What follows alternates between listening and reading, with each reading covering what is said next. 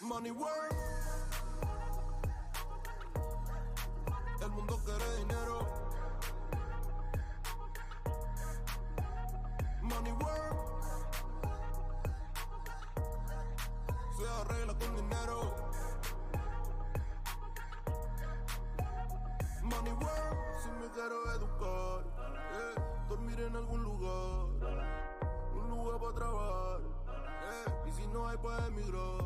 Todo money, money, todo el dinero. Solo un par de gente se lleva el botín entero. Funny, funny, pasa verdadero. Si tienes lo verde siempre llegará primero. Pero llegaremos antes o después. Solo a lo suyo, que Dios todo lo ve. Que por más que tarde lo veré caer. Somos más lo bueno y tenemos fe. El dinero ya lo veré.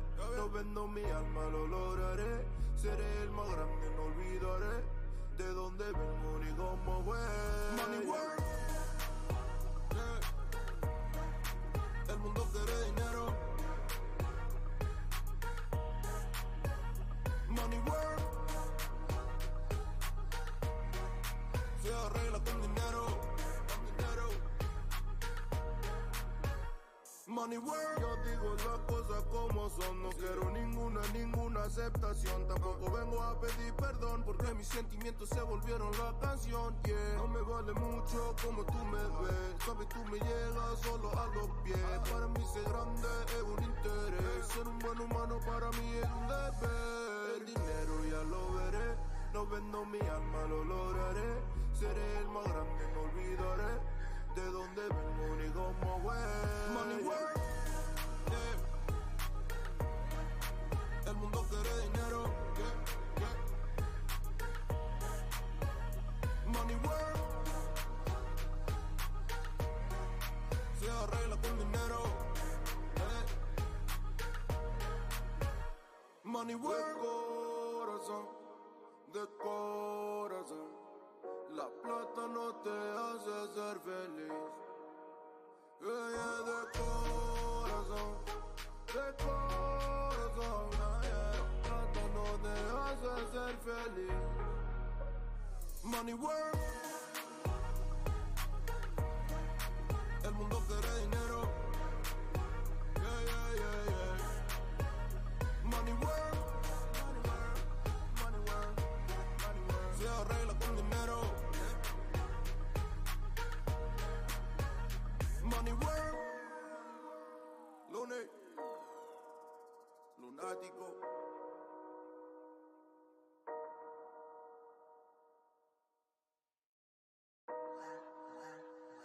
Yeah. Lunes.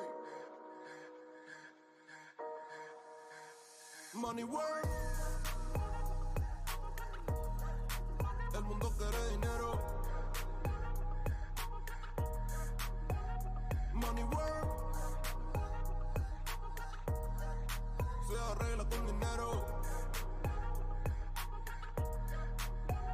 Money work. Si me quiero educar, dormir en algún lugar, un lugar para trabajar, y si no hay para emigrar. Todo money, money, todo el dinero. Solo un par de gente se lleva el botín entero. Funny, funny, pasa verdadero. Si tienes lo verde siempre llegará primero. Pero llegaremos antes o después. Solo a lo suyo, que Dios todo lo ve. Que por más que tarde lo veré caer. Somos más lo bueno y tenemos fe. El dinero ya lo veré. No vendo mi alma, lo lograré. Seré el más grande, no olvidaré de dónde vengo ni cómo voy. Money work. El mundo quiere dinero. Money work. Se arregla con dinero. Money work. Yo digo las cosas como son. No quiero ninguna aceptación. Tampoco vengo a pedir perdón, porque mis sentimientos se volvieron la canción. Yeah. No me vale mucho como tú me ves. Sabes, tú me llegas solo a los pies. Para mí ser grande es un interés. Ser un buen humano para mí es un deber. El dinero ya lo veré. No vendo mi alma, lo lograré. Seré el más grande, no olvidaré de dónde vengo ni cómo voy. Money work. Yeah. El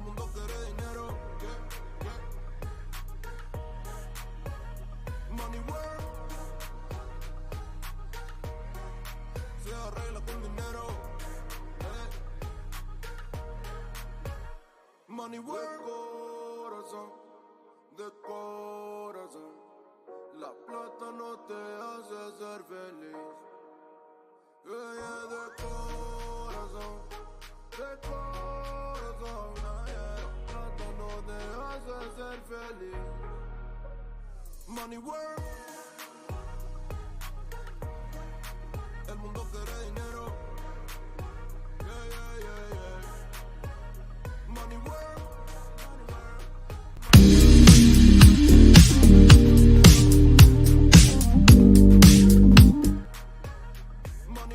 What's going on, people? It's that dude named Dave, and I'm back on a Sunday. Came back on a different day for y'all.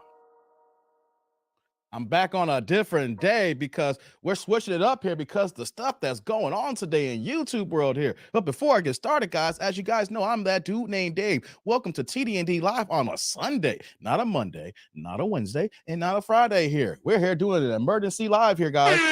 Hey, y'all. Hey, y'all. How we doing here? Before we get started here, guys, I got to make sure I'm not struggle streaming. Press a 1 if you can hear me. Press 2 if you can't. There go. I'm gonna let y'all know right now the struggle stream is already in place here because StreamYard's acting buggy. I don't know. I see the chat. StreamYard's not telling me how many people are actually watching. So I don't know how many people are actually in the building. You know, StreamYard's been doing this to me lately, guys. I don't know. It's not just me. I shouldn't say doing it to me. I just know that people have reporting issues with StreamYard. You know, it's an online application. It's a heavy use application. So I just want to say to y'all to say that I don't know who's in the building. I don't know if it's only one of y'all here. I don't know if it's 20 of y'all here, 100 or 5. You know, we're going to do the show anyway because, you know, I can talk of not knowing who's going to be in the building, but I don't know who's all here, guys. So just letting you guys know that I don't know. The counter StreamYard is acting buggy here, y'all. But it's all good, though. We're going to get into it. You guys see the thumbnail. You guys see the title. I kind of touched on it Friday evening. Is just Pearly things disrespectful or racist? We're going to talk about that today, guys, because I wanted to get into it on Friday. But the problem, though, is that I didn't watch everything. I saw clips, and I made it a point to preface that on that live stream. I didn't want to go all in, but the clips already gave me a feeling how I've been feeling for a long time, right? And so when I said that I didn't want to give you guys my full perspective on it, I said it with the caveat that how many times when Kevin Samuels, when he was here, he was disrespected, he was tore down because of clips and people not actually watching the full videos. So I'm not putting any, I'm not trying to paint the picture like that right now. I'm just saying that I need the information. Once I have the full information, then I can give full commentary on it, right? So I got the information now. You know, I seen the video. I seen other YouTubers comment on it. I seen y'all subs in the commenters going on it too. And we're going to get into it. I know now. I know a little bit now. And I feel a little bit better because knowledge is power. You know, but hit the likes up. Likes in the building. Let me see what's in the chat here, guys, so I know who I'm talking to. Because YouTube, I mean, StreamYard, I don't know if it's between StreamYard and YouTube. I just don't know who's in the building. I can see the chat here. I don't know if y'all leaving or what. So check out, I got my man Z Whiff here. Hit the like on the way in. What's going on, Z Whiff? I see you, man. What's going on, Clifton? I see you, brother. What's going on, Thomas? Thomas is in the building, baby. Yeah, what's going on, Manuel? What's popping, brother? I see you, man. What's going on, Carl? We got Carl in the building. We got Vince. I see you, man. Pooh, man, I see you. We got Jew Bean in the building. What's popping, man? What's popping, man? Hey, MOP is like, oh, hold up. This live day? Yeah, I'm live. I'm live. Y'all used to me being the weekday, brother. I'm giving you a weekend time. And here's the thing. I didn't want to go prime time because I got stuff to do. I got a life. I do want to chill at times, you know, because once the show gets started, I mean, depending on how I'm feeling my talking points, this could be an hour conversation. This could be 2. Y'all know I can go 3, 4, or 5. The point is that I went on my Sunday nights. That's why it's not prime times. You know what I'm saying? Let's go midday here. Let's go afternoon. Taste the truth. What's popping, man? I see you. Why the red, Dave? Don't you see the title? I said I saw the whole video. I got context now. That's why it's red. Oh. I'm calm right now. I'm calm, but check it out, though. This is my Dunkin' Donuts iced coffee. It's almost gone. It's almost gone. So best believe, by the time we get into it, your boy might be a little amped. Yes, yes, yes. MLP's like Demon Dave. Oh, man, come on now. We got to get into it. We got to talk about it, y'all. Carl off the one. Pooh man, okay, y'all can hear me. I could have been talking this whole time and didn't know. Could have been like this. Yo, Dave, we can't hear you. I'd been better off if I had the censor button if y'all couldn't hear me. It'd been like this, you know. But, you know, y'all can hear me. Okay. Let me see here. Who's we got here? We got Thomas can hear me. Cool. Jew Bean can hear me. MOP can hear me. Dope, dope, dope. Javon can hear me. Dope, dope. Pooh man says 24 in the building. All right, cool. That's nice. All right. I can't see it. What's going on, Corey Joe? Corey Joe's in the building. Yeah. Carl, I see you, man. What's going on, Trigger Black? What's going on, brother? Javon's like, I'm here for it all day. Pause. And you know what, though? We don't got to use pause for this one, Javon. Hey, we this type of show here, we all understand. We all understand. Ain't no point for the pause in here. Thomas like, I saw the vid and the Sims was defending her. We gonna talk about that too, Thomas. We gonna talk about that too. Thomas is right. Hell yeah. I know Thomas is right, man. Hey, I see you, Corey Joe. What's going on, man? I see you, man. Who's this here? Oh, check this out. So it's YouTube, guys. YouTube's acting funny. Derek just sent me an email. Says, Dave, I'm watching you, but YouTube isn't letting me join the chat. I subscribe, but it won't let me in. Okay, Derek, I see you, Derek. Thanks for letting me know. What you might need to do is reboot your device and then try to access the stream again. So if you're watching this, Derek, if you have multiple devices or anybody having issues right now, because it seems like there's something going on right now, Carl says Plantation Pro, right? So do this here, Derek. Reboot your device, completely shut it down, then bring it back up, and then go back to YouTube and search for my name, and then go to my channel, and then when you're on my channel, then click on the live stream, and then go from there. And then hopefully I'll see you in, brother. Says Chase, you said, won't judge till I hear more about from what I hear so far. She's down bad. Hey, man. What's going on, Renee? Banned that BI. She had a racist and centered and catered to him in the vlog. Yeah. So we're going to get into it, guys. Here's what I want to do here first. Before I get into that, I got to do a shout out to Derek here. Shout out to everybody in the building, likes up here. You know, I need to give a shout out to one of my main subscribers and supporters here, Derek. He just sent me an email. And one of the things he did was he sent me some information. And what I want to do is I want to take this information and it actually ties in to the Just Pearly Things conversation here. So he sent me a link. He sent me some data, right? All right, what's going on, Derek? Derek's in the building. Shout out to Derek, man. So check this out. I want to start off with this particular item of information that Derek has sent me a couple of days ago from Facebook, right?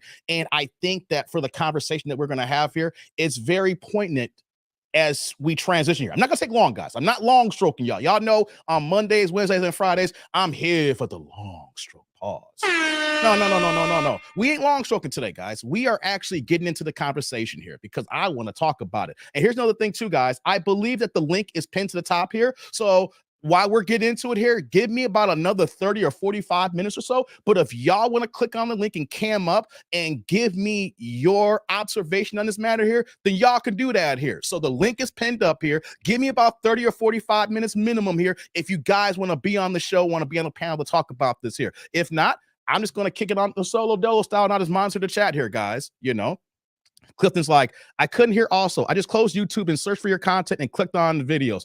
Man, Clifton, YouTube is acting buggy, guys. That's just crazy, man. That's all good, though. We're here, though, now, right? We are here. We're in the building. So check this out. Derek sent me an email a couple days ago. And this all ties in with the Just Pearly Things here, because Just Pearly Things, if some of you are new, on YouTube, I ask people about, so I've never heard of that person, even though she's over 1 million subscribers. But Just Pearly Things is a YouTuber who came on the scene a couple of years ago. She started off doing reaction videos, things of that nature, trying to find her place, reacting to videos, black content, hip hop music, things of that nature, right? And then, she was on Kevin Samuel's show and she's been on other podcasts. And then what she's been able to do is build her own YouTube channel. And so, her being a white content creator, what she did meticulously, and here's where I want to start off here, guys. From a business standpoint, she was smart as hell, even though us black people are stupid as hell. Because what did she do being a white person, knowing what's going on here? And I talked about this on Friday. She was able to co-opt the conversation. She went ahead and worked with people, collaborated, or hired people behind the scenes in front of the camera with what? Black people. You see black men, black women in front of the screen, black women, black men behind the screen.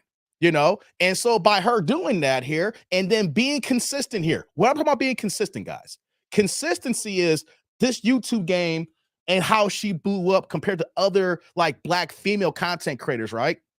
I'm not dogging any black female content creators. Maybe they just don't know or understand, but Pearl obviously has people behind her. She has management team behind her. And to make it on YouTube, of course, you got to have topics that people want to talk about, right?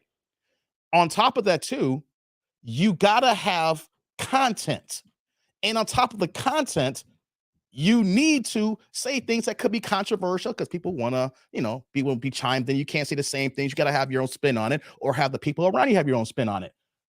What Pearl is doing compared to other content creators, especially the women, is that she is just jamming the algorithm. Jamming. So if she has a 3-hour show, she's going to clip that show up.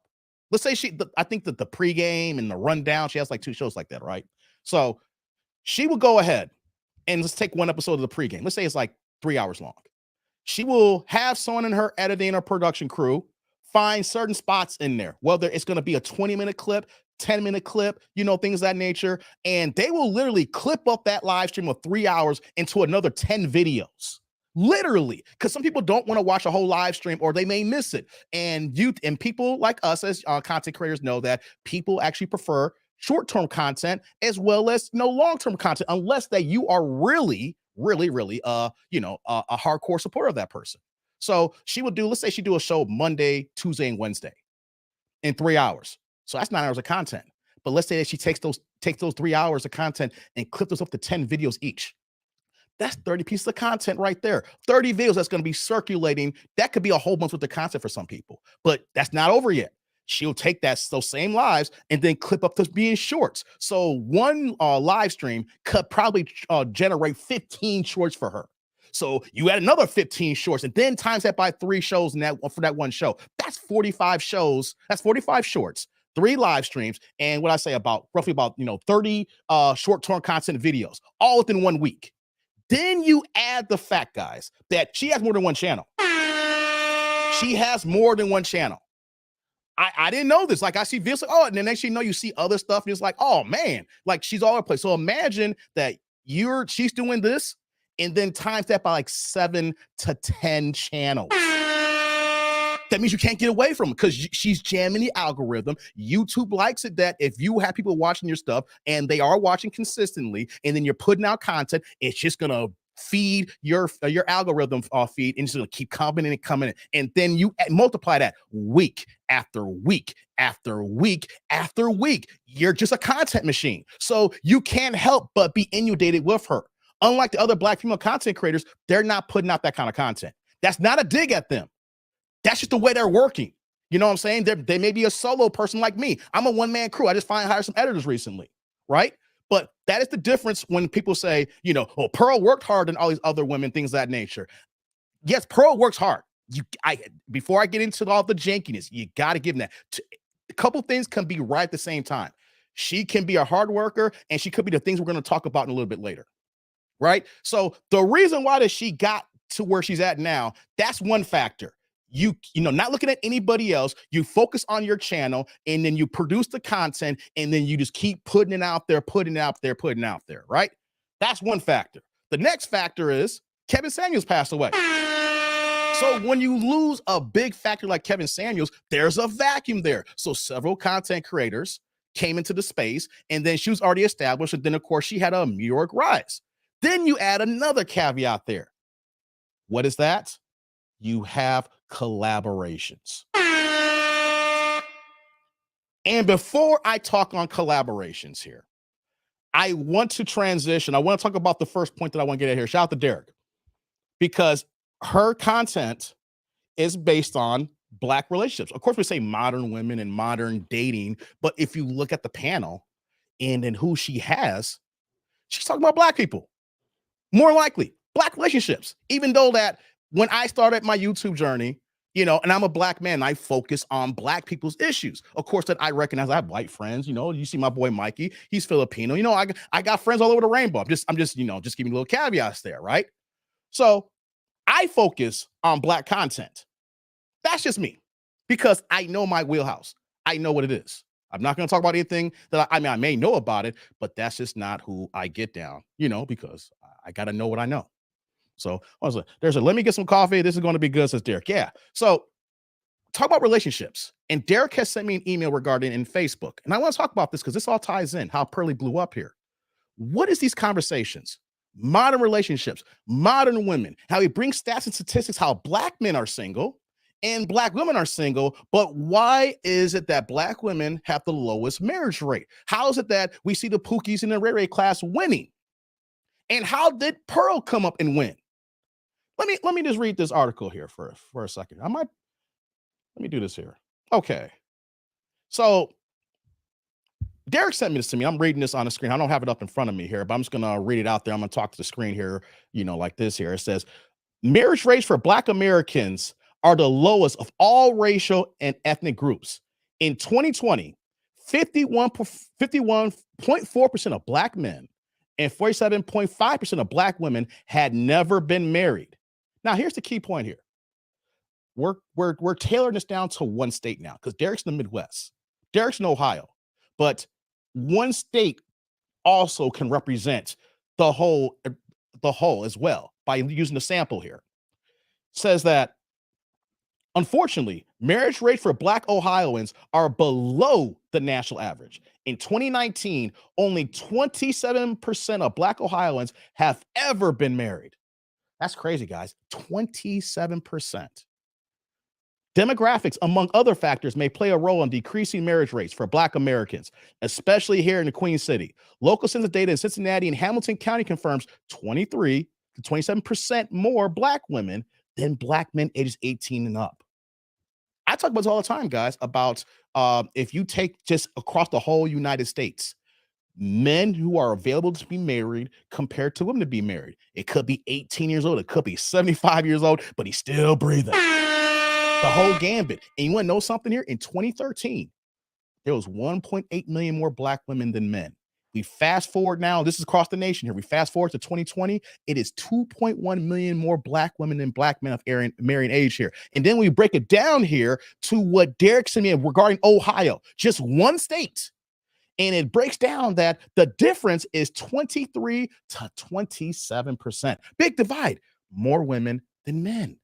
That's a huge factor when it's in this dating game here, right? So the census reports the median age at first marriages in the United States climbed to in 2020 to 30.5 years for men and 28.1 years for women. For this reason, it is essential to look at the gender disparities as age. Also said in Cincinnati, there are more black women than black men in every age group except for 65 to 66. Hamilton County's demographics are different, but not necessarily better for black marriage rates. Over the age of 21, there are more black women than black men in every age group. What does this mean for black women in Hamilton County? That's what they're asking here. But the question should be, what does this mean for black people in general? Black women, black people in general, right? That information that I read to you, it's a sample. 150. 50 states, United States, part of the Western world here, in the Midwest here. Not a small state either. Ohio's a pretty big state. Ohio's a major state in our elections, guys. When it comes to election time, how many times have we seen in the last 20 years, who wins Ohio wins the election between Ohio and Florida, right? Because Ohio could be blue, Ohio could be red, Ohio could be purple. It's not a small state, right? So we're seeing, just as recently as 2020, the disparaging rates between black women and black men just on demographics alone. So take away all the other things that we're talking about, and especially we're going to get into in a few minutes here, right? We're talking about modern women.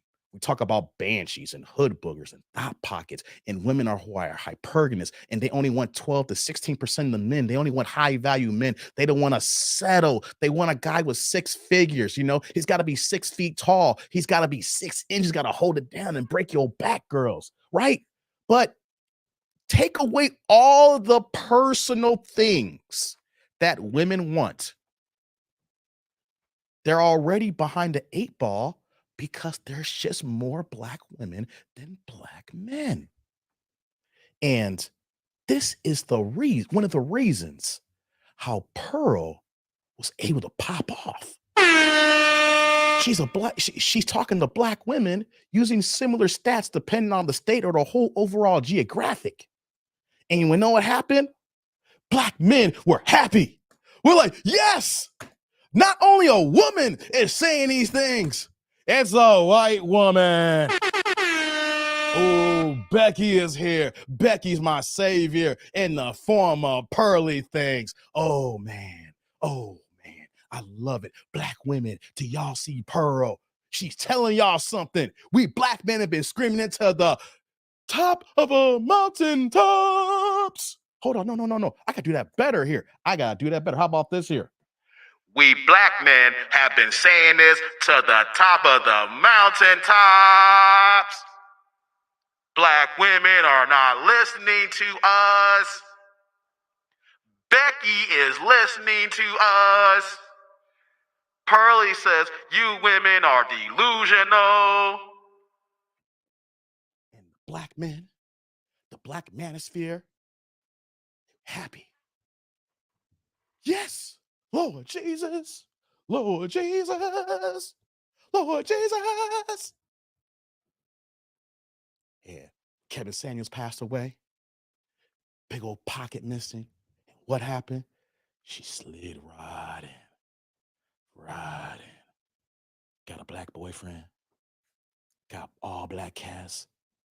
Multiple channels. 1 million subscribers. It's on and popping.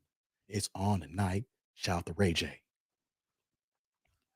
And what happened, guys? Just like any situation, when you let an outsider in the house, doesn't matter if the outsider is another race, could be somebody who's not a family member. When I say outsider, it's just not somebody who's a part of you. You can have your house and it could be your next door neighbor. Your next door neighbor technically can be an outsider when you let him in the house. Or could be another race let into the house. But here's the thing, guys. You let people talk long enough and you're going to hear what they actually mean. Hold on, guys. Let me repeat that one more time. You let people talk long enough, they're going to tell you and show you and let you know how they really are. You can only cover up a facade for so long. You can only fake the funk for so long. I said this on Friday. One of my favorite songs by Mobb Deep. Hey, man, ain't no such thing as halfway crooks. Ain't no such thing as halfway crooks. And that goes in all forms of life. You can't go halfway on anything. You go halfway, it's just going to fall flat. You can't go halfway in boxing. You don't play boxing. Boxing is life or death. You go in, you train, you put your life on the line. You don't play mixed martial arts or UFC, whether you're in jiu-jitsu. Nah, someone's going to go ahead and break your leg. You don't play at your job. You play at your job, your performance goes down, they let your ass go. There's no such thing as halfway crooks. There's no such thing as halfway anything. And so what did Pearl do? She was halfway down for the cause. And then you let her talk long enough. We got what we got that happened here. And she thought she was slick. Oh, you guys can see where my tone is going around. She thought that she was slick. She thought that she was smart because the Nick Fuentes interview, it wasn't on YouTube. She had it on Rumble. She was prepared for some sort of backlash. So she wanted to put it on a platform that she knew that video wouldn't be deplatformed. She put this video out knowing the ramifications, because if she was really about us here, wasn't scared, or let's say that she was truly ignorant and she did not know what she was doing, what she did, she would have had the interview on YouTube. But she didn't, because so many factors went into play why there was only clips and little trailers and snippets on YouTube prior to that Nick Fuentes interview. Hey guys, this Nick Fuentes interview, did you guys know that she did an interview? She did a collab with Adam 22 last month as well. These two interviews that she did, these two collaborations that she did, is the Trojan horse of her breaking out of the Manosphere into pop culture and to right-wing talking points for her podcast. Yep, I said it. The Nick Fuentes and the backlash showcased us. The Nick Fuentes and the Adam 22 collaborations are nothing more. What she was doing is a Trojan horse to get her into pop culture and into a bigger platform on the YouTube space now that she's grown to 1 million subscribers on her home channel. So you may be saying, Dave, what are you talking about here? Oh, we're going to get into that in a second. Let me look at the comment section. I've been seeing what y'all saying here. Hold on. I don't want to miss one. I see Sheila came in the build. What's going on, Sheila? What's going on? I've been talking here and I've been cooking, but I just want to see what y'all saying. This really has nothing to do with her as much as it's about just content. I'm going to talk about this. It really has nothing to do with her as much as about just content creators that she's passed up. You know what, B. Wyatt? No, this is not about that. No, it's not. You know what this is about here? We're going to get into these comments here. It's about black folks who we don't respect our own selves. I know I'm just getting caught up in the comments here, but I just talked about how she is a content machine. But this ain't gotten to do with her passing by everybody. This is a lot about black people, y'all, and I don't care now if this is 32 minutes in. Well, I got to do this here. It's 32 minutes in. Y'all black people, y'all ninjas, y'all black let this white woman in here, and now y'all want to cape for this white woman. Y'all caping for her when I'm going to play the video. She showed her ass. As black people, we can't support this. And if you do, you are a I said it. Let me say this here as I get into it here. If you collaborate with her and you work for her prior to this going on, I ain't gonna hold that against you. Maybe you didn't know. That's your peoples, that's your friend. I got tons of friends of all races here. You didn't know no better, right? But if you know now, and you still be a content creator and collaborate with her, you are a for black people. I want to say it again. If you go on there starting tomorrow saying, oh, this is all good, this is misunderstanding, you are a coon. Yeah, I did. I drew that down. I did that. It's got nothing to do how big she is. It's about the fact that we're going to showcase here. She don't care about you guys. She doesn't respect you as black people. She don't respect you, black men. And she's never respected black women. She has co-opted our situation here. She is here to blow up and then to move on. Her actions are showing you. And you're going to say, how's this a Trojan horse, Dave? How's this a Trojan horse? Oh, I'm going to get there in a second. How's this a Trojan horse? Hold on, guys. Let me see who else is in the building. What's going on, Sheila? I see you. What? Folks never liked her to begin with? No. That's a lie, B.Y. You don't get to 1 million subscribers if people didn't like her. You don't get to 1 million subs and all those views if people don't like you. And here's the thing. I'm not trying to be all of a sudden like, oh, Dave's just talking. Wait, where was he before? I'm a small YouTuber. I started in last February. I'm brand new. I didn't know who Pearly Things was, so I got like 4 months into the game, 3 months into the game. I saw her content. I didn't know who she was, so I really got into this here. And as far as my reaction is concerned, just to let you guys know, I haven't done much of her content. I have done one live stream on her. The one live stream wasn't about her. It was about the woman that she had on her show before she blew up. This is older kind of. This is 2023 now. It was a video from like 2021 about a girl who won the $250,000 engagement ring. After that, I've done like 3 reaction videos, and they weren't about what she said, because Pearl don't really have any major talking points. She's more of a moderator than someone who's giving you good content, advice, and information. I even said when, now take that back, 2 live streams, because Hafiz Blue Pack, when Hafiz was on there and had the issues. And I was defending her only because it was the worst of 2 evils here, because Hafiz was an asshole on that one. And I even said on that live stream, I said, she shouldn't be doing this type of work like this. She should be actually be an interviewer. She should do what Hafiz does. And I said this here, Hafiz shouldn't be doing what he's doing here, giving his opinion and political commentary or social commentary. He's better off as an interviewer. You got to go to your strengths and weaknesses. If you know this is a weakness here, unless she's looking at certain situations like, this is my weakness, I'm trying to work on it. But I said that during that time period. You know, people liked her. It's got nothing to do with that. Clifton says, that's the difference in numbers. Don't explain the extreme low marriage rate. Yeah. From my article. Okay, so look like BY is a just Pearly Things. BY, I got to ask you, are you black or white? Puerto Rican, Mexican, Filipino? What are you? What's your nationality? I'm kind of curious. South American, European, African, actually from the homeland? So I want to know. I want to know.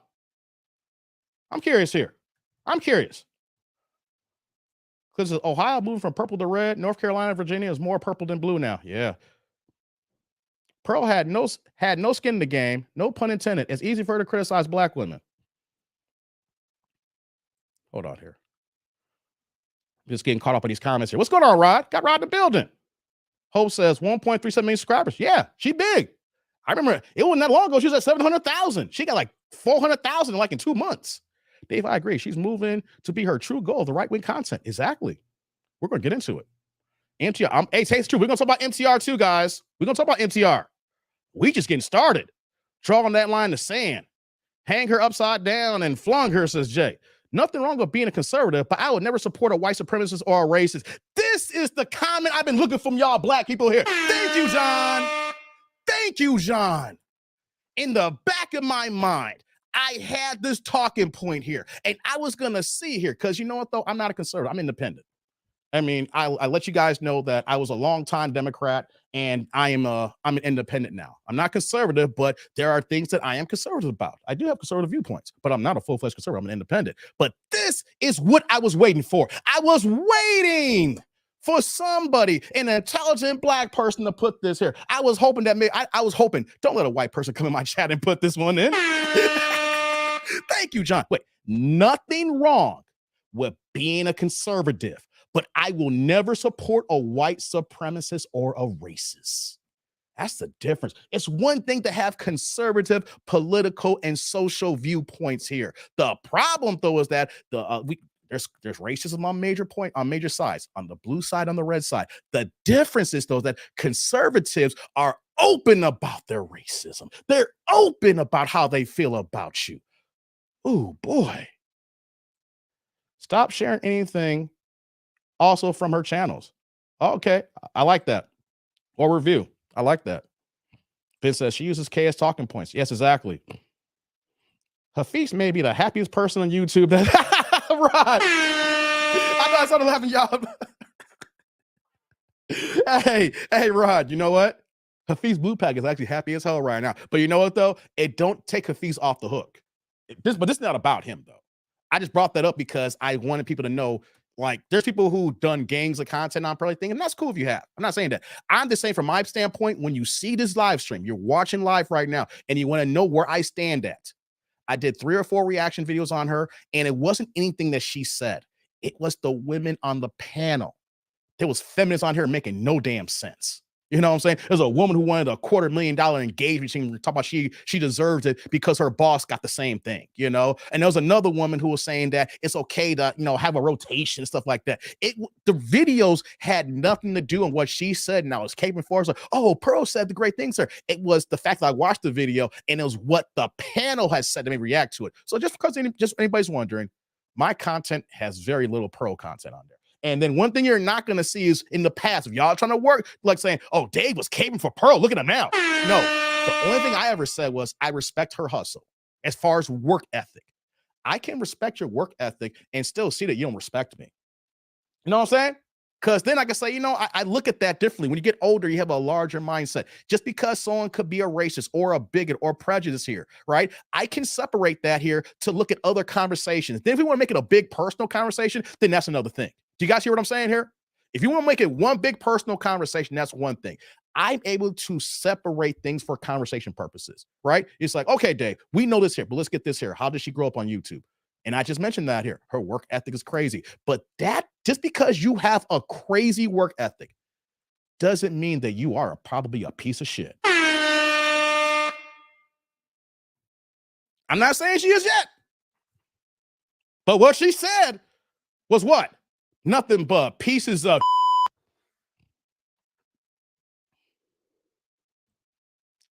What's going on, Quick? What's going on, man? A conservative who tolerates or caters to racists is BS. Thank you, Renee. She can insert these nuts, Dave. I hear you, man. Okay, here's what I want to do here, guys. What I want to do, I want to play the clip. I got it from O'Shea Du Jackson. There's other things around there, but he chopped it up pretty good here. So I'm taking a clip from O'Shea Du Jackson to showcase what she said with Nick Fuentes. Okay? Take away how you feel. Take away that you may be a big subscriber to her. You're a fan of the show. Just because you're a fan of the show, I want you to listen to this here and tell me, blacks, you tell me what you think about this here. Black people, black men, black women, the black manosphere.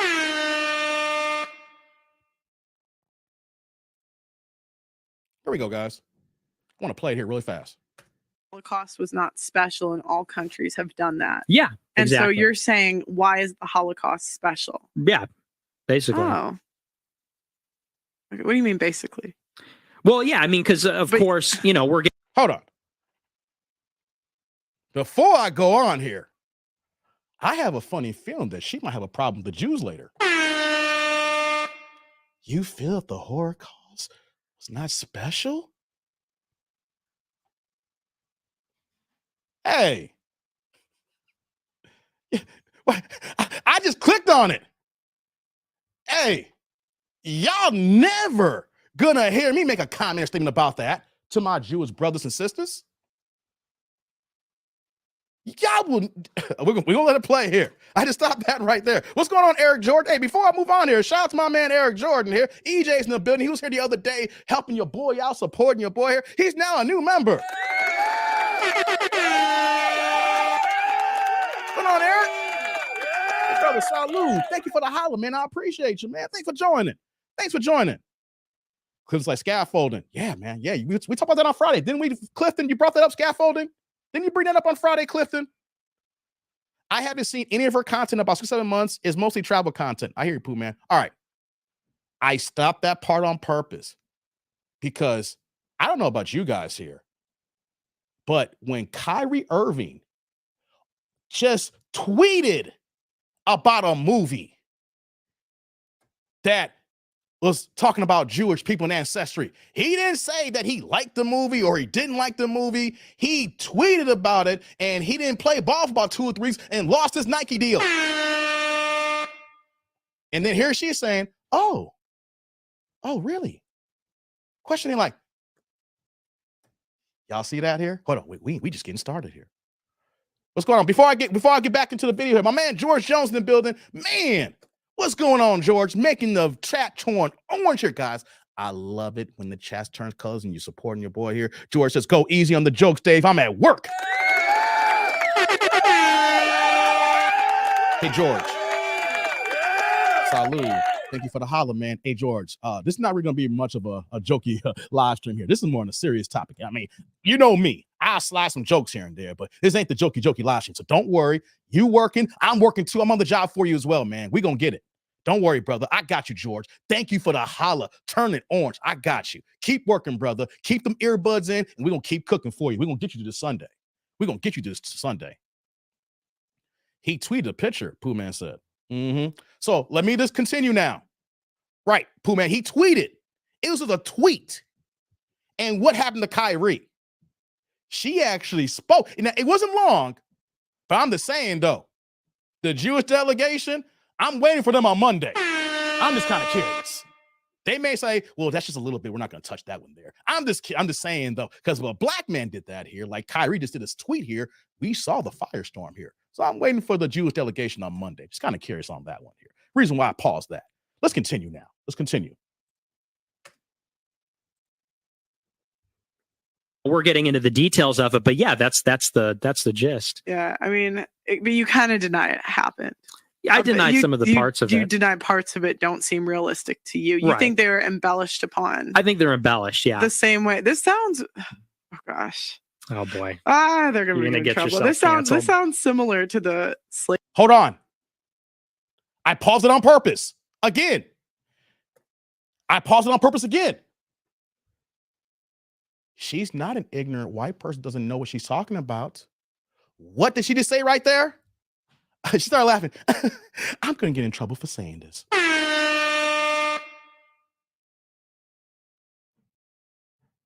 Did y'all? Hey, I got my earbuds in. Did y'all catch that? This ain't ignorance. She know what she was saying because she giggled. There was that little, she had the little angel on her shoulder. And it was like this. And that's why she laughed. She's like, I'm going to get in trouble for this probably. She knew. Know what that means? She's always felt the way that she is going to say here right now. She's always felt what I'm going to play right now. So she's not dumb. She's not ignorant. Don't say, oh, don't do this to that little white girl. Oh, no. No, she grown as hell. She grown as hell. Before we go there, she grown up to have these panels and do these shows and talk about the stuff that she talked about right now. Now she's got to sit in the stew and got to be answers for the questions here that we got here. What she said out of wrong. This is not insinuating here. This is not hypothetical. We're not making things up here. I'm not paraphrasing here. I'm playing the video. What's going on, Jay Dillinger? What's going on, Trigger Black? See, I know I should let it play. I just want to stop that so it sinks in your head. Because sometimes, if you maybe watched this prior to this time here for other content creators, you let it play and you liked it. But I stop it so that I can plant that seed and then you guys can say for yourself, yay or nay. Don't want you guys to miss nothing here, even though this is a small clip here. Slavery stuff too, because that's literally the founder of, or the guy who made Roots said, I wanted a myth for my people to live by.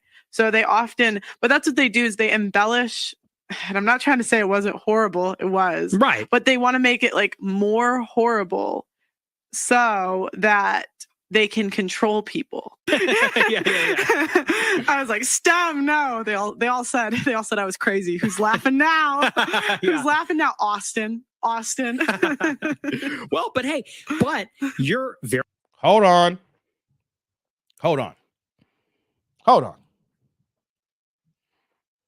Slavery is bad, but they want to make it seem like it's actually worse than what it really was. We talk about it because it's all about control. Angel on the right shoulder, don't say Pearl Dev on the left. Do it. That's it. I hear you, Jay. Did y'all hear that? Y'all heard that? Hold on. You guys know my position. You guys know how I feel. Before I get started, I've always said that when it comes to racism, our generation has not felt the racism like our parents and our grandparents. I stand on it, right? Because I can say for a fact that my parents seen the Klan with hoods. I haven't seen no dude in the hood.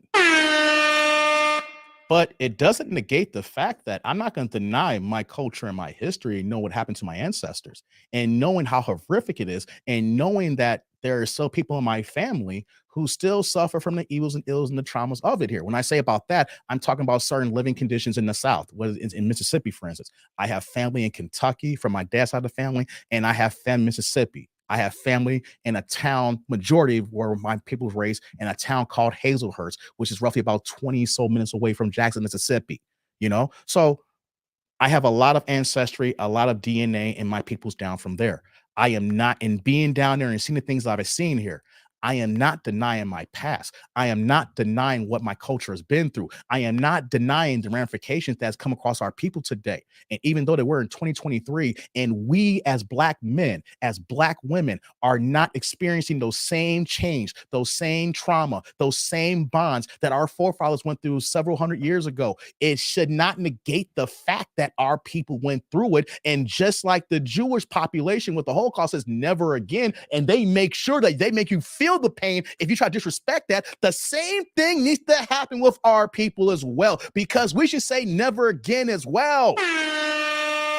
Now, before any of you janky ass mother just want to say, well, there was slavery everywhere. Yeah, there was slavery throughout modern history, but never during modern history where you had such a deliberate, scientific, and meticulous plan to single out one race and then to breed that into hundreds of years of bondage slavery.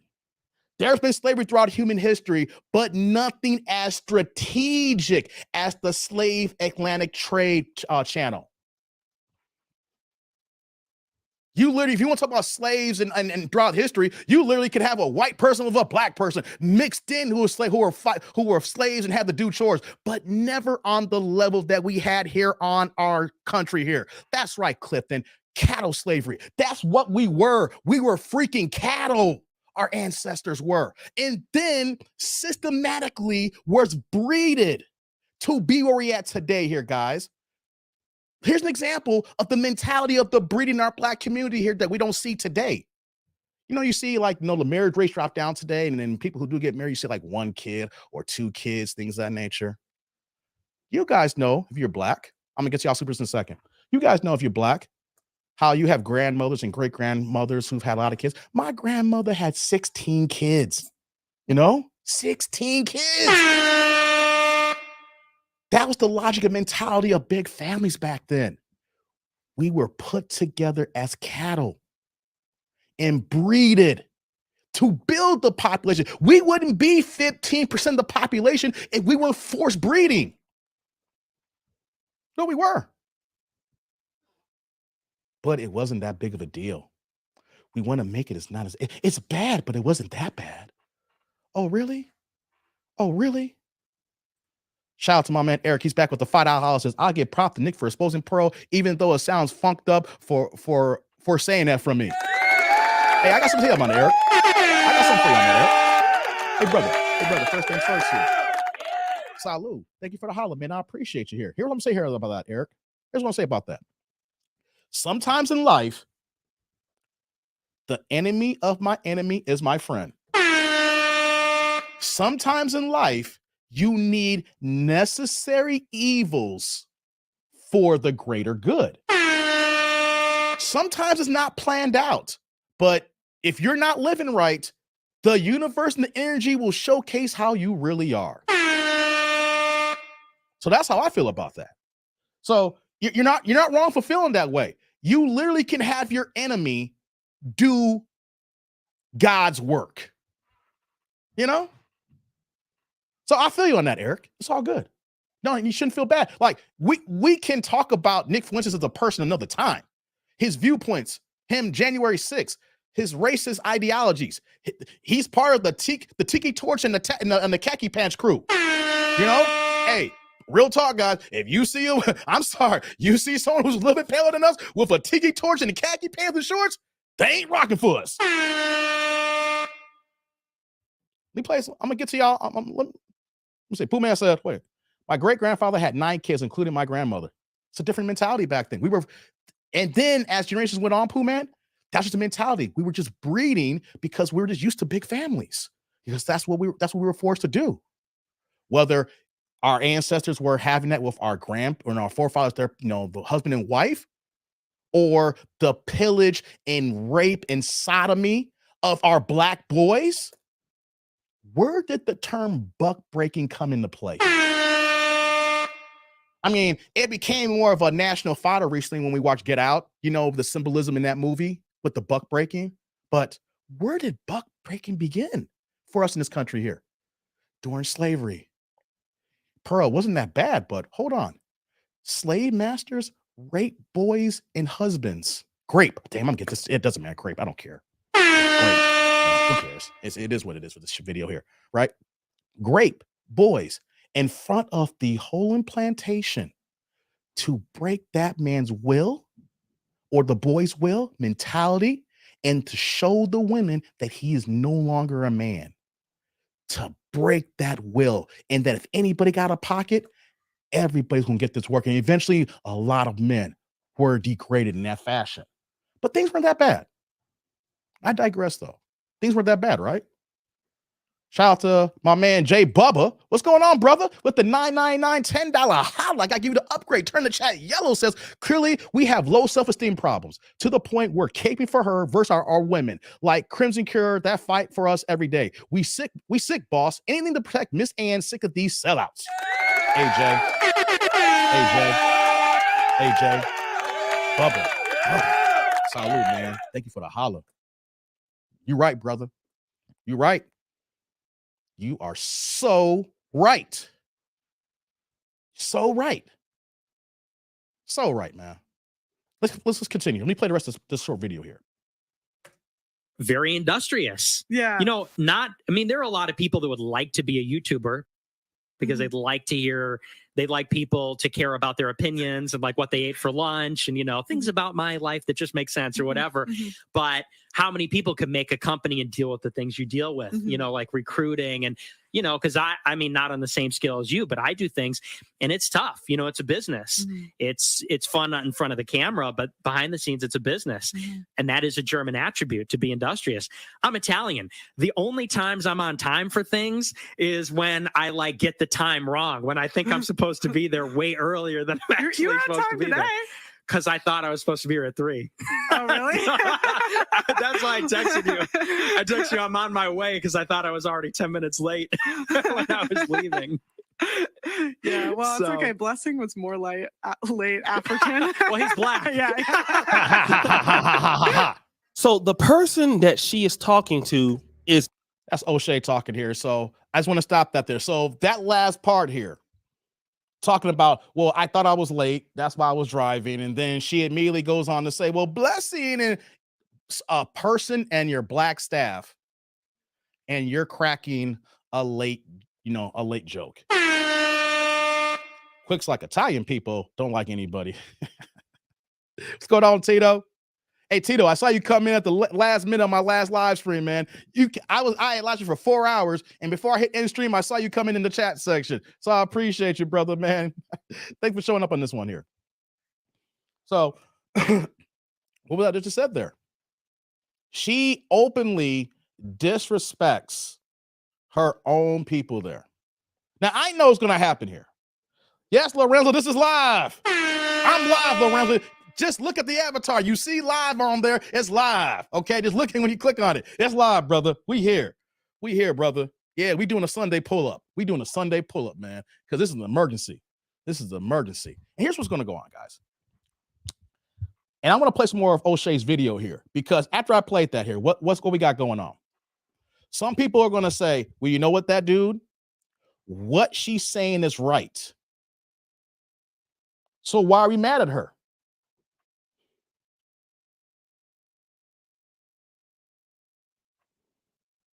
We don't let outsiders come into our space and allow them to talk about stereotypes openly. No. Let me give you guys an example here, guys. What's that, Yaya? White people compare indentured servitude with slavery. A lot of white people did this. It doesn't compare to slavery. Indentured servants worked for 47 years with no pay, freedom, pay off debt. I hear you, Yaya. Thank you for that information. Thank you for that information, Yaya. She don't respect us, guys. Talking about her own cast being late. Saying what she's saying here. She don't respect us. She's felt this way. Let me give you guys a thing here, guys. You know my channel, I'm a black man. I talk about black issues. I talk heavily about black women. I do. Let me ask you guys a question. Do you guys think that I have the right to talk about black women? Do you think that I have the right to be positive or critical amongst our own black women? And do I need to give a reason why I can be critical on black women? I'm a black man. What's going on, Jay Nelson? I'm a black man. I do got a black wife. Raising a black daughter. I got two black nieces down the street. That one's in high school, one's in middle school. Still got my black moms I gotta look after my pops pass away. I got nothing but black women in my family that I am supporting or gotta look after. I am a black man and I am talking about my own community. I have the right to talk on it because, in essence, I can talk about my own family, my own relatives, my own peoples. I can talk about my own because I have the authority to, because I have the information, I have the data, and then I have the examples, whether they could be, a one-off, the exception or the rule, but I can bring actual examples and how I talk about it, and I can actually talk about how I live through certain things. Let me ask you a question. If I did a channel reacting to women, but it wasn't black women, every single video was about white women. I said, modern white women ain't ish. Modern white women are banshees. Modern white women are wombats. Modern white women are hood boogers. Modern white women don't care about men. They only care about themselves. Modern white women are hypergamous. If I did that from February to now, if I made it that long, what would happen to me? What would happen to me, guys? Well, I'm going to see if anybody's going to answer that. I want to leave that open here. I'm going to get to these two supers here. Shout out to my man Z Whiff here with the $4.99 $5 holla. Says, I invite JPT to live all the slaves just for the month in the summer and come back and say, I still believe the myth that slavery was bad. Hey, Z. You tell him, brother. You tell him, man. Hey, man. Salud. Thank you for the holla. Turn the chat green here, man. I appreciate your other content creators be showing love, man. Thank you, man. Hey, man.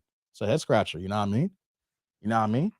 I'm gonna get to this next one here. Rod with the $9.99 $10 holla. Turn the chat yellow here, brother. What's my man from Houston got to say here? Funny thing is, when there are sisters that advocate for us and call our dusty men, we tend to call them chameleons. But for some reason, Pearl's gonna get a pass with some brothers. Thank you. I'm gonna get to that, Rod. That's a talking point too. Salud. Thank you for the holla, man. I'm gonna get to that when I talk about the other female content creators. Yeah, chameleons, stuff like that. We're gonna get into that, brother. No doubt. No doubt. Let me see what y'all say. I want to get to these supers. You can say Z said it best here. She's Dave, YouTube will cancel you on the second clip. Clifton said it. Cancel. Hold on. Thomas says you'll be taken off YouTube. Carl says, if you did the same thing on the opposite side, Dave, they will cancel your day. Here's the thing, guys. Even if YouTube wouldn't cancel me, you know what would have happened? I would have had a gang of white men from the white manosphere and white people in general. And you know what they're going to say? Hey, Dave, we get it. It's going to be 2 points here. No, I'll say 3. It'll be a small minority. Hey, Dave, thanks for rocking with us. That's the exception, not the rule. Then we're going to have a bigger class of white men that's going to say, hey, Dave, stay in your lane. We know white women got problems, but there are problems. We handle that in our community. I'm Chad. We're going to let the Chads handle our Karens and our Beckys. You, Dave, you get your Tyrones and your Pookies to handle your Pookishas. That's the next class. Then the third situation is that same sentiment, but you two saying, get your black ass out of here. That's what happened. I can't go into another space and disrespect another community's group of women without their men coming for me. I can't go into the Filipino sector and just start dogging Filipino women. My boy Mikey would come for me. I can't go into the white space for what I just said here. I can't go into no Italian space. I can't go to the UK space. I can't go anywhere without me being canceled, or they're going to come and try to string me on a goddamn rope. So if we know this right now, then why are we okay with Pearl doing the same goddamn shit?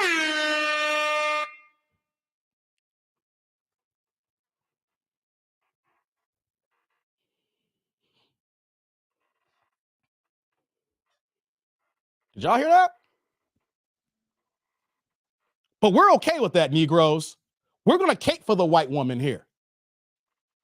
To get on what Rod said, we're okay with her saying all this here. Crimson Curve, oh, she's a chameleon. She don't really believe that. She's just in the YouTube space because the black manosphere is hot, and that's how she's getting her views. Or Melanie King is a drifter too. She's only doing this because she's beautiful and knowing that the black male sector, and she's gonna get all those men to cape for her. She a chameleon, Dave. Don't go for it. Oh, Dave, Courtney Michelle's a chameleon and she's a single mom. Don't go for it, Dave. Don't go for it. She's just like the rest of them. She's a chameleon. Oh, Dave, Six the Goddess. Hey, she's fine, but don't go for that tall glass of water. She'll eat you alive. Don't trust it. We called every single black female content creator a goddamn chameleon, and we ain't called this bullshit out yet with Pearl. This shit right here, what she did here, is straight chameleon stats here to the 15, 20 of power, and we allowed it, and y'all black Negroes are saying, oh, it's okay, Dave, it's okay. Fuck you guys. I'm saying that right now to all you guys out there. I'm gonna get the censor button, even though it don't matter now. This video's already been demonetized, probably. I want to say it to all y'all coon-ass mothers out here, all right? All y'all coon, you out here. Y'all was so hard to go in on the black female content creators, and y'all still ain't gone ahead and done nothing to Pearl, and she just put it in your goddamn faces. Yeah, shout out to Messy Michonne too. I know Messy. Shout out to Messy Michonne. I know her personally on this YouTube streets. Yes, her too. Send her some love too. I never called her a chameleon. She be getting on them. She banshee. She get on these banshees. You know? Shout out to Messy. She be getting on these banshees. Shout out to Mark with the $5 holler says, hasn't the joke always been Africans and Jamaicans have like 8 jobs? We do need to do better as people with our work ethic. That's my only agreement.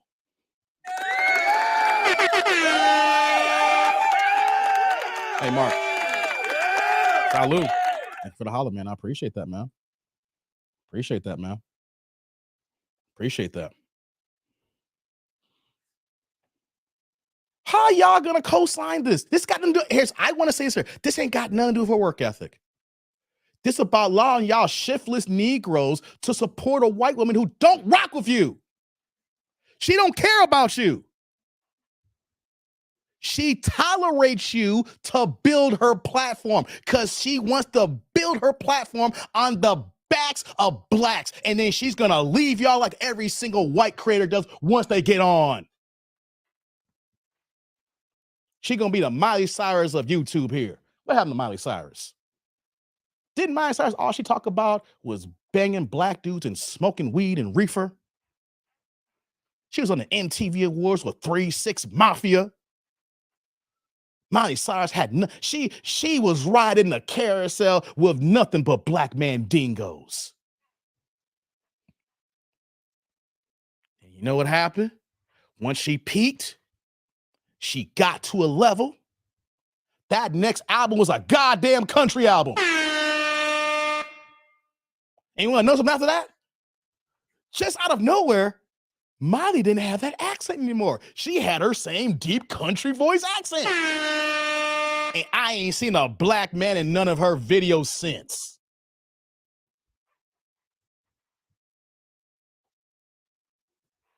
Have you? I said that. Let me bring it back to the beginning here. She pulled the Trojan horse of YouTube. She pulled the Trojan horse of YouTube. What am I talking about here, guys? I don't know if you guys noticed or not here. Wait, before I get into that here. Shout out to Joker, nutty name, man. What's going on, Joker? Turn the chat yellow here with the $9.99. We're gonna upgrade you to a $10 holiday. But we give, if you even you're down by a penny, we upgrade y'all. You know how I do here. Miss Perley, keep the black community's name out your effing mouth. Will Smith's voice.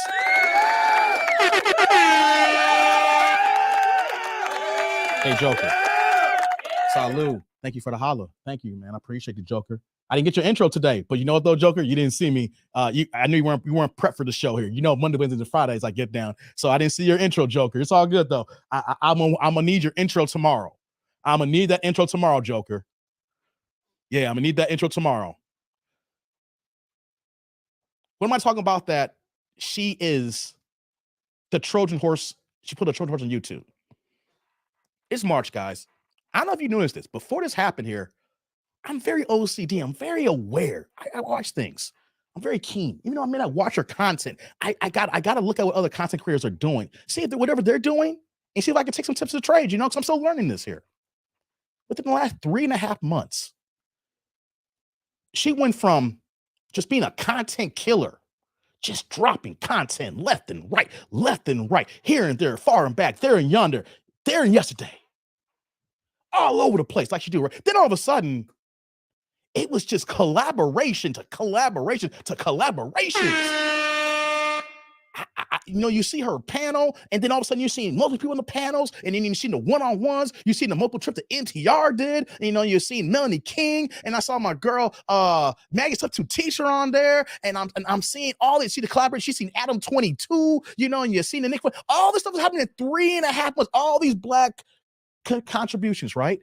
But the two that I mentioned, the two, Adam 22 and the Nick Fuentes, you had all these collaborations. This big old horse that's distracting y'all. Look, there's MTR, there's Melanie King, there's these people in here, there's her main people, there's Sarah Garvey. All the people are on, right? All the people are, look at this little collaboration, look at this collaboration, look at this collaboration, look at, oh my gosh, she's all over the place, more content, look at this, look at this, look at this. And then all of a sudden, in between, that's hiding, that's lurking, that's in between. None of that black content. None of that there. It's this Nick Fuentes interview on Rumble. It's on Rumble, y'all.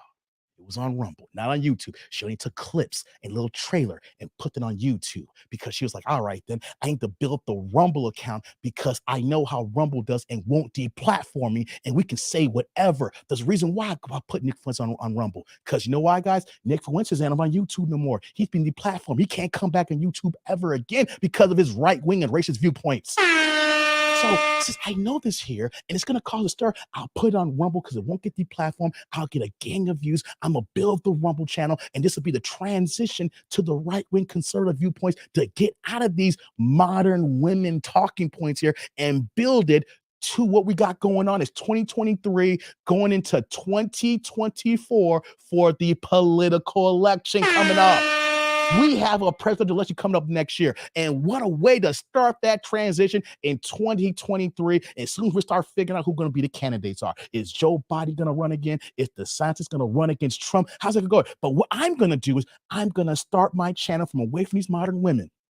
And I'm going to slowly transition to this political racial landscape here. And before the end of the year with my 1.3 million subscribers, I will be right there on Front Street because the white folks know I'm something because I have a big platform. And then once I interview these people, this will give me the credibility with my platform and with the money I've been investing with my personal spaces and my studio. Once we get to November and we start getting into the early election cycle, I'm going to be front and center right there. And I'm going to go from 1.3 million to 5 million subscribers. And that's going to lead to bigger things than me and I'm being on Viceland. I'm going to have my own show outside of YouTube one day.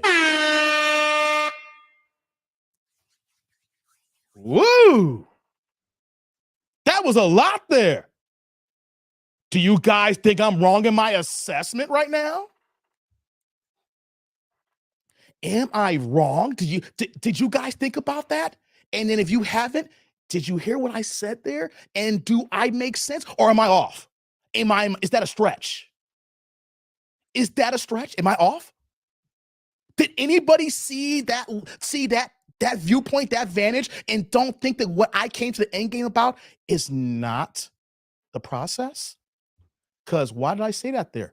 Along with Nick Fuentes, before that one was the Adam 22 interview. Did you guys see that collaboration on this channel? Adam 22 is doing the exact same thing. He is a content creator who is heavy in the gang culture hip hop community. And what did he just do recently? His whole No Jumper podcast, everybody's gone. Everybody's fired. They were getting low views, of course. They weren't getting their own views as normal. But what's Adam been doing? He makes so much money off his cornal content. He does corn. He does OnlyFans, and he's been slowly morphing into the political right-wing mindset of content commentary. So she interviewed a white content creator who is doing, she didn't interview, she collaborated with a white content creator who is doing the same thing that she wanted to do. She's going that same road. Am I wrong? You may not have seen the Adam 22 interview. If not, put that in your notes and go ahead and check it out on YouTube on this channel. No Jumper. If I'm off, let me know.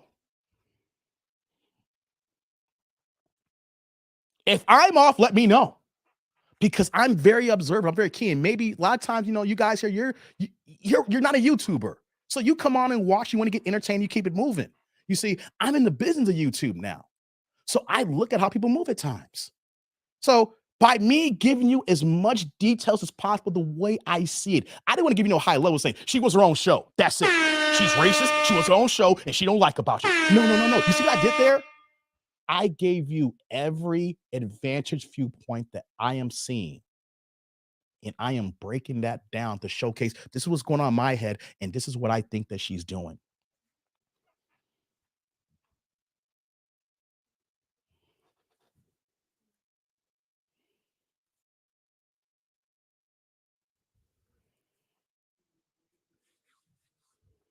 But we still got a lot of y'all shiftless Negroes who want to go ahead and want to use the argument that she's working hard and everybody else, so y'all should just shut up.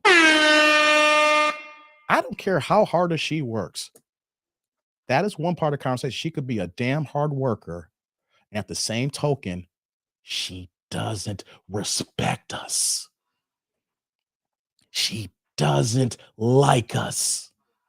You know what she does with these comments and sentiments? She just tolerate us for her own greater good. Whenever you see right-wingers talking like this here, when I say right-wingers, not my brothers who are conservative here. I'm talking about the ones who take the right wing and take it to the next level with their tiki torches and their khaki pants. That's a whole different ball game here. I'm not talking about the conservatives who really believe about fiscal responsibility. I'm not talking about the conservatives who believe in less government. I'm not talking about those guys. I'm talking about the ones who believe all that and thinking that they're superior to us. That's the belief of white supremacy, guys. They believe that they are physically, mentally, in every aspect superior than us because we're part of the black race. She interviewed a man who believes these talking points, and there was never no part in the conversation of pushback when I say not all, but the majority of her staff is Black, and the people that she interviews and collaborate and does her shows with are Black men and women.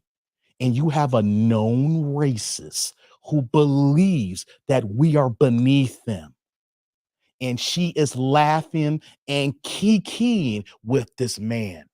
If you laugh with somebody and rock with somebody who thinks that way about us, what does that mean with her and her alignment?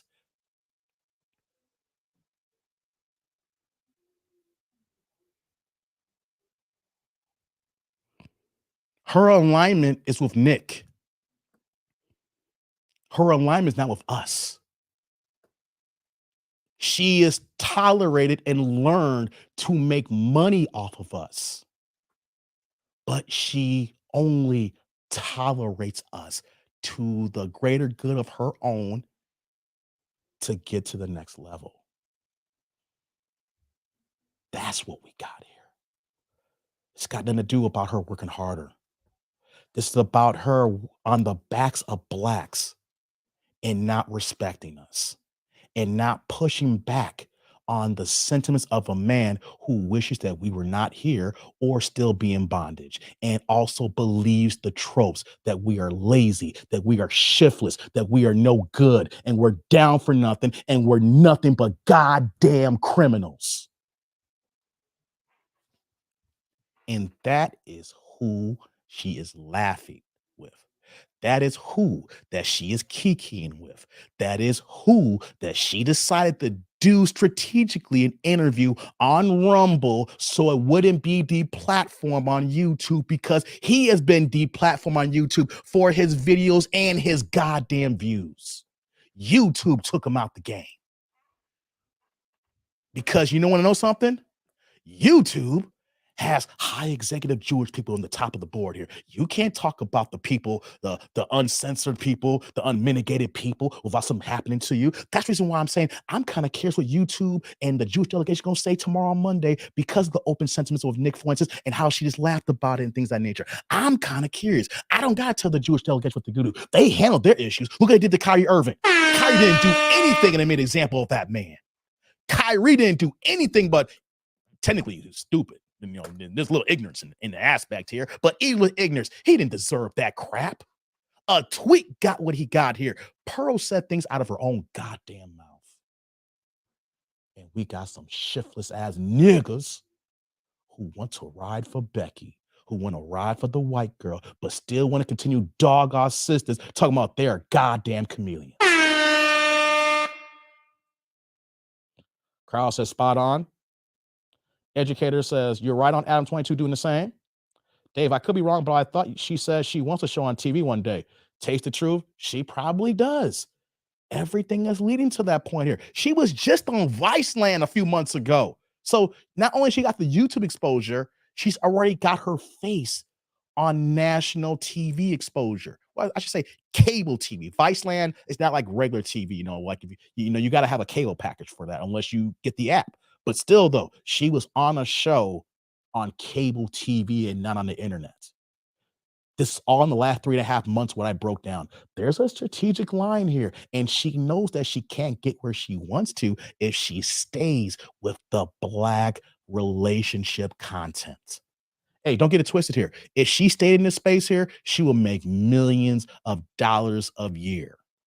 I'm only got 14,000 subscribers on YouTube, and she got a 1.3 million. So what I make, and I can see what she's making here, she is making tens and $20,000 by the goddamn day. Not just her one channel. She got like 7 channels, guys. Oh, it's all a play for the show. Yeah. Let me see here. I'm gonna get some of these comments here, guys. That's what I mentioned earlier, Derek. White people shouldn't speak on things we should be talking about. That's what I'm talking about here. And to be honest, I didn't even have a platform to even speak against what she was doing here when I first came on. I'm just getting started. But here's the thing that I am not a beef channel. I'm not here to start beefs, but at the same time, I'm gonna call it how I see it. And if I see some jankiness in these YouTube streets that I'm in here, I got to call it out. It's not beef. These are facts. We should not be allowing this bullshit. We should be calling this out here. That's the reason why the black community is fractured. That's the reason why I have my channel talking about black women this and black men that and the Pookies and the Pookishas and the Tatianas, because we're not together. This is a clear line of demarcation that no matter where you at, you could be a Republican, Democrat, Independent. You could be a Pookie, a Pookisha. You could be a Chad or Tyrone, and you could be a Dave. And all of us say, you know what, though? We are all in one accord here and get this white girl out of here. How about this here, Pearl? Go ahead and keep your channel and talk about white women. Talk about other women, but stop talking about black women. How about that? How about this here? Hey, Pearl, how successful would you be if you just took all the black people off your panels? Everybody who's your co-host, take them out and replace them with white people. And let's see how good you do. Because obviously she don't respect us and she don't care about us here. So why are we giving her the help to blow up even more here? Why are you doing this here? Here's what I'm going to say here to the people on the show here. If you're working on her show and this is your job, you got nowhere to go, I get it. You got to pay bills. You got to figure some ish out. Like, damn, I can't quit if I want to. I got mouths to feed. I need this money, right?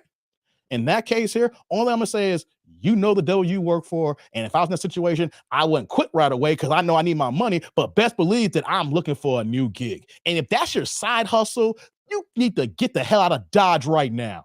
And then if you're a co-host in that show, how about this here? Instead of being on her show, start your own damn channel and then use your own talking points on your own thing and stay away from this bullshit.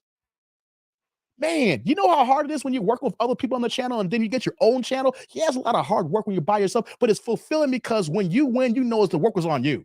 I know that firsthand here. So for all y'all on the show here right now, since you work there, you can say, Pearl's my friend. She don't care about you. She don't respect you. She's smiling in your face all these times. And here's the thing. That's what we saw on camera. Could you imagine all the jokes she's probably done behind camera that didn't get caught with a hot mic? This ain't the first time that she talked like this. It's the first time she got caught on mic with this here. And all y'all know who work on that show know that she been joking like this with y'all for the last couple of years.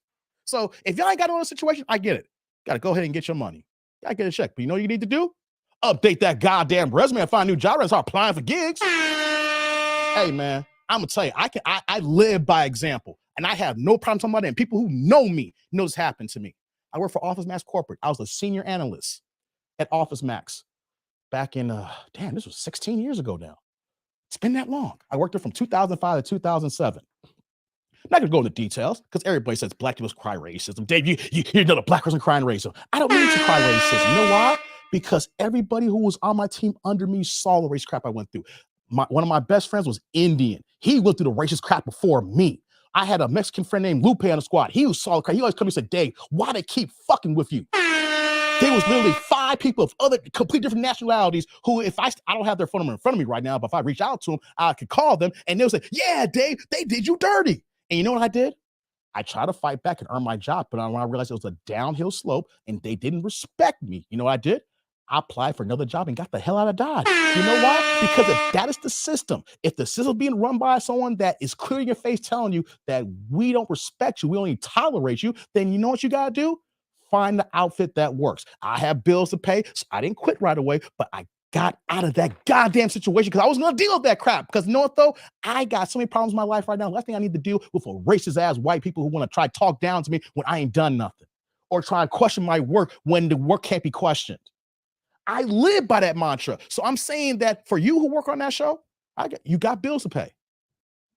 Got to take care of your family. Got to put food on the plate. I'll be looking for a new job. That's what I did. Fuck this shit. I don't need this. You got one life to live, and life is short and life is long. Who needs them damn headaches? But if you're a content creator and going forward on, if you go back on that show, if you're gonna laugh and kiki, oh my God, yeah, it's all good, Pearl. Yeah. You know what? You are goddamn, and you know what though? You are a. You over here gonna rock with a known person who laughs with racists. You see, it's one thing if we're ignorant about it, we don't know. But when you know, there's gotta be action. When we know, there's gotta be action. I'm gonna get y'all supers in a second here. I got a couple out there. Clifton's like, Adam 22 started in BMX and rock, got zero traction, and Trojan's horse's way to hip hop. Yeah, Clifton. Yeah, he was in the extreme sports, biking and all that stuff like that. You're right. and then transitioned to gang and rap culture. And that blew up the No Jumper podcast. But then that had a tail off there. It hit his point here. So now he's transitioning again. He did his own Trojan horse. And Pearly did a collaboration with him at the time and people didn't even see it coming. Facts, man. What's going on, heavy hands? Let me get to y'all supers in a second, guys. I hear you, Jade, about MTR. We're going to talk about MTR in a second, guys. I'm going to bring that up. Break Them Foolish and Half says, that's how the whole world gets rich. It's off of black people, and once they make it, they move to another community. Exactly. Look at every single white artist who was in the hip-hop culture, and look where they're at today. Come on, man. Pearly just posted something about 30 minutes ago. Really, Sheila? She did? Hold on. Sheila just said that Pearly posted something. I'm kind of curious. Let's do this here. We might be the first to talk about this here.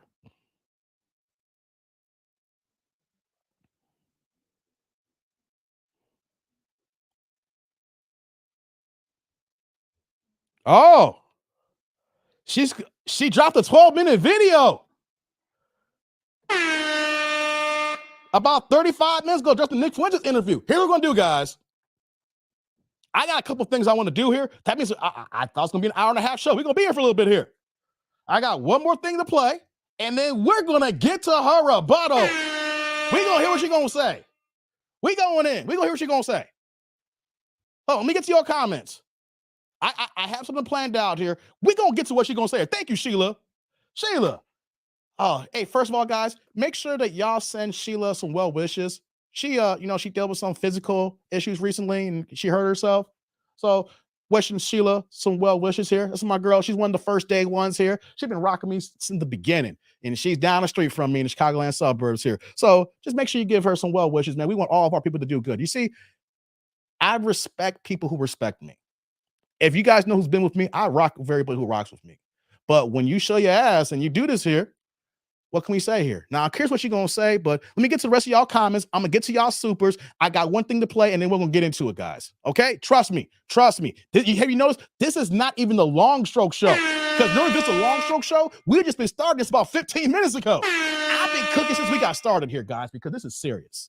This is serious. Y'all know I like to kick it with y'all and kick back the long stroke and enjoy it, but this is serious. It's bad enough when Kevin Samuels used to say that the black community is on Lifeline, and then we allow some shit like this to happen, and then people still want to cape for it. Y'all want to, here's the thing. I have the authority to talk about black women in these date situations here, but you know what, though? I made sure, I'm not going to tell you who, but, and my guy, and someone's probably watching this right now. Someone kind of come from Melanie about us a couple months back, and I said, dude, cool out. I made a point to tell my guy. I said, dude, I ain't rocking with you on this one. You my man, 50 grand, but fuck that shit. No. I will, if she's a chameleon, I need to see she's a chameleon. Don't assume she's a chameleon. You know what I'm saying? Behind the scenes, I have supported my black female content creators. And then when I first got started, I used to shout out all the content creators who I used to rock with. Like, I watch. So I don't want anybody saying, Dave, you dogged it. I've never dogged out a black female content creator on this space here who I talked about. Never. What I have done talking about modern regular women here who have abnormal choices when a $200,000 man is 6 feet and they want him to be loyal to you knowing that you are 400 pounds. All right, let me get to the rest of these. I need to get caught up in the chat here. I'm a little behind, and then we got to get the show back on here, guys. Oh, this is a heavy day, guys. Wonder what King Rich and Auntie has to say. Well, King Sweets, Auntie was on Theo's live stream a couple days ago. So from what I know, but this is days later now. This is Sunday. I think Theo did the live stream on Thursday morning, either Friday morning or Thursday morning. And I was ninja watching Theo. If Theo's in the back, I was ninja watching. And I saw Auntie in the chat. And of course she's supporting, but this was like 3 or 4 days ago. It's one thing to rock with y'all people when the ish first hit the fan. It's another thing when you got days later and all the stuff trickles out. And then at this point here, you got to trace a black person and say, damn, what is more important? I like this money coming in. I love the exposure. I love the celebrity. But damn, this woman don't respect me or anybody who works in the show. So she was supporting her, but this was like 3 days ago. I'm curious what they're going to say today and tomorrow. You know? And on top of that, too, they're not Black Americans. They're Black UK. So I know Black is Black, but I'm just saying, though, I'm ignorant on this, but maybe the Black folks in UK may look at this differently. We're American. I'm here in the Chi. Most of y'all are here from the United States here. But that's a UK brand over there. So I'm just saying that to put that caveat in place if they're still gonna rock with her on this. I got bills to pay, Dave, and I don't think the same way y'all Black Americans. I mean, that could be a possibility. I'm just saying, guys. Let me see. Let me get down here. Tito says facts. Sims still gonna rock with her, says Jew. Yep. Not just Sims, some assholes. Coons. Yep, I said it. They are not FBA. They will not fight this, says Clifton. Exactly, man. What's going on, Edgar? What's popping? Edgar just joined the chat here. Hope says her staff is going nowhere. Her staff is primarily African. I said, one thing I said, Hope, is that if you work on the staff and you get a regular check, I don't expect them to leave right away. If that's your full-time job, I don't expect you to leave right away. If that's your part-time hustle or you do this on the side, then we got a problem. And you don't need to answer to me. But I got to know deep down inside, are you cool with that? You're okay going to work knowing that. See? Oh, no, I'll bring some notes later. Heavy Hands said they aren't ADO, so they may not scrap against her. You're right. Where is Auntie from? I think she's from the UK as well, Clifton. Oh, she's Jamaican, Carl? Thank you. Thank you. PA says Fox News will hire her. Oh, yeah, PA. What's going on, PA? Yeah, I can see that happening pretty soon. Clifton, you was here Friday. Did I not bring up Pink on Friday? I don't know if you remember that, Clifton, at the end. Pink was straight up R&B. You remember that video? She was on a motorcycle going off buildings and stuff like that. Nothing but Black love interest. Clifton, I went on 5 minutes about Pink on Friday. And then whatever she can say that her beast with, I remember her original management team or production team. I can't remember if it was Babyface or who it was. It's a major Black production team that she was working with. She tried to make some things like, that she didn't want to do what she wanted to do. But here's the thing, though. They broke her into the game and they put her as this white girl with pink hair who loved the brothers, that blue-eyed soul. Put her up there with a whole bunch of brother love interests and everything like that in urban parts of the cities in her videos. And all of a sudden, once she popped off, man, she doing pop music and I ain't seen a brother in her video since. Same thing, Clifton. I remember I went 5 minutes about Pink on Friday night. The music game. They do it all the time. They Trojan horses the music game, guys. Yes, Jew, MGK. Machine Gun Kelly did the same thing too. He got something I like. What's that one song? I was something in Paris. I forgot the song. Whatever it was. I think one of the Migos on the track. I can't remember. You didn't see me buy a whole album. He got a couple of songs that I bob my head to, but there's features that help him out. And who's those features? Black rappers. Right? And what is he doing now? He a punk artist. Hey, man. Come on. You're right, Jew. You're right. What's going on, Quick? Let's live reaction. Yeah, we are. We're going to live react to it. I broke my ankle. Yeah, Sheila hurt herself with her ankle. Yeah. Okay, guys. I'm just getting caught up here. Let me see what y'all saying here. Clifton said, yes, you did, Dave. Thank you. Yeah, Clifton. I knew you was there, Clifton. You my man. I know you heard that. Yes. I said that here. I wouldn't say Gwen Stefani. I wouldn't say that because No Doubt wasn't a Black group. I mean, there's Black members, but if you watch No Doubt when they first came out, they didn't break in as like, we're the Black group. We're tailored to the Black audience. So I wouldn't go Gwen Stefani on that. What happened though, because that was No Doubt. You know what I'm saying? But then when she went solo, she still doing the same music. Her solo content is different from her group content.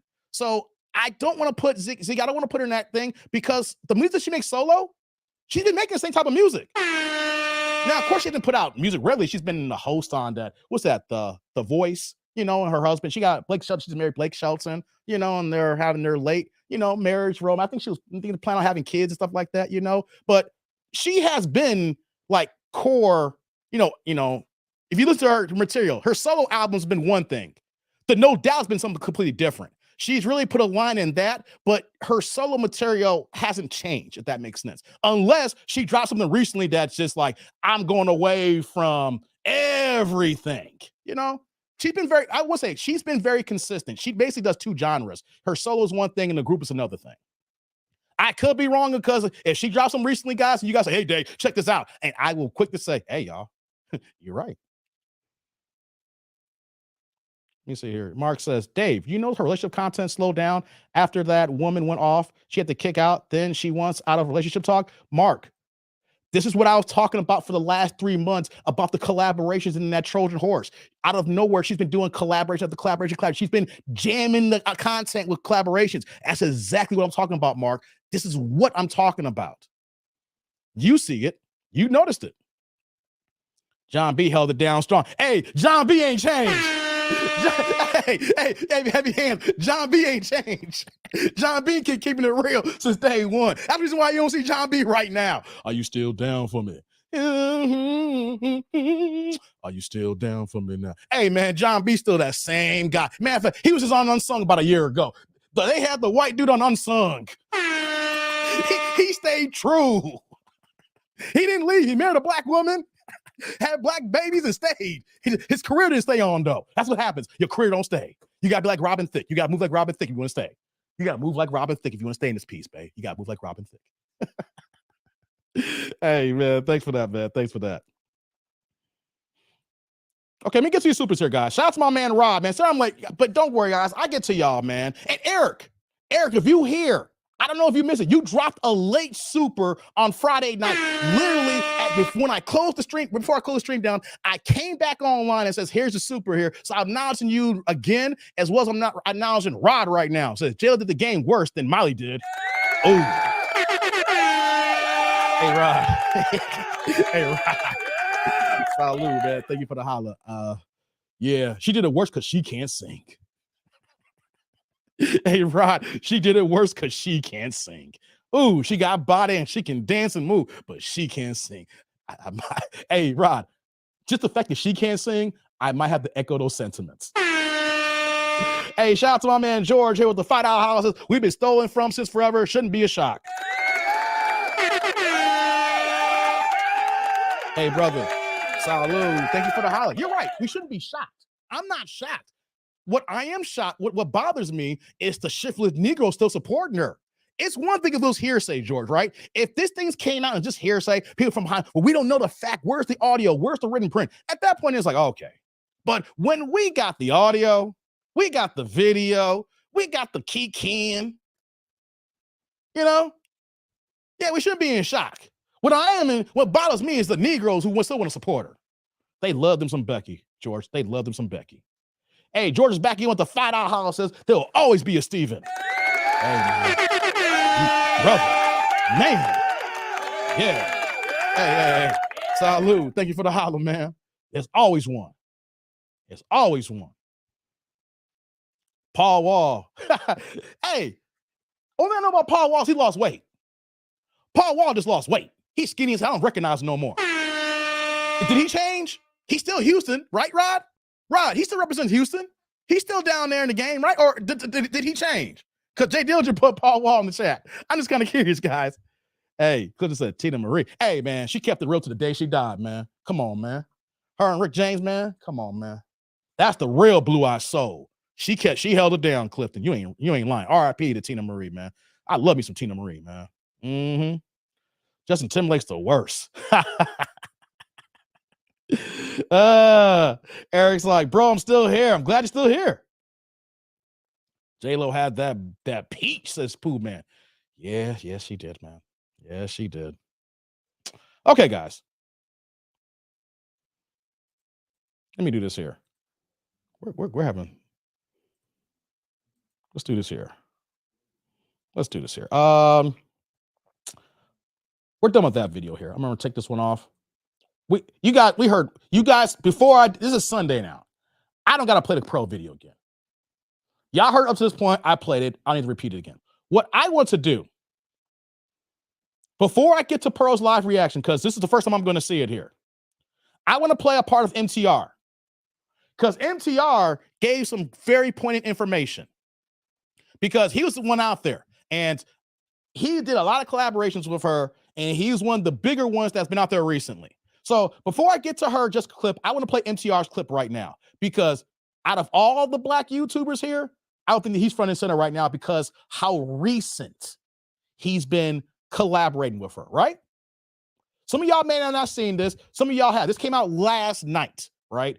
So let me go ahead and pull this up here. Let me do this here. Let me do that. Is that it? Here we go. No. We're doing this. Okay, guys. Play this.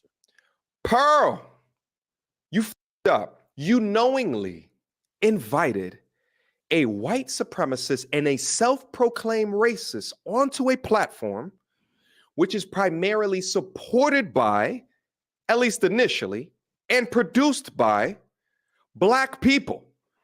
This comes across as insensitive to downright nasty. And I want to be clear, it's not just inviting said person to the conversation that's upsetting, because conversations with people who don't agree with each other or don't agree with a particular position, if done in a healthy way, can promote civil discourse. But your up was to not only not defend the people who help create the content on your platform, but to also push a narrative that is insensitive and damaging to those very same people. Pearl, you know that your staff is mostly black people. And I'm talking about from a production perspective as well as a talent perspective. You also know that the majority of your content utilizes black people talking about black relationship issues. You could have had black people sitting in the same room with this person in order to combat some of the hellacious things that were coming out of his mouth, or to have a different perspective that would have lent itself well to demonstrate the respect for the people that watch your content and that you employ. Before he continues here, this is what I was talking about on Friday. I didn't see the whole interview, but I made the preference that if you're going to have someone like Nick Fuentes on, there's got to be some pushback. There's no keying and having civil discord. There is an interview, or how you want to put it there, and it's back and forth, but you're pushing back on his viewpoints. Whatever he's saying, you're prepared for it. Not this, oh, we're just going to kick back and have a good time. What MTR said, maybe if you're not prepared for that kind of conversation, but you basically have an all-black staff. So there should have been somebody black there who should have been there talking with you to push back on everything that he was talking about and believe, especially a young 24, 25-year-old right-winger. There should have been somebody like Auntie, I don't know, she, she's old and older, but a man preferably here in his 30s or 40s to push back on the BS that he is spewing. I agree wholeheartedly with MTR on that point here. I don't think that your platform would be as big as what it is today if it wasn't for the essential utilization of black people, black relationship topics, and black talent. And the talent came from all over. When you include the likes of an Andrew Tate, all the way down to a Brittany Renner. And even from a content creator perspective, from me to a Melanie King, to a Sarah Garvey, to a King Riches, to an Auntie Jenny. So for those just unaware of what's been going on, Pearl has recently come under fire for these particular comments. I'm trying to get my Africans in America, my Africans. Oh gosh. Oh boy. They're gonna You're be in trouble. This canceled. sounds similar to the slavery stuff too, because that's literally the founder of, or the guy who made Roots said, I wanted a myth for my people to live by. So they often, but that's what they do, is they embellish. And I'm not trying to say it wasn't horrible, it was. Right. But they want to make it like more horrible so that they can control people. Now, what's crazy is that I came across these comments while I was live streaming a couple of days ago. And what started out as a laughy, jokey live stream where I wanted to talk about my time up in London, quickly diverted to one of the worst live streams that I've ever had in my life. And honestly, it was a trip to hell as I discovered the magnitude of the conversation that she had with this figure by the name of Nick Fuentes, specific to the comments regarding slavery being embellished. I said this on the stream and I maintain it today that Pearl needs to be held responsible for this comment, likening a quote from the writer of Roots explaining a myth for his people to hold on to does not negate the documented history of the atrocities that happened to Black people. And I'd argue that Roots was a light depiction of the savagery that my forefathers had to go through to ensure that I would be here today. But let me explain a little bit further how thoroughly that this actually is, because for me, it comes down to a question of ethics. You're interviewing a known Nazi sympathizer and an anti-Black creator and not offering any pushbacks whatsoever. And in fact, you're adding in your own fake news regarding the embellishment or the exaggeration of slavery. Additionally, there are times within the conversation where it's laughy, it's jokey, it's kikiing, especially when you got specific in certain comments that reflected on CP time. And let me also say this is that generally CP time is something that's laughed amongst people of melanation, but it's not taken as a joke when you're doing it with a person who is a self-proclaimed racist. Exactly, MTR. We can joke around about ourselves here. I can crack jokes on myself here. A white person can do stereotypes about themselves and their community. Puerto Ricans, y'all can do stereotypes and jokes within your own community. Mexicans, you can do joke stereotypes within your own community. Blacks, we can do stereotypes in our own community. But when others do it, and the key can.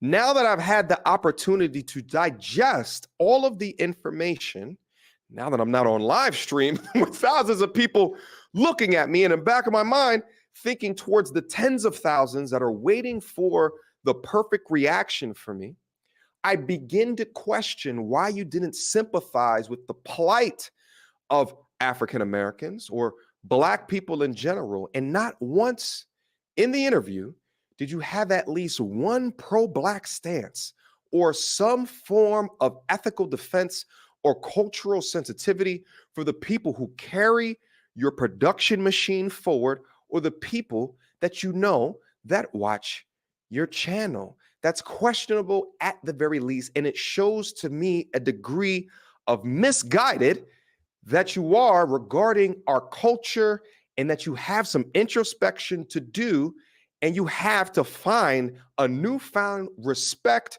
for understanding more about the people that work for you, or who a component of the content is made for. The embellishment of slavery is where you display the true level of your insensitivity and lack of understanding about the culture that you have immersed yourself in, whether you like it or not.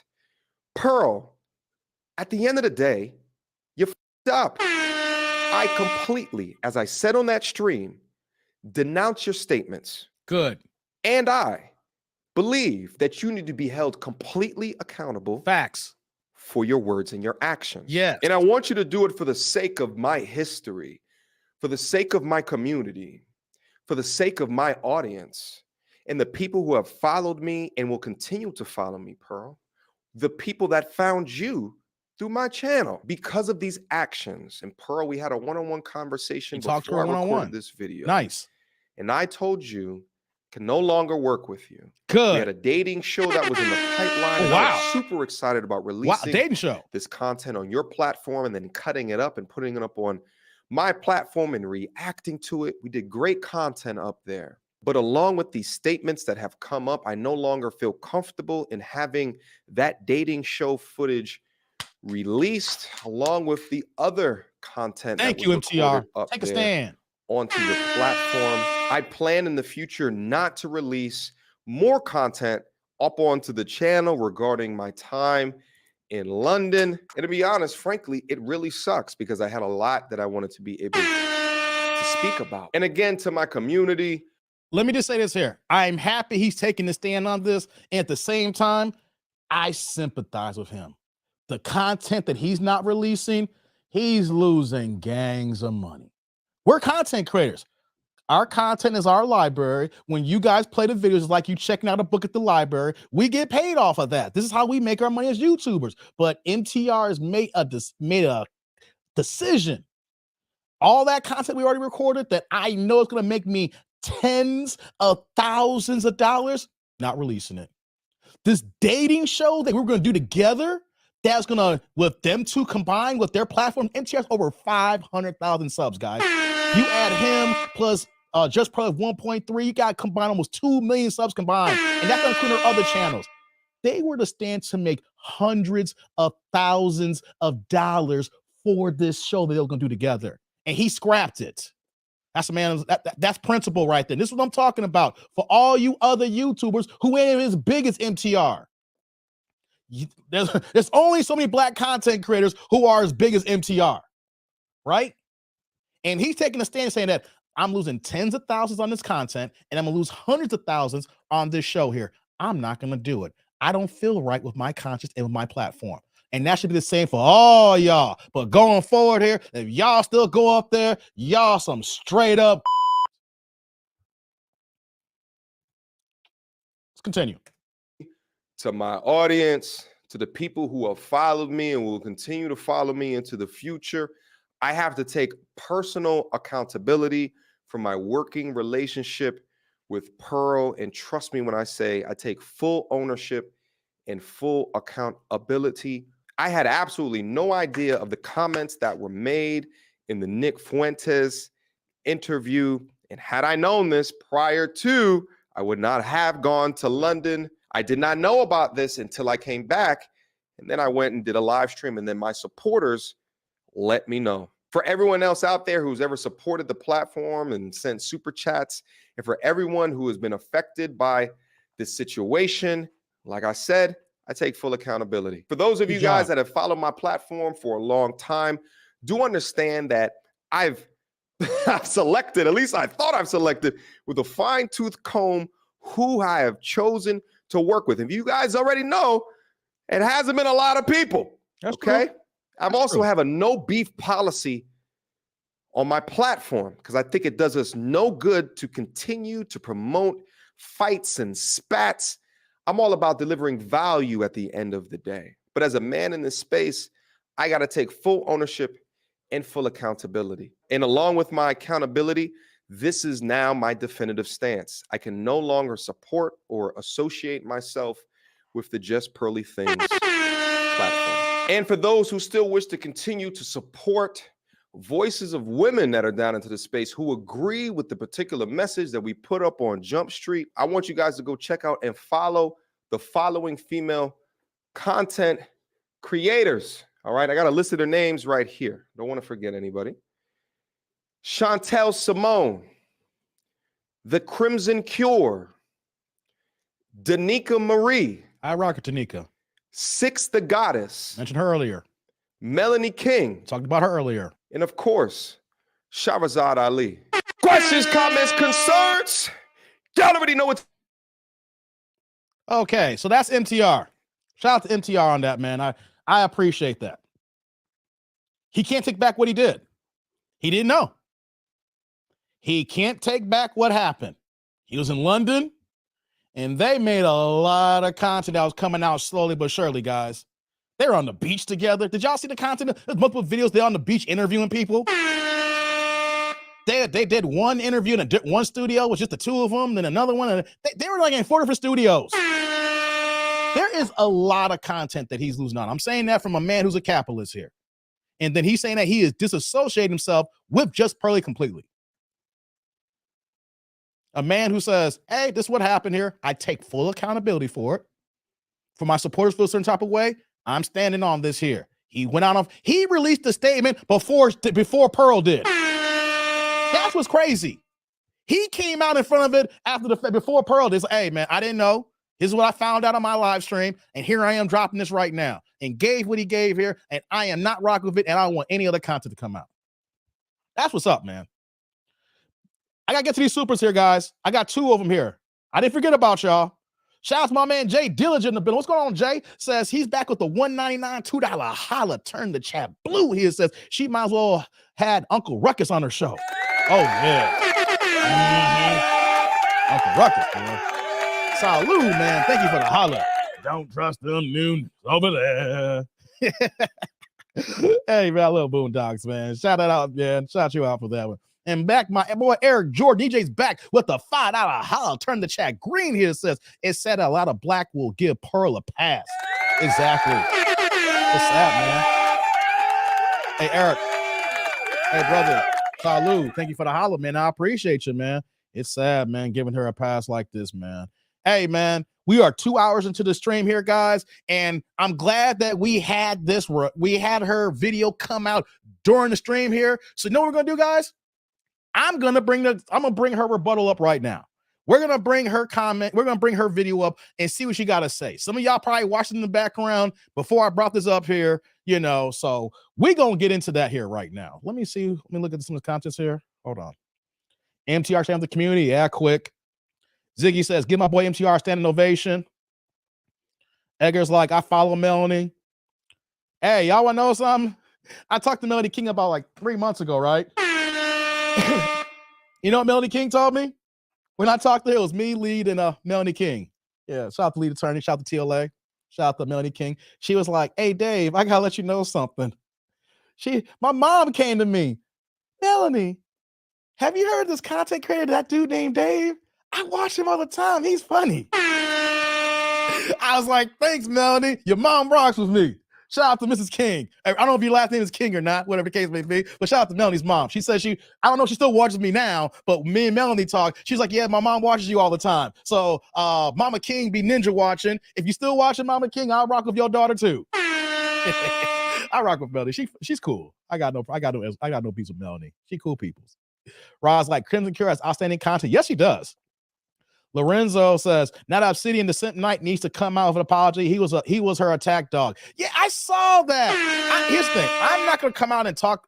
I already laid my hand in the sand. I already said what I felt about it, right?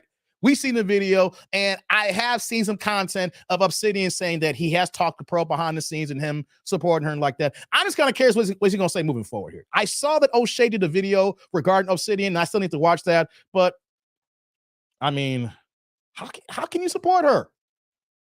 And if you guys heard me talk, you guys didn't hear me say the ill will about her work ethic and how she built her channel. If anything, I champion that. And I want everybody to know, outside of the personal things that we're talking about right now, from a professional standpoint, as far as YouTube's concerned, if you want to build a channel, and if you looking at the model that Pearl did, she copied other people, but it works to T that model she copied. So I never once disrespected her on her work ethic and what she does as far as YouTube's concerned. What we're talking about is what came out of her own goddamn mouth. That's what we're talking about. We ain't talking about the grind that she put in. We ain't talking about the work that she put in. We ain't talking about the behind the scenes in front of her laptop and other teams on YouTube and using the YouTube studio and talking to editors and producers. We ain't talking about that. We're talking about what you said out of her mouth. That's what we talking about. So I'm kind of curious what he's going to say here, because he was rocking with her. But you know what, though? You heard me say what I said. I stand on it. I stand on that moving forward here. If you support this, if you support white people talking like this, no respect this, hey, that's all I need to think. Now that we know everything, I know how you stand. Lorenzo Z's like, I don't see Obsidian backing down. JPT is coming on his show today because she knows it's a safe space for her. Angry Man is backing her fully too. Really? Oh, God. It is what it is. I said what I said. I ain't starting no beefs. I said what I said. I'm not going to go on no channels. I'm not going to at nobody. That's not how I do here. I said what I said is a blanket statement. And going forward, if you rock with white people who don't respect us, then that's your prerogative. But I said what I said, how I feel about it. There's no way that if I know for a fact that a white person talk like that, and I know that, I'm gonna rock with you. Man, oh man. Okay, let me do this here. Her name's MTR. Drawn a line and saying, yeah, he has. What's going on, Roderick? Shots like we give white a pass every time we let them in our hoods. This is no different. I know, man. Quick's like my D would have gotten hard if talking to Melanie King. Yeah, she is fine. Quick, she is fine, man. She's even fine through the screen talking to her one-on-one. She is fine. Sorry, Mama King, if you watching. Your daughter is quite beautiful. Hit the like button, says Joker. Yes, hit the like button. Hit the like button. Yeah, guys. Shout out to my man George. He's back here again with the $5 holla. Turn the chat green here. Says the only black man who supports her is Clayton Bixby. Wow.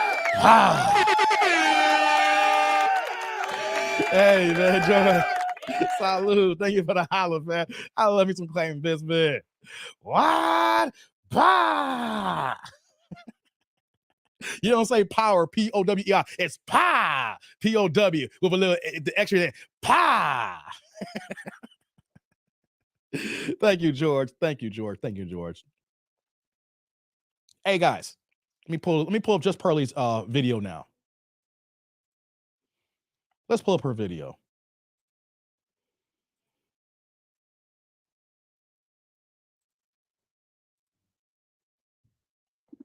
What up, guys? Welcome to the Just Pearly Things YouTube channel, and welcome to. Wait, before I play it here, before I get it going here, let me just. Because it's a non-apology to Black Americans about our exaggeration comment, but I say clearly glossed over it. We're playing it now. We're gonna get to it. Wait, Rod, let me see what did Rod say? Some of the brothers will get more mad if you accidentally step on their Jordans before they get mad at Poro. Yeah, Rod. Man, Rod. Hey, let me go out here in the streets. Hey, you know that they re-released the Jordan 3s, right? I think it's the Jordan 3s or Jordan 4s. I tried to order them, but I couldn't get it. I was in the lottery and I couldn't get it through the sneaker app, right? So you're gonna see some cats with some new Jordan 3s or Jordan 4s just got released, right? Imagine if you step on the man's new Jordan 3s. A black man will read you the riot act first. You right, Rod. Read you the riot act and want to fight you, but is gonna go ahead and support her words.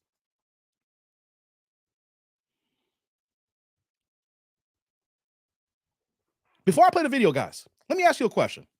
What's going on, Gary? Thank you for smashing the like button. Thank you, brother. Let me ask you this question before I play the video. I haven't watched this. Some of y'all may have watched this, right? This just dropped like 40 minutes ago. Shout out to Sheila. Thank you, Sheila, putting this on. We're doing this live here. Before I start the video, let me ask you guys a question. We have two people. Person number one is a known racist, known white supremacist, who clearly vocalizes how he feels about white people and how he feels about minorities, and has no problem telling you in his face here. He ain't gonna be mean. He's not gonna start a fight with you, but if you sit down with him, he's gonna tell you how he feels about you, your race, and you as a culture. That's person number one. Person number two is your friend. Smiles in your face, laughs, you kick it with him all the time. But then they slip up and say something either racist, prejudiced, or bigoted, laughs and kikis about it. But then when they get called out about it, act like, like they were ignorant and didn't understand the situation here. They claim they apologize with their ignorance. Now, let me ask you guys, who is the worst person? Person number one or person number two? I'll wait before I get to the video. I want to give you that analogy. I'll wait. Who do you think is the worst? Person number one or person number two? And while I'm waiting here, shout out to my man Joker Nutty Nate with the $4.99 $5 holla. Says I never was a fan of Trevor Lawrence's sister. Hey, a fan of me. I get it. Hey, I get it. Hey, Joker. Hey, salute, man. Thank you for the holla, man. She do like Trevor Lawrence. She do like Trevor Lawrence's sister, man. Shout out to Jacksonville Jaguars, man. Take the Truth says too. Derek says too. Okay. Did anybody else think anything else? Who's worse? 1 or 2? Sloppy Joe says 2. Just kind of curious. What does anybody else say? 1 or 2? Before I play the video. Everybody laughing at Joker Nate. Yeah, fan. I got you, Joker. Don't worry. I know it's a typo. I got you, man. Eric says 2. See, we've got multiple 2s. Why did I give that analogy, guys? And I want to see where you're all at here. See, I just turned 43 years old about a week and a half ago, right? And I've realized that when I've turned the corner into the late 30s to my 40s, there's a level of understanding that I didn't have, or a level of thinking that I didn't have in the past. And I gave that analogy to say that out of those 2 examples, I want you guys to think about this as we move forward here. Even after we get done with this live stream and we go on our separate ways. You live your life, how it goes. In this example, I rock and respect number 1. I'm cool. I'm cool with the known racists. You want to know why? Because as a man, I can respect somebody who has no problem letting me know how they feel and stand on it, even if they hate me. Because there is no issues. There's no questions. You drawing your line in the sand on how you feel, and of course, I'm drawing my line in the sand how I feel. There's going to be no confusions there. I know you don't rock with me and my people. And since knowing that, then I can respect that because there's no gray area. There's no haziness. There's no guessing. Person number 2, you don't know because they're just laughing, kicking, and they're just drifting. They're just in it. They smile on your face all the time, want to be in your face. They're backstabbers. You know what I'm saying? They're getting in where they fit in. They're not authentic. They're not genuine. They're not sincere. They're all about them and them only. The racists might be a bit about them and them only, but at least they let you know where they stand at. That's a level of understanding. Guys, I can respect the guy who hates me, but not the person who is deceivingly behind the scenes that's hating me or don't care or want to play the game. That's how we got to look at it as we move in life going forward, guys. There is going to be people in other races who is just going to smile and kiki in our faces because it benefits them and not because they truly rock with us. And when we find out that they don't respect us and rock with us, then why are we co-signing it? Why are we down with this here? Especially in YouTube land here. You can get it on your own. Why you got to ride her coattail?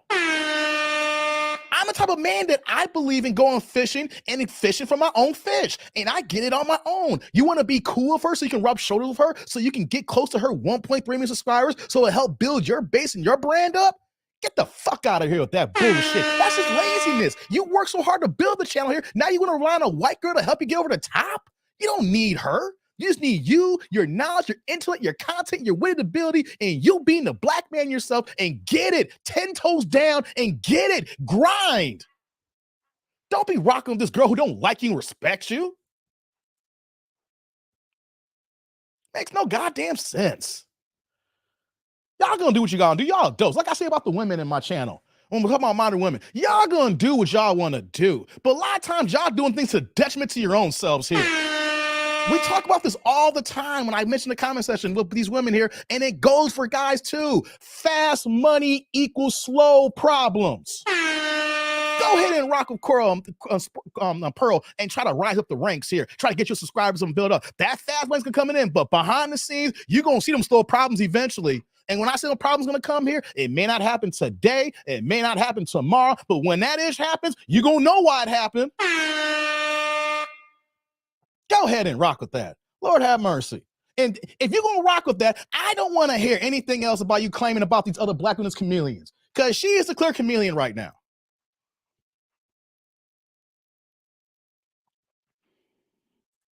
Shout out to my man Lorenzo with the $2 holla said, Demon Dave, give JPT a one-way pass to straight to hell.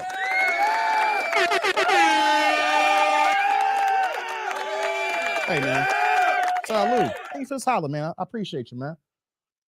I mean, Initially, you want to believe the best in people. As human beings, initially, you want to believe the best in people. But when they show you who they are, why do you want to believe the lie that you created for yourself? Why do you want to continue to believe the facade? I don't understand it. Are you hurt that you put your dealings into her and you feel the trust broken? And since you don't want that, you just want to keep riding with this wave here? It may suck if you've known her and you feel something, yeah, that's life. That's life. You still move on. Still keep ticking. Keep doing what you got to do here. Hey, before I play the video here, shout out to my man, George. George is back here with the $50 holla. My man went to the purple joint, guys. Lord have mercy. A little birthday love fly one in on me, man. George. Hey, George, brother. Hey, brother. First things first, salute. Thank you for the holla. George is right now the individual supporter of today's show here. George is today's sponsor. Shout out to George, helping to keep the lights on. George has dropped in multiple supers as well. He is not only the lead one here, he dropped the biggest one here. So this is the George chat. Unless somebody comes in and blow George off the water, George, this is you the sponsor. This is you the producer of the show now. George, the producer of the show now. He's sponsoring this here. George, thank you. I mean, guys, I say this in all my live streams, and I say this with deep down in my heart here. I am humbled when even if you guys only give me a 99-cent super sticker. The fact that you guys are pouring in your hard-earned money, knowing that we're living in recession, we're living in a time where people are hurting for their money, and the fact that I give this show here, and then you feel the need that contribute to the cause here to help the situation here. Damn, y'all, I am so humbled, and I'm letting you guys know since I've been going here and until the last day I'm on YouTube, I rock with y'all and I love y'all. I don't disrespect y'all. I respect every single one of y'all who rock with me. And I want you to know that. I make mistakes, but I put my stuff on Front Street and I hold myself accountable. And so I just want to say, George and everybody else who contributed supers, not just George alone, because all y'all been contributing. Thank you. Thank you, guys. Y'all just don't know. Y'all don't know. Because literally, I could just be sitting here with only 5, 10 people here. You know what I'm saying? Doing my thing here. But the fact that y'all here we're doing this here. Thank you. Thank you. Appreciate y'all. Thank you, George. Sponsor of today's show. Unless somebody comes in within the time period that I'm still doing this here, we're gonna blow them out the water. But I don't think that, George. All right, guys. Now it's just crazy how I scheduled this live on a Sunday. I wanted to do this yesterday, but gotta have some family time. Hung out with my cousins, and I was able to see the boxing fight last night. Shout out to David Benavidez. He put the whooping on Caleb Plant, right? So we're doing this show today, and it so happens that Pearl dropped this on the live stream here. So here it is while we're live, and we're able to react this real time. There's going to be other content creators be dropping this with their videos, but unless you're here right now, we get to do this live blind reaction. I have an idea what you're going to say. Some of y'all may have checked this out here. That's right, Jokers all love here. So here we go here. We're going to play the video here, and we're going to get into it here, and we'll see what she's going to say here. Let's do it. Welcome to Morning Coffee Thoughts, where I give my thoughts over morning coffee. Today I have a chai tea. I quit coffee. You guys don't care about what I'm drinking. Okay. Yeah, get that fucking coffee out there. You got bigger problems. I'm going to be addressing the Nick Fuentes situation. Yeah, I know why you guys are here. Okay. So I want to first say I take full accountability for everything that happened. Everything that happens in life, as I say to the girls on my show, is my own fault. The fact that people are making these videos is my own fault. And the situation that I'm in is my own fault. Now I'm going to give you guys an explanation and give you guys context for some of the conversations that were had. Just know it's not an excuse. It's my own fault. I take full accountability for everything that happened. Okay. So, but I'm going to answer questions that people have brought my way. So the first thing is, why did you have Nick on? So, the reasoning behind having Nick Fuentes on was because I heard that he was on the no-fly list and he lost his bank account. Now, from your point of view, you would think, why would you invite someone on that's on the no-fly list, right? That would be a bad. Well, he's not anymore. That's how he flew, but he was. I'm pausing early. I don't care. He's on the no-fly list. I hope she's going to mention that he's been banned from YouTube and that he's a racist and a known supporter of right wing that is against me and my people. I don't care about no damn flight risk here.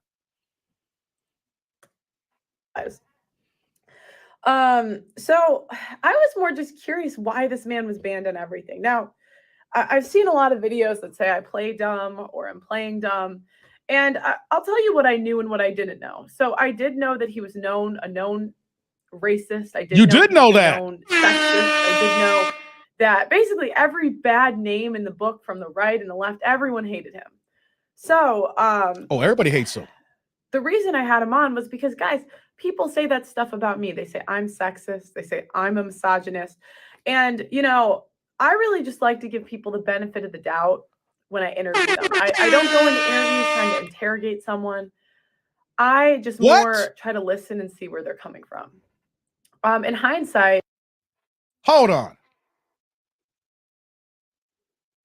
You wanted to give a known racist who is hated on both sides. Racists hate him and anti-racists hate him.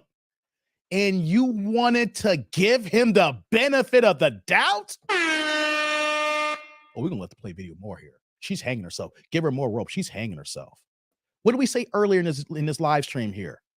You don't give a man like that the benefit of the doubt. You bring a person on there to debate his points and to make him look like a fool. You don't give no one like that the benefit of the doubt.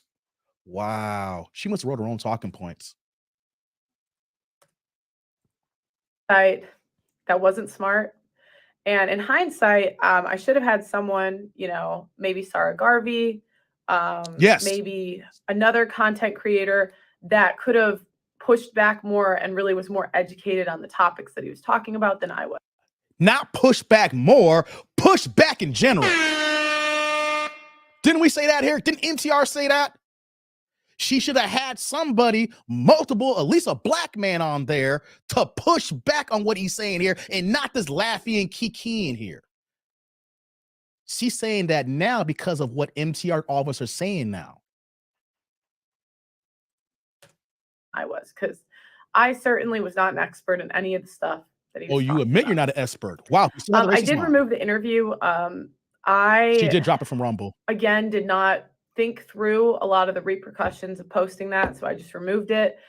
If you do want to see the full interview, Obsidian did react to it. That's on his channel. The intention was not, I guess, to hide it. It was just, you know, this might not have been the best move. I'm just going to remove it now. So again, racism has no place in society, and I do take accountability for bringing him on. Hindsight's always 2020. I wrote down some of the complaints that people had. So if I look this way, it's just because I made bullet points of everyone's concerns and I'm just addressing them. Okay. My Africans, that part. So in the heat of the conversation, I made some remarks to my producer, Blessing. Now, Blessing is a godsend. Okay. Blessing has made the production quality literally phenomenal. He's so talented. And during this conversation, we were talking about immigration. And I said, I'm trying to get my Africans to America. Now, I watched it back, guys. It was so cringy. Oh my gosh, it was so embarrassing. I meant my African employees. I just said Africans. The reason is because, like, why wouldn't you just say my employees or whatever to America? The African passport system is just more difficult than the UK one. You don't need to give no explanation. Just said, I was wrong for saying my Africans. Now you want to give the breakdown why you said you're more African, talking about some girl. Stop. You're making it worse for yourself. Black people in my chat here. We're all adults. We're not kids. This is a grown people conversation here. These ain't no kids here. We got people in our 30s, 40s, 50s, 60s who are taxpayers, who are grown and know what the hell we're listening to here. Any white person that says, my Africans. Remember when Donald Trump, there's my black guy, my African guy right there. White folks, don't you know that's a cardinal sin? Derek says I'm triggered. I hear you, brother. My chat's triggered right now because Pearl, you not even saying the right words in your rebuttal right now. Yeah, I'm stopping little by little here because you needed a writer. You need a writer. I didn't know, like, Blessing had to go to the embassy or something to apply to go to America with me next month. We're going to go do some work there. And yeah, and so I've just found that the immigration process is a bit more difficult. So that's why I referred to them, because my African employees, I needed more help with. And, you know, I was saying in the interview that I wanted more open border policies because I wanted them to come. Again, what? You know, y'all hear this? I really respect the African culture. I had no ill will or malice towards any of that. But it sounded absolutely awful. It was so cringy watching back. You know, so it was stupid. It was stupid. Okay. Now let's talk about the My Africans was the other one. And then the joke about Blessing being late. So one thing that they cut out from that clip was that Nick Fuentes did say after, "Oh, I'm just giving you a hard time. I'm just kidding." Okay. So now, what? So what? Even so what? It was still in poor taste. And what I didn't think about at the time was, sorry, for those that didn't see it, basically Nick Fuentes was talking about he's always late. And I said, "You were on time today." "Oh, Blessing was the one that's late." And it's sort of an inside joke here at Just Pearly Things. Like, Blessing is he's phenomenal, but he's a late guy. And every time he comes in, I don't care if it's inside joke. I know. Here's the thing. I know I said nigger, but my black friends is okay because we're cool and we're tight. That's the same argument she's giving right now. Blessings is late and we'll just. Your whiteness is coming out. Your youngness is coming out. We're clearly seeing somebody who is under 30 years old who doesn't understand. She may be an adult and very mature for her age, but we're seeing somebody who is just messing up in front of our faces. You guys know what I'm talking about. Y'all heard me when you guys know. Oh, my friends let me say nigger, so it's okay for I can say because my friends gave me the okay.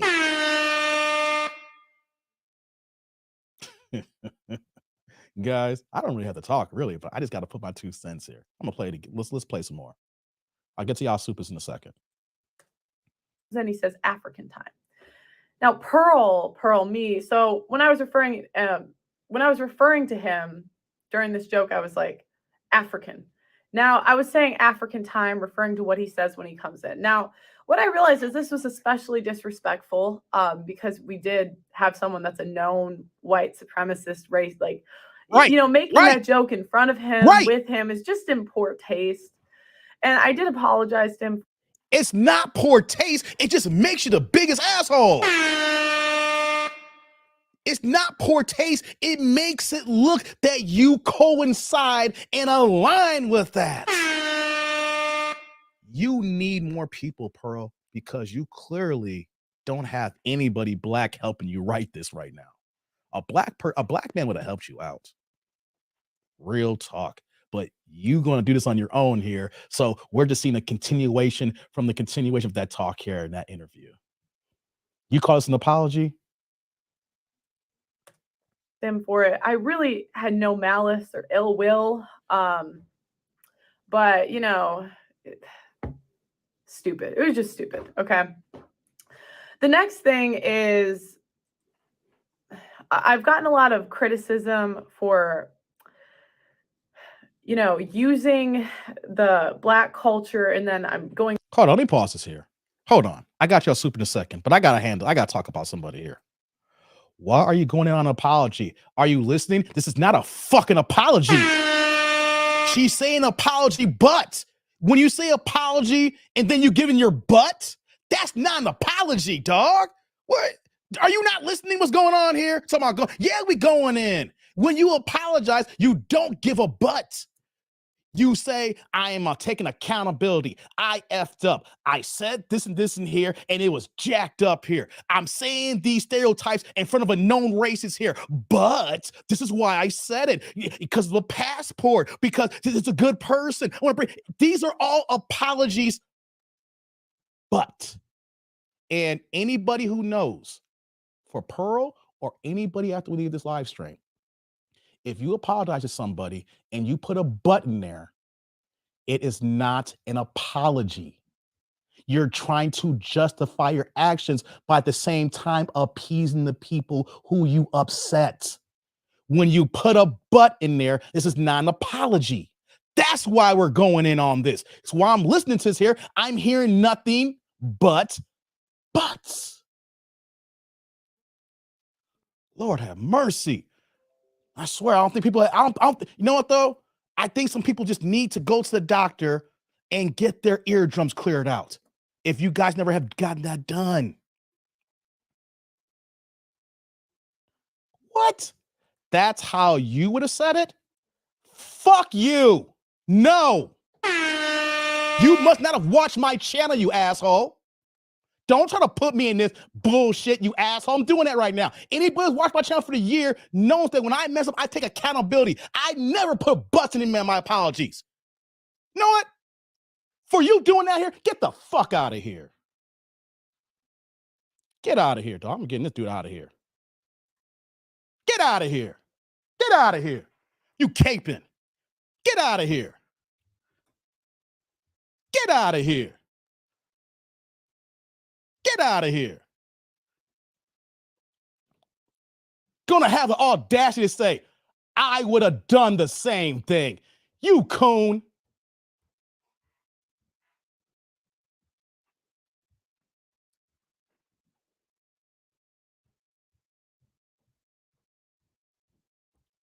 So I'll do the same thing. Get out of here, you coon. I take full accountability of my actions. If I give an apology, I state it. I don't give a but. This is why I did it. But nah. Hey, y'all, I messed up. This is what I did here. And I just need you guys to hopefully you can forgive me one day. I got to do better. And then go ahead and address the answers. Be like, I did this, this, and this here. It's not justifiable. Nobody wants to hear a but.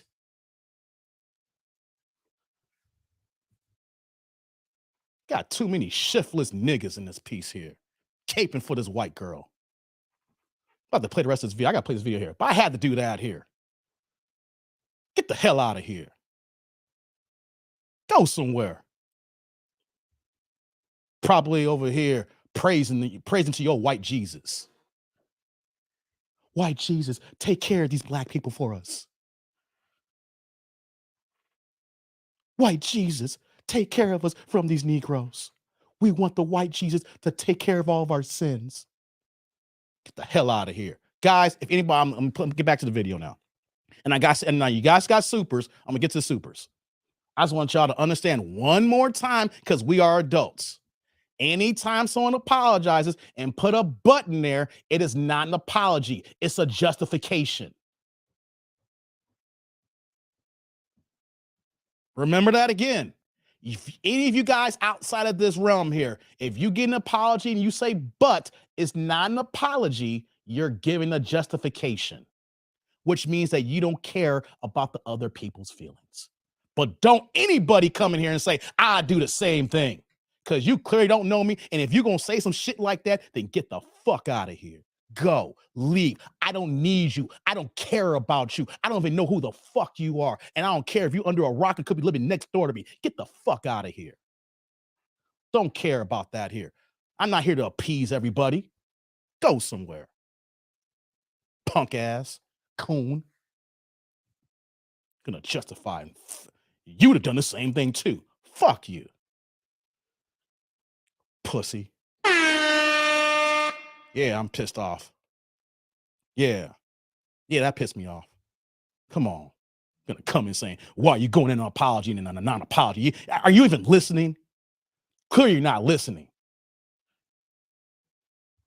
That's why we got issues in the Black community here.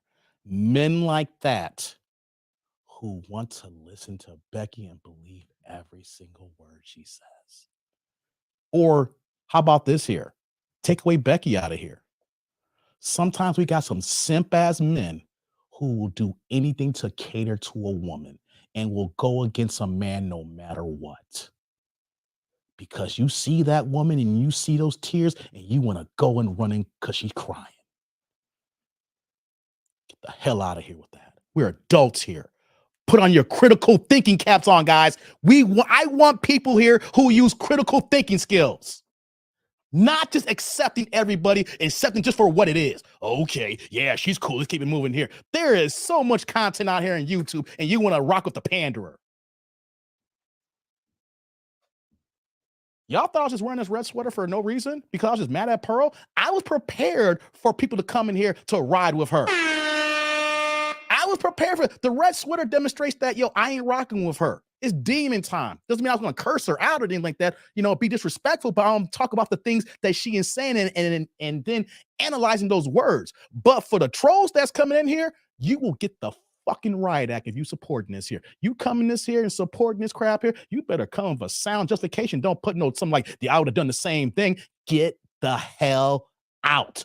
Go. Don't want you. Don't need you. You think like that. I hate to see how your personal life is dealing with right now. Hate to see how your work life is dealing with right now. How you talk to your own damn boss. Probably let him do everything to you and dog you out and dig under the rug and everything. God damn.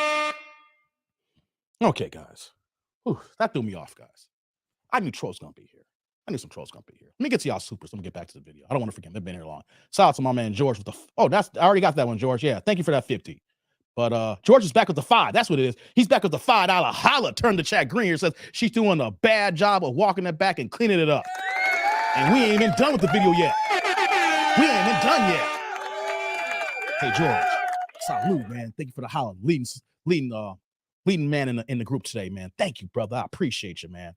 And Eric's number 2 today, I think. Eric's number 2, EJ in the building here with another $5 holla. Says Pro needs to quit justifying and she needs to stop the cap.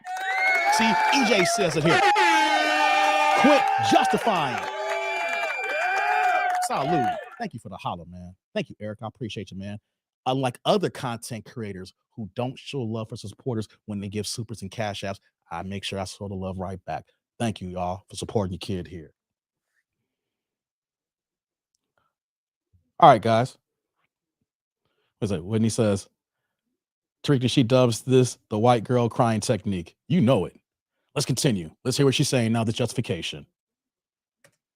Going right and leaving it, like that sort of thing. You can correct me in the comments if I'm wrong, but that seems to be a big point of contention.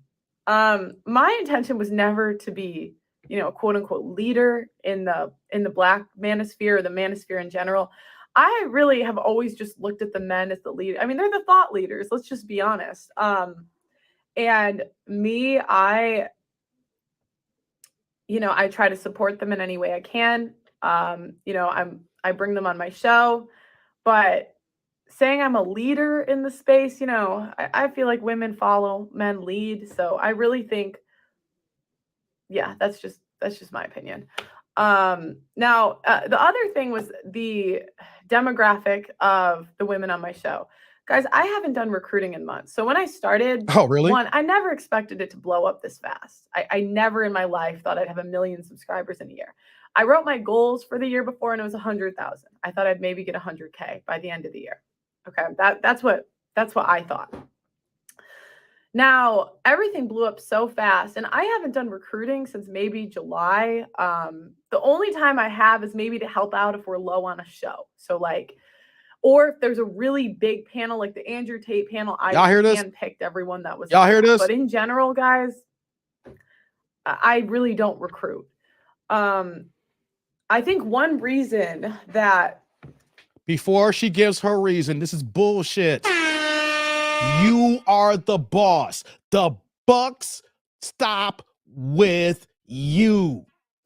If you don't recruit, You go to your recruiter and say, hey, I know that you've been bringing this type of people here. Can you diversify a little bit more? Or can you bring this type of person here? Or can we get a little bit more of this here? Once again, a justification and what else? A but.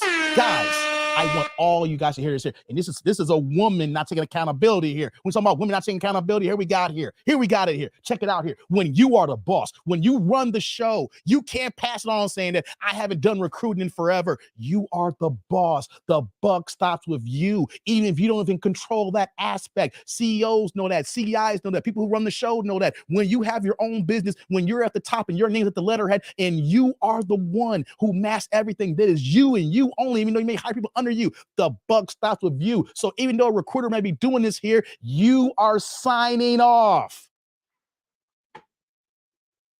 I'm going to play some more what she's going to say here, but the fact that she's saying it like that is another excuse and a but, because you're the boss. You signed off on it. You let your recruiter do that, and they came in, and it's okay, cool, and you went off the show, and then the recruiter came back to the next show, and okay, cool, and you do the show, and then they come back to the next show, the recruiter come back, more people say, okay, cool, and you come back to the next show. Right?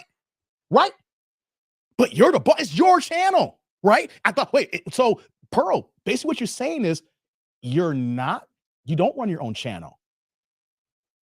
You're just a manager. Right? I'm gonna let it play, guys. But just by this part here, then Pearl, you don't run your own channel. You don't control your channel. You have no say-so. You let others run your channel and you just sit down and be the face, the figurehead. So we got here then. Let's let it play some more. If you're gonna keep down this road here, I hope you're gonna say something different. Basically, what you're saying, you ain't the boss.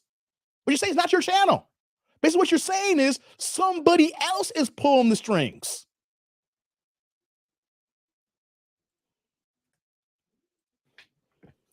There have been so many Black people on the show is because the recruiter that I picked was Nigerian. Okay. And he just had the type of job that he could recruit while he went on the job. And he knew a lot of people. He was already in the podcast space. So he was just a good recruiter. So it makes sense that he knows more Nigerian women. Yeah. Okay. Really? But again, that's it? Yeah. That's it? Really? What? Really? That part, that's it? Are we serious? Okay, the next part. Hold on, pause. Next part. Whoa. Seriously? Wow. Pearl, you shouldn't even brought this up. Why did she even bring this up? Give her more rope. She's hanging herself. Give her more rope, y'all. Let's keep getting her more rope. Let her hang herself some more. Hey, wait. Before I go on here, are y'all hearing the same things I'm hearing? Or am I overreacting because I've been drinking my coffee? Wait, a 1, if I'm overreacting. 2, if you guys can hear what I'm hearing right now. Because this ain't my first rodeo. But I just want you guys to know that if I'm overreacting, 1, if I'm overreacting, 2, if you guys hear what I'm hearing. And while I'm trying to see what y'all answers are, let me get to y'all supers here. Shout out to my man Z with here with the $4.99 $5 house. Says JPT is just like the ladies on her panels. I didn't know. I was young. Keep track of how much she uses. I didn't know in this statement. I was just saying that, Z. Facts, brother. Facts. Salute, man. Thank you for the holler, man. Thank you for the holler, brother. I was just saying that. And George is riding on the same sentiments too. George is back with the $5 holler. Says, I like butts, but this is too much. Hey, George. Hey, brother. Salute. Thank you for the holler, man. I appreciate you, man. Thank you. Hold on here. Let me see what we got here. Look at this here. Okay. PA says 2. What's going on, brother? My IT brother. Edgar says 2. Takes the truth says 2. Z brought multiple 2s. Mark says 2.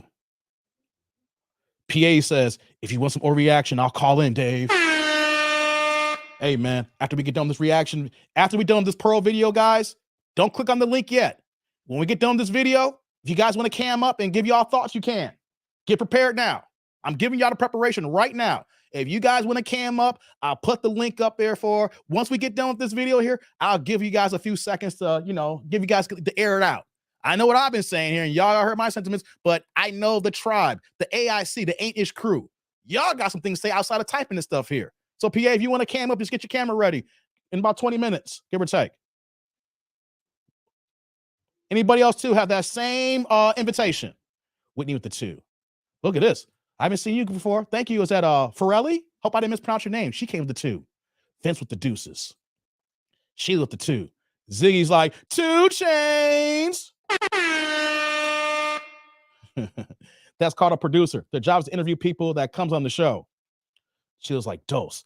ACD's 2. Derek, my man with the 2. Okay. I'm not wilding here. And check it out. My man, Air Jordan. EJ's back with another $5 holla. Turn the chat green. What you got, brother? Pearl already knows that Catherine save a whole sim will save her and still give her a pass damn. Oh, yeah. Oh, yeah, E. Oh, yeah, brother. Yeah, Eric. Hey, man. Salute, man. Thank you for the holla. Oh, yeah. After this all blows up, here's the thing, guys. Major content creators who gets big, if they're not authentic and genuine, they're going to put their foot in their mouth. Like a year and a half ago, Fresh and Fit had a similar situation. Not like racist things, but a big fiasco. And everybody thought they were done, right? And then they lost their crowd, but then they came back and then they kept doing it. But the difference is, though, is that Fresh and Fit stayed true to who they were, who they are. They are still the same people when they had the issue about a year and a half ago. But will Pearl stay true, knowing that the direction that could be going on here? Thank you, EJ. I appreciate you, man. Thank you for that $5 holla, man. Yeah, they're going to be some passes going. After this is all said and done, we're going to see like, it's okay, Pearl. It's okay. Because they just want to work. They want that money. And the thing is that this is YouTube. You don't need Pearl to get this money. You need Pearl for this clout here. You can get on your own just like she got it on her own. Or have a team behind, or not even on your own, build a team. It could be a small team or a big team to go ahead and get this here. You just got to put the work in on YouTube. People just want to rub shoulders with a 1 million subscriber channel. I started turning her out now, Dave. I hear you, MOP. I hear you, brother. Sloppy Joe the 2. Thank you. Z's like, we don't do Night Riders. Okay, guys. Let me get back to the video here. Let's hear some more. Let me see if I can let it play. Because I'm stopping it because I want you guys to hear what's going on here. I don't want it to blow over the radar. I don't want you guys saying no more react. I stop it and say, hey, did you guys hear that? And am I overreacting? Right? So let's continue.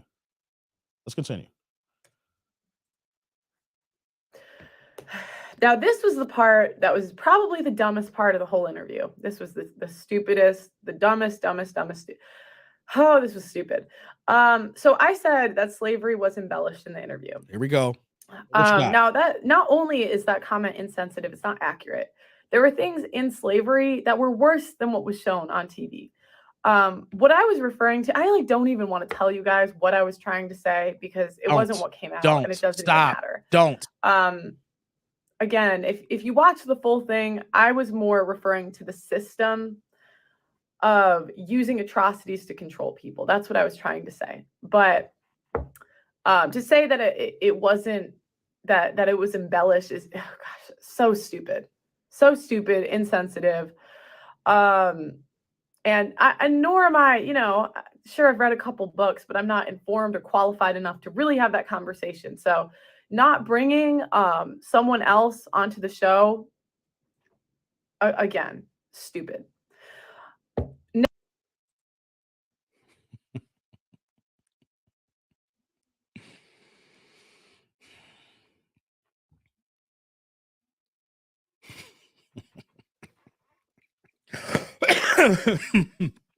Got me coughing over here.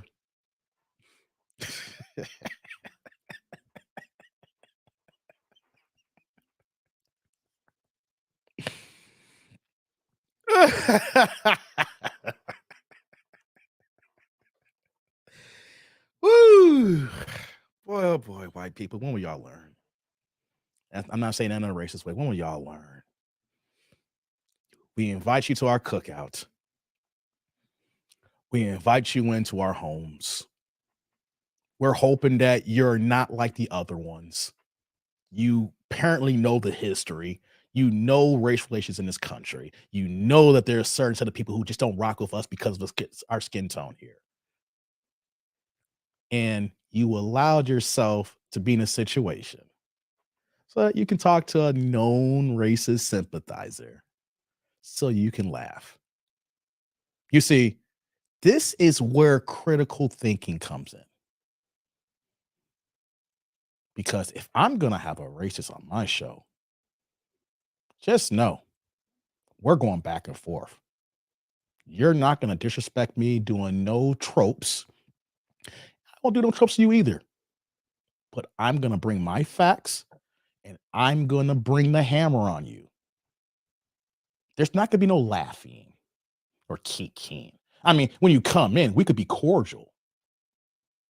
We can be cool, cordial. When I say cordial, I don't want to have no, you can feel the tension in the air. You can cut it with a butter knife. I don't work like that because I'm not scared of a guy like this.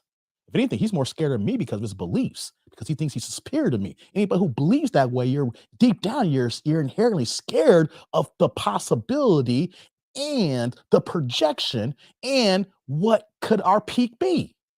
Because we don't look at white people like that. I mean, don't get it twisted. There's some black people with jacked up heads, but as a whole, as a majority, we just want to live in this country, want to rock. We're tired of having our foot on our necks. We're tired of shiftless Negroes who want to ride with this stuff here. Exactly. Verbal gymnastics. That's why I was laughing. Verbal gymnastics, Ziggy. I thought this was a settled as case law, says Clifton. Let's go back up. I missed it here. Let's go to the case law. No Karen's allowed to cook out. Stay on code. Hey, Clifton, I thought so too. I thought so too. I thought so too. I thought so too. Jurgen, did you miss something? The replay gang is in your future, brother. I've been online for about 2 hours and 50 minutes and on this stream here, I didn't even long stroke the first hour, Jurgen. You got a whole replay gang in front of you. I can't go over it all. It's just too much because I didn't long stroke. We got basically right into the show. The replay gang's in your future. Just know we don't rock a pearl. Let's continue. Let's hear some more of this apology. Now, the next thing is that my friend Gabby came on the show with him, and she's dating someone that is Black. And he would say openly racist comments to her. Now, I should have pushed back on that. Like, I've been in interracial relationships. So for me to not push back on that, especially with all of the people that have been on my show, was stupid. It was stupid. I just, I was kind of like a deer in the headlights. I didn't know what to say. I was like, oh gosh. And the video we were watching wasn't even supposed to be about that. So I really don't have an excuse. It was just stupid. And again, I take full accountability for this stuff. And, if I had to do it over again, I would do it differently, but I can only move forward. So, sorry,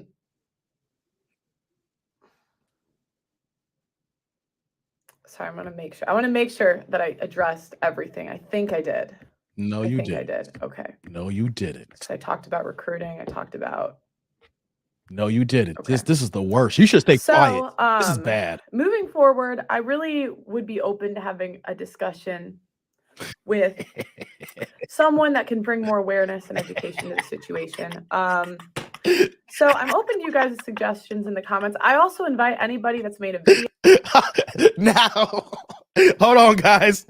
Now one of us got to go on here and school her. Hold on, guys. Hold on. Now, after all this, one of us got to come on her stream. More likely a Black man got to come on and help her. We got to school her now. We got to educate her. hold on. Throughout this entire time, having all these black men on your panel, all these black women on your panel, all these Africans on your panel, all these American black people on your channel, all these things.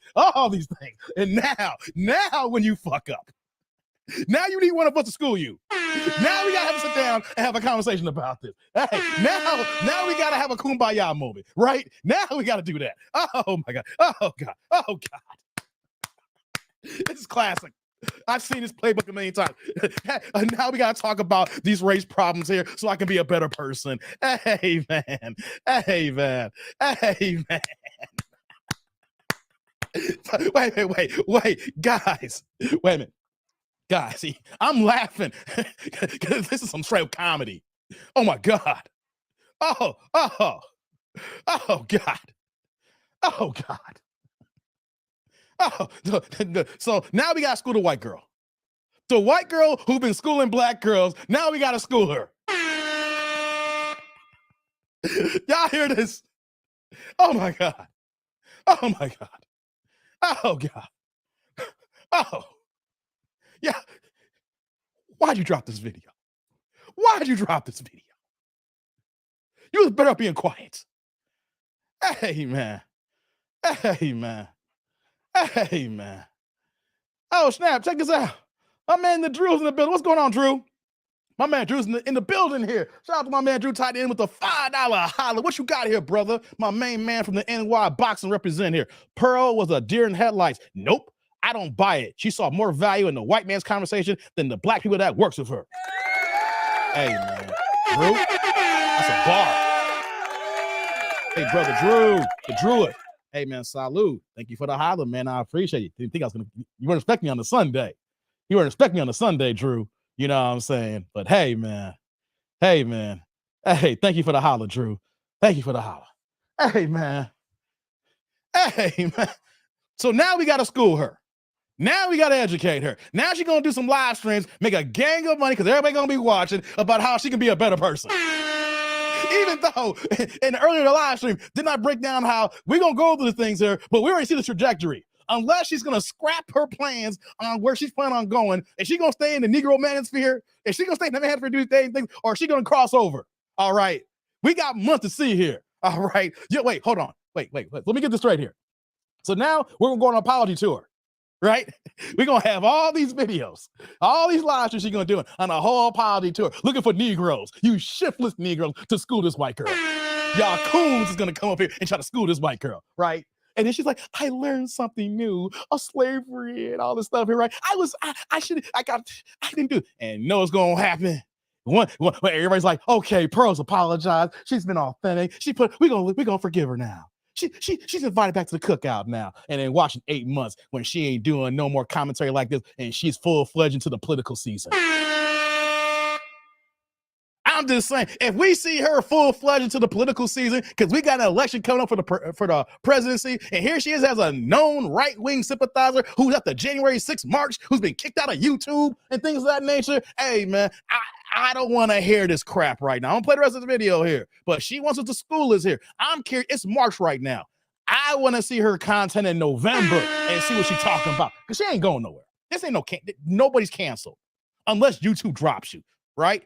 Nobody's canceled. YouTube drops you, and even then, you can go to Rumble, where she's already on, or you can go to, you can go somewhere else to do. You can go on Twitch or something. You know what I mean? But man, hey guys, have y'all seen this playbook before? Have y'all seen this before? I have. That's why I'm laughing. I'm used to this playbook. I'm just wondering why many blacks are using this playbook more often. Why are we not taking this playbook more? How about we do some dumb stuff? Then we follow the same playbook. And then we come out saying, please believe me. Hey, one more time. Please believe me. Hey, man, I had to give myself a laugh on this one, man. Oh, my God. Hey, man, I'm not going overboard, man, because this is serious. You pander for all this time here, and then when you had a person who can you literally had your hair down, pun intended, and you was mad comfortable. Hey, man. Hey, what's going on, Del? She says, y'all gotta let her take that L alone. Exactly, Del. Dig a deeper hole, Pearl, says Jay. Rod's like, it's going to be some brothers to sign up for it, so no one could be surprised when it happens. We are the most forgiving people in the history of the world. Yeah, we are, Rod. That's why I'm laughing right now. I see it already. It's going to be some Negroes up there saying, Pearl is going to be okay. Pearl's going to be okay. Let's make this money together. And go somewhere. I can't wait to laugh at the shiftless Negroes who do this. Lord have mercy. It better on, here's what I'm going to say here. If and when she does this, it better be her own panel. Like the Sarah Gardens of the world. Look, people who are already there.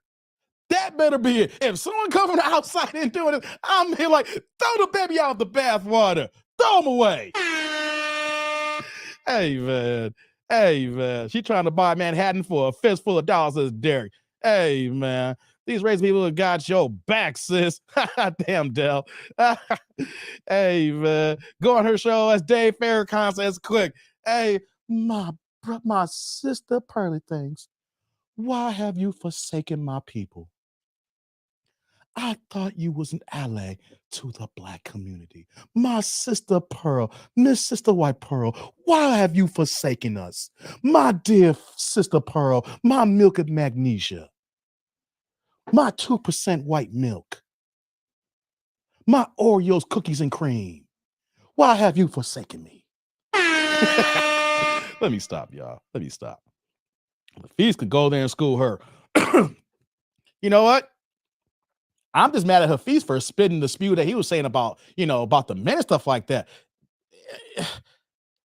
That it's about philosophies in that point here. He's giving men wrong advice regarding marriage. And my point is, I don't like someone who doesn't answer questions, A, and then B, someone who's not an expert. You can't be married for 10 months and act like you're the expert on marriage. That's my issue with Hafiz here, That's my issue with Hafiz.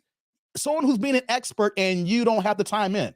That was my issue on him. That's why I said he was dangerous. Someone who acts like he's an authority figure, but has no idea what he's talking about.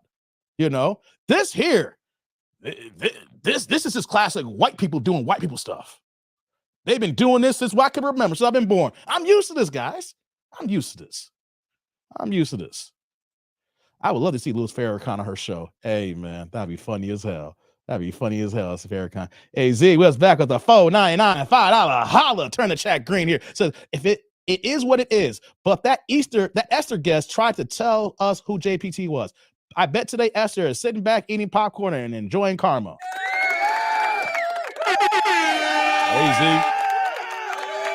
Salute. Thank you for the holler, man. And you know what, though? I didn't even see the whole Esther thing. I saw like a snippet of it. Like, I'm not sitting here just watching just Pearly thing like that, right? I mean, she just jams the feed. So if there's something that comes on, I'll click on it. But right away, I can tell some of the content is just boring.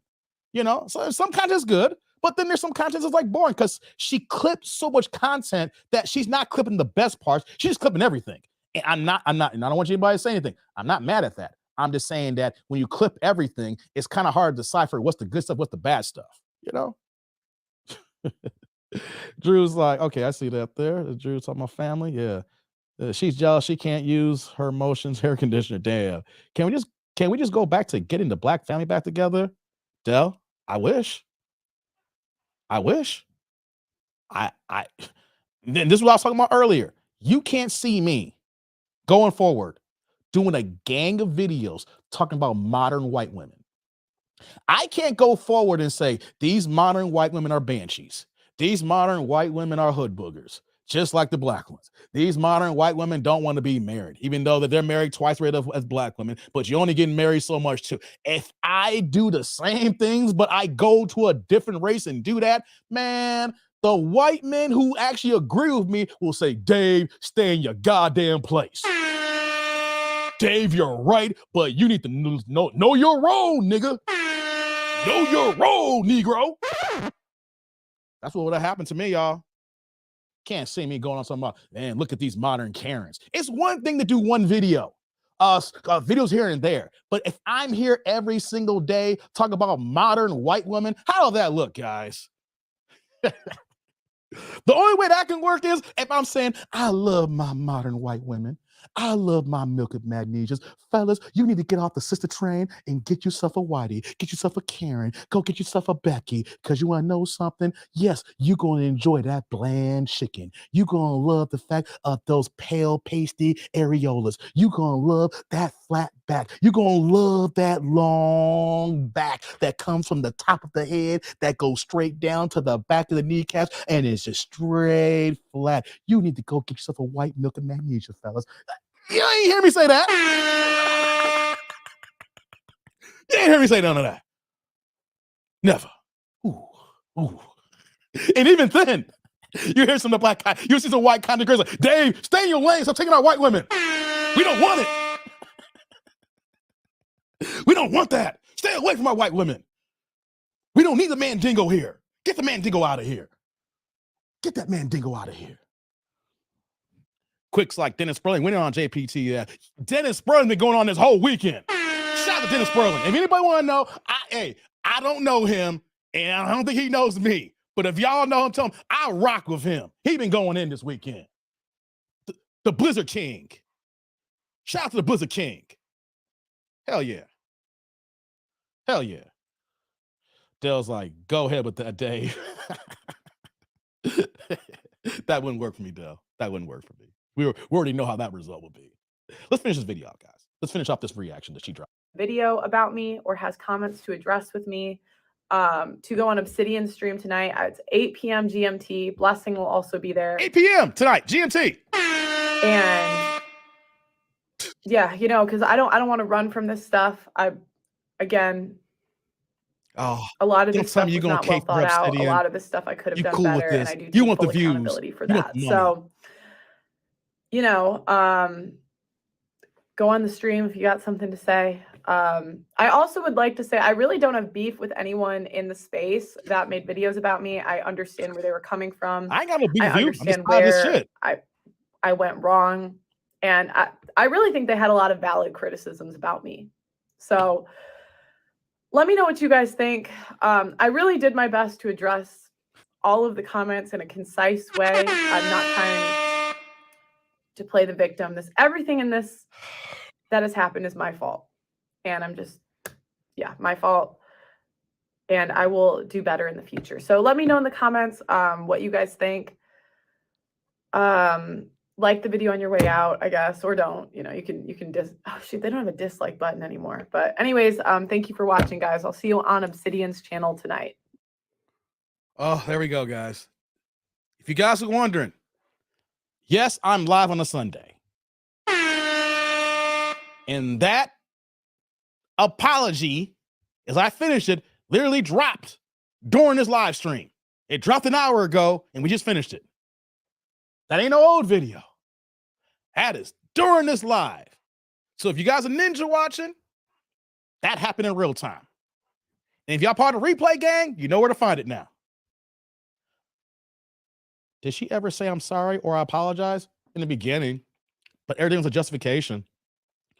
What you got here, Mark? Dave, just like in Star Wars, you were the chosen one. It was said that you would destroy the Sith, not join them. Hold on. No, Mark, why you do that? Hold on, Mark. Hold on. I'm a Star Wars geek too, guys. Hold on. You were the chosen one. And it was you supposed to destroy the Sith, not join them. You were supposed to bring the balance to the Force, not leave it in darkness. Shout out to Obi-Wan Kenobi. While Anakin laid there in the lava, legs chopped off, was it arms chopped off? What with a middle? I hate you. Can't stand Anakin's punk ass. Anakin got turned out by the booty. The booty turned him to the dark side. The booty and a few lies, Mark. The booty and a few lies can turn a man to the dark side. That's a fact. If that was an analogy in real life, the booty and a few lies will turn a man to the dark side. Oh, God. Quick says, Pearl, you are the weakest link. Mark, you was my brother. You was my brother. I love. Okay, Derek. Right. You was my brother. I loved you. Oh God, guys, I love it. I love you guys. I love you guys.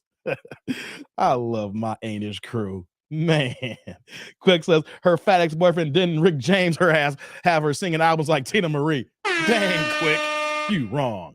ACG says, I don't have beef with y'all. I'm just naive white girl who don't respect black people. Right, ACG. Right, ACG.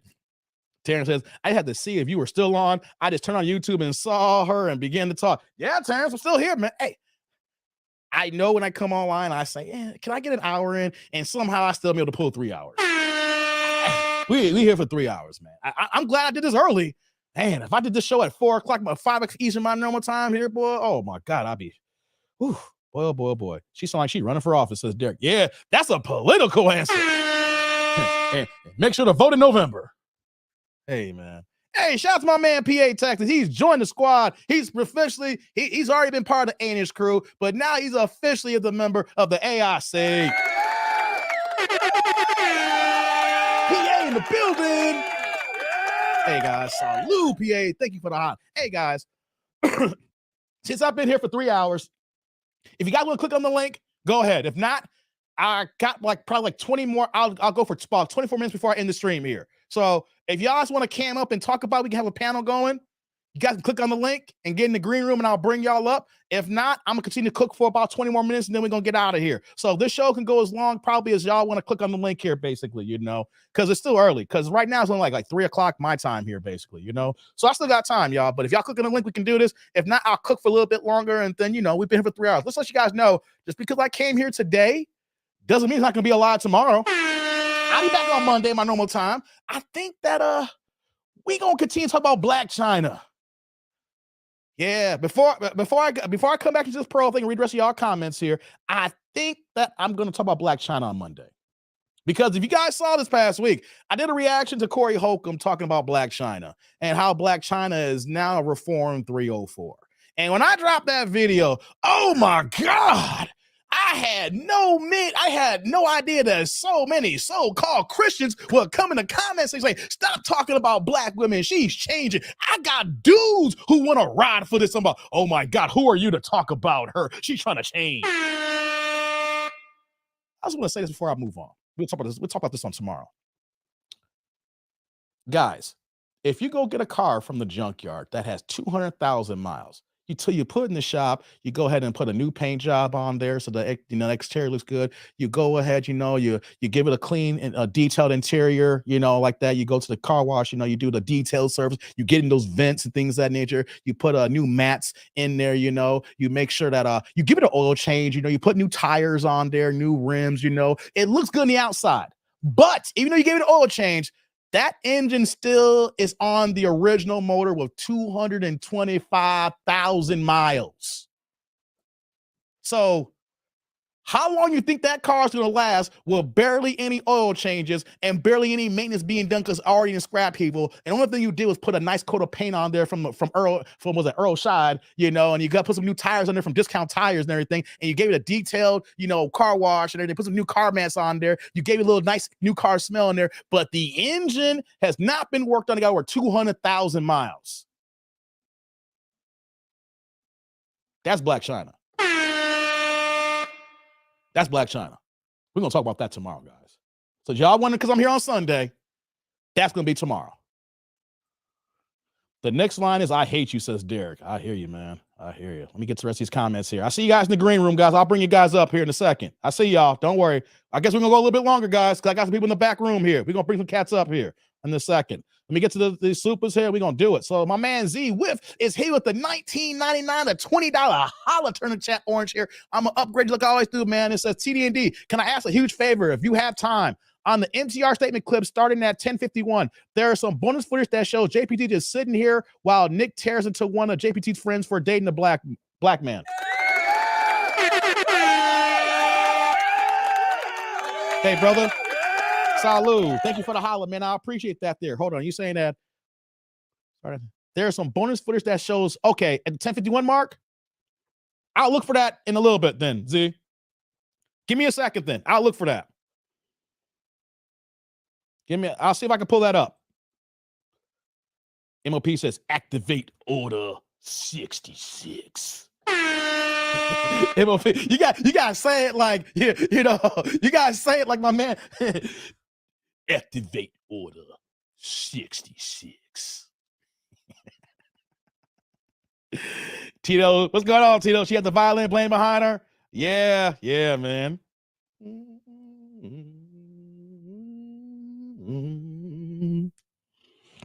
Shout out to my man Terrence here with the $2 holler, man. Hey, Terrence here for no questions, no comments. Terrence rocks with me, man. He's always here for the straight up love of the game, man. Hey, brother. Hey, salute, man. Thank you for the holler, man. I appreciate you, man. Thank you. Pearl Sickly wants that dark meat. Eric's like, cook, Dave. Yeah, I'm trying. Cindy's like, hey, Dave, just praise having her duck Cosmo and sweating for survival. hey, Sydney, you are truly a Chicago fan. Hey, I'm bringing you guys up in a second. Hey, see, I look at all the comments here. Only a true Chicago fan or knows about Chicago. Hey, Doug Collins back in them 89, 90 days. Boy, he's the equivalent coach who needs to wear sweats. He was sweating for damn Sydney. You got to come back now. And if you're gonna drop a reference like that, you can't be no stranger. Oh man, Doug Collins, boy, he probably lose like 10 gallons of water weight from every single game, man. That's how Pearl was saying. You right. Hey man. Hey, what's going on, Stormy B? What you got here, man? Don't change the spots. Hoes won't end up being thoughts. Hey man. Hey, Stormy, stop playing, Stormy. Hey man, hey, Clifton caught the Earl Shive connection. Thank you, guys. You know I'll be dropping gems. Some people that be going over y'all heads. Clifton caught that Earl Shive line there. Come on now, y'all should come on. Thank you, Clifton. That's why I rock with Clifton. Hey man, y'all don't know about no Earl Shive, man. Get yourself a cheap paint job, man. Boy, no primer. Just go on top of the original paint. Soon as it starts cracking, you had a maroon car, you had a green car on top of it. It's like, why is my car green and red like Christmas lights? Because they didn't prime that bad boy. They just went ahead and slopped it right on top. Go ahead and drive off your new color car. Hey, man, y'all know about no damn Earl Shive, man. Come on, man. Thanks, Clifton. That's why Clifton be here.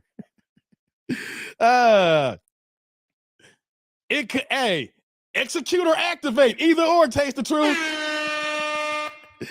99.95. Hey, what's going on, Ricky? Got Ricky Hawkins in the building. What's going on, Ricky? Okay, guys, let me bring some guys up. All right, wait, we got two people in the back here. Let me bring y'all up here, man. Let me bring y'all up. Hold on, who we got here? We got my man PA. Whoops, hold on. I gotta change something up here. Give me 1 second, guys. I forgot I made some updates here. Whoops, cancel. Let me do this here. Sorry about that, guys. StreamYard added some updates, and I removed some of my layouts here. So I got to bring the group layout back. Let's do this. There we go. All right, let's see if I can bring y'all up now. Okay, so we got PA Texas in the building, and we got Derek in the building. What's popping, fellas? What's up, Dave? What's up, Dave? What's popping? I had to chime in on this one. Okay, I'll go one by one here. PA was first, Derek. So I'm gonna let PA rock first, man. Okay, I gotta ask some questions. What words can I say? And what words can I say? Can I say the F word? Hold back on the F word for me. Okay. Can I say the A word? You can say ass. Okay. Let me see what else. I had to write it down because I know. Let's see. Okay, I think. Quick. I will bring the Dark City's hood for you. Good. Quick. Good. Now, number one, man, see, man, fuck that little scary ass, manipulative ass punk. Oh, I can't say that word. That was sitting on that couch talking. This is hard to do. Hey, being a YouTuber's kind of, hey, you see it firsthand. Being a YouTuber is pretty hard, guys. Yeah, it is. But that ugly Shaggy from Scooby-Doo looking ass, Pearly, bitch, talking about she a 5, bitch, you ain't no 5, looking like a drummer from a grunge band looking ass, bitch. You got the nerve to talk about my ancestors and what they had to do, and it wasn't that bad. Well, go your ass. Okay, go your ass to slavery. So, man, fuck you, Pearly. Stinking ass old. Keep talking shit. You can't come across the pond. That's why you go back over there to England so you can fuck with so you can mess with those soft dudes. Yeah, I called y'all over there, you know, because y'all know the cats in America. Y'all know we build a little bit different down here. You know what I'm saying? So she could go over there and manipulate y'all. And you can have what's his name from Fuentes or whatever. Who's Italian last name for Fuentes? Ain't that a Cuban or something? You know what though? That's actually Latin, or you know how you want to, depending on the demographic of Latin he is with Fuentes. But Latin people who watch me are Mexicans and Puerto Ricans. Correct me if I'm wrong here, but here in Illinois, not noise, Illinois, the S is silent. That I come across many Mexicans who don't identify as Mexican. The Mexican Americans who don't identify with their Mexican heritage. If they are light enough, they actually rock white. So this is firsthand experience. I'm not trying to paint all Mexicans like this. So when I see Nick Fuentes, I immediately think of the people who I grew up with, people in my neighborhood, and people who I see at work and things of that nature here, especially in the Chicagoland suburbs. You literally have Mexicans who are pale enough that they don't show the physical trait that think that they are Latino or whatever the case may be. So they rock with the white skin and they assimilate. So I could be wrong, but when I see Nick Fuentes, no, you're not wrong. He reminds me of those guys who I've seen out here in Chicago. We have a lot of Mexicans like that here in Chicago. Do you see the look on his face when he's sitting on that couch? That's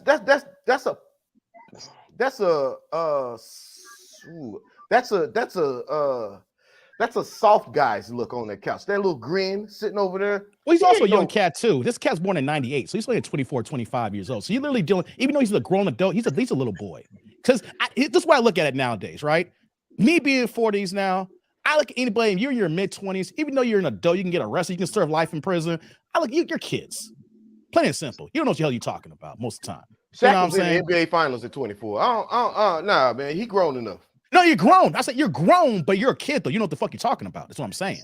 You know, you see what I'm saying? You could be grown, but you don't know what the hell you do. You know, like when you see that little, you see it. It's like, yo, man, he needs to grow some hair in his face. He need to step up. You know what I mean? He need to get in the shade or something. You know what I mean? But yeah. And I mean, and on the cool, I think like her natural intentions came out while she was sitting on the couch. He brought him out of her. That's why I say he's so manipulative. He brought her natural. He's not manipulative. I hate to cut you off. Not manipulative. You know what I look at it as? She was talking to somebody who is someone like her. Mm-hmm. So when you're around your own people, quote unquote, you're going to be comfortable to say things that you normally wouldn't say that is not around your people, even though those people are your best friends. Hence, y'all two on the panel here, y'all two are black men.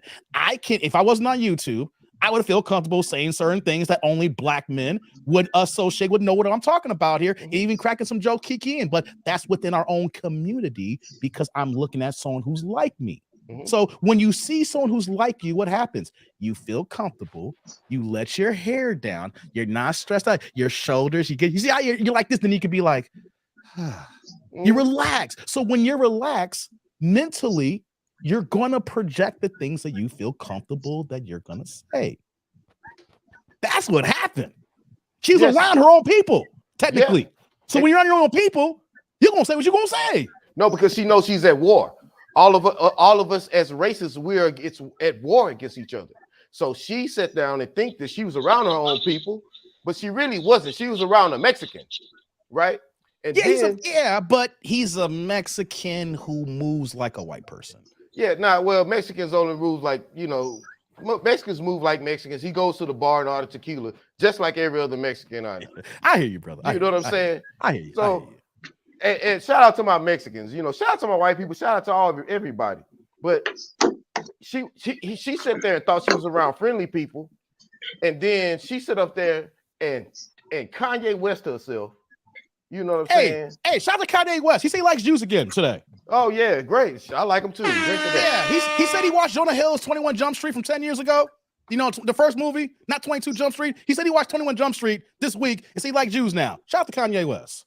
Yeah, but I'm done, man. Sorry. I need to get out of line. Man, unsubscribe, unfollow, Pearly. Yeah, I said it. You Scooby-Doo looking. Bleh.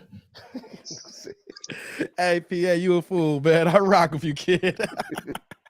Hey, you got some more work to do on this Sunday, brother? Yeah, I'm sitting over here messing up somebody's system. Oh, damn. At least you're being honest about it. Nah, I don't mess them up no more. That was back. Oh, not that no was more. In the 90s. Yeah, that was in the 90s. 90s. Yeah. Now Okay. I could do it in my sleep. So Okay, Yeah. gotcha. Hey, let me go to Derek. Derek, what's going on, my man? Hey, what's up, Dave? Hey, it's going, man. It's going. What you got on this, man? What you got? Yeah, that whole conversation, that so-called apology really triggered me. This woman has no idea what it is to be black, especially in America. We had our own towns, we had our own banks, we had our own communities, and one by one, we lost them. Central Park used to be a black community. You know, these things that she is backtracking on, she has no idea. I believe somebody said something to her because she was going to lose some money from her sponsors. Our money. Actually, I'll push back a little bit, but I want to hear you continue on along with that. I believe our money is. On that. I got something to add on that, but okay, no problem. I believe our money is the greatest spending power in the world. Facts. We are worldwide and disrespected the most. That's a fact. I mean, all you have to do is open up the history books. You know, for example, they don't want to pay us reparations, but during World War II, all the Japanese Americans were put in internment camps. They sued the United States government and won. But yet, all the German Americans are walking around free. All the Italian Americans were walking around free. And this guy, the guest she had, basically downplayed the Holocaust. Like it really wasn't as bad as they said it was. When it's true. Not only did Nazi Germany persecute the Jews, they persecuted the Poles or anybody else who didn't fit their agenda. Oddly enough, Adolf Hitler was part Jewish. A lot of people don't know that. I think that I don't even know why she still has a show. When she said my Africans, like they were brought and paid for, that should have got her canceled. But because the color of her skin, she still has a platform. And that's my opinion on it. I agree with that. Hey, I rock with you on that. But let me get this superhero fast. I'll comment on that and I'll let Ziggy get in. So I got Eric Jordan back with the $5 holla. Says you can't turn a 304 into a housewife. You can't. It could be in the house, but ain't no housewife. Hey, Eric, man, you supporting the kid, man. Thank you again, man. Salute. Thank you for the holla, Eric, man. You coming through, brother. Thank you, man. You can't do it. Can't turn to a housewife, fellas. You can't do it. Let me give you guys some little bit of information about Pearl here, guys, right? What you said here as well, Derek. Pearl has a manager now, and her manager is the same manager as Ben Shapiro. Did y'all know that? Tribe, chat, panelists here? Did y'all know that? I didn't know that. Her new manager, I don't say new, but newer, is the same guy as well. Not only managed Ben Shapiro, but was associated with what? The Daily Beast and the Daily Wire. So when you have someone behind the scenes, your representation, your manager who also represents Ben Shapiro, and then you have Nick Fuentes on the show. Guys, the writing's on the wall. She's going down a lane that is not going to stop now. She may be still doing these modern women conversations. She's going to have the panels because that's the current drive right now. You just can't do a 180 on YouTube because the algorithm will just kill you. But what I say about this Trojan horse of all these collaborations that she's normally doing with everybody in the black content creators and doing the modern women dating, and then slide in between there, the Trojan horse to get through there, is that Adam Twinks with Nick Fuentes collaboration. You hire a manager from the Daily Beast. Why do you think I said that? Let's wait till November. So she ain't going nowhere. She got white people in strong, powerful positions supporting the platform. She's already got financial well-to-do parents, and she's already made millions on YouTube. Guys, I only got 5,000 subscribers, and I know what I make, and I know my stats. And I see someone with 1 million subscribers, Lord have mercy. I would have quit my job, and I make good money if I had 1 million subs. Plain and simple. She ain't going nowhere. Why? Her complexion is her protection, A. And not with that protection comes with management that most of us don't have, unless you're a big time YouTuber and you're branding out. So they're gonna strategically move her into the pockets that's gonna happen. She ain't getting canceled. And her ass is ugly. We're pissed off. The thing is that we shouldn't allow this to happen. Like if you're an independent content creator, don't go over there. Yeah. Because I'm giving you the game. It ain't happening today, but the transition is happening right now. Ugly ass. That's why she went over to England with the rest of the ugly. Like Queen Elizabeth, she was another ugly ass. You know what I'm saying? Pearly, you too. All y'all go over there with the weak ass eagles and then do what you got to do. Fake ass bitch. Hey, let me get Ziggy in this conversation here. How you doing, brother? Hey, what's going on, man? What's going on? I hope y'all can hear me good, man. Oh, we can hear you, man. Yeah, man. I used to like listening to Just Pearly. I ain't gonna lie to you. When Kev was still alive, I used to listen to her all the time because it was just a contra-positive type of the comments, situation that she did. It didn't seem like it was about a race. It was about relationships all together. But then once she did that one interview with Fresh and Fit, and then that was right after they did their whole Night Riders joint. After that, she went over to England and was doing they kind of content. And I was like, yeah. From that point on, it was just like, man, this is trash, man. This is trash. And then it's Fresh and Fit with English people now. So it's like, what the hell are we doing here? And it just kept degrading itself from there on, man. And it's just never been good since then. So I've been wrote her off, but then seeing this right here, it just made sense because I was like, man, she ain't gonna do nothing besides vulture her way into wherever she can to get as much as she can out of it. She got like 8 channels that all do the same thing. So it's exactly. She really just running the gambit. She's running the gambit on us. So many channels. I thought wait a minute. I was like, how am I? And then I keep looking. She has at least 7 or 8 channels. So and then every person that she has on her panel has a channel too under her company. Oh yeah. So she's running them.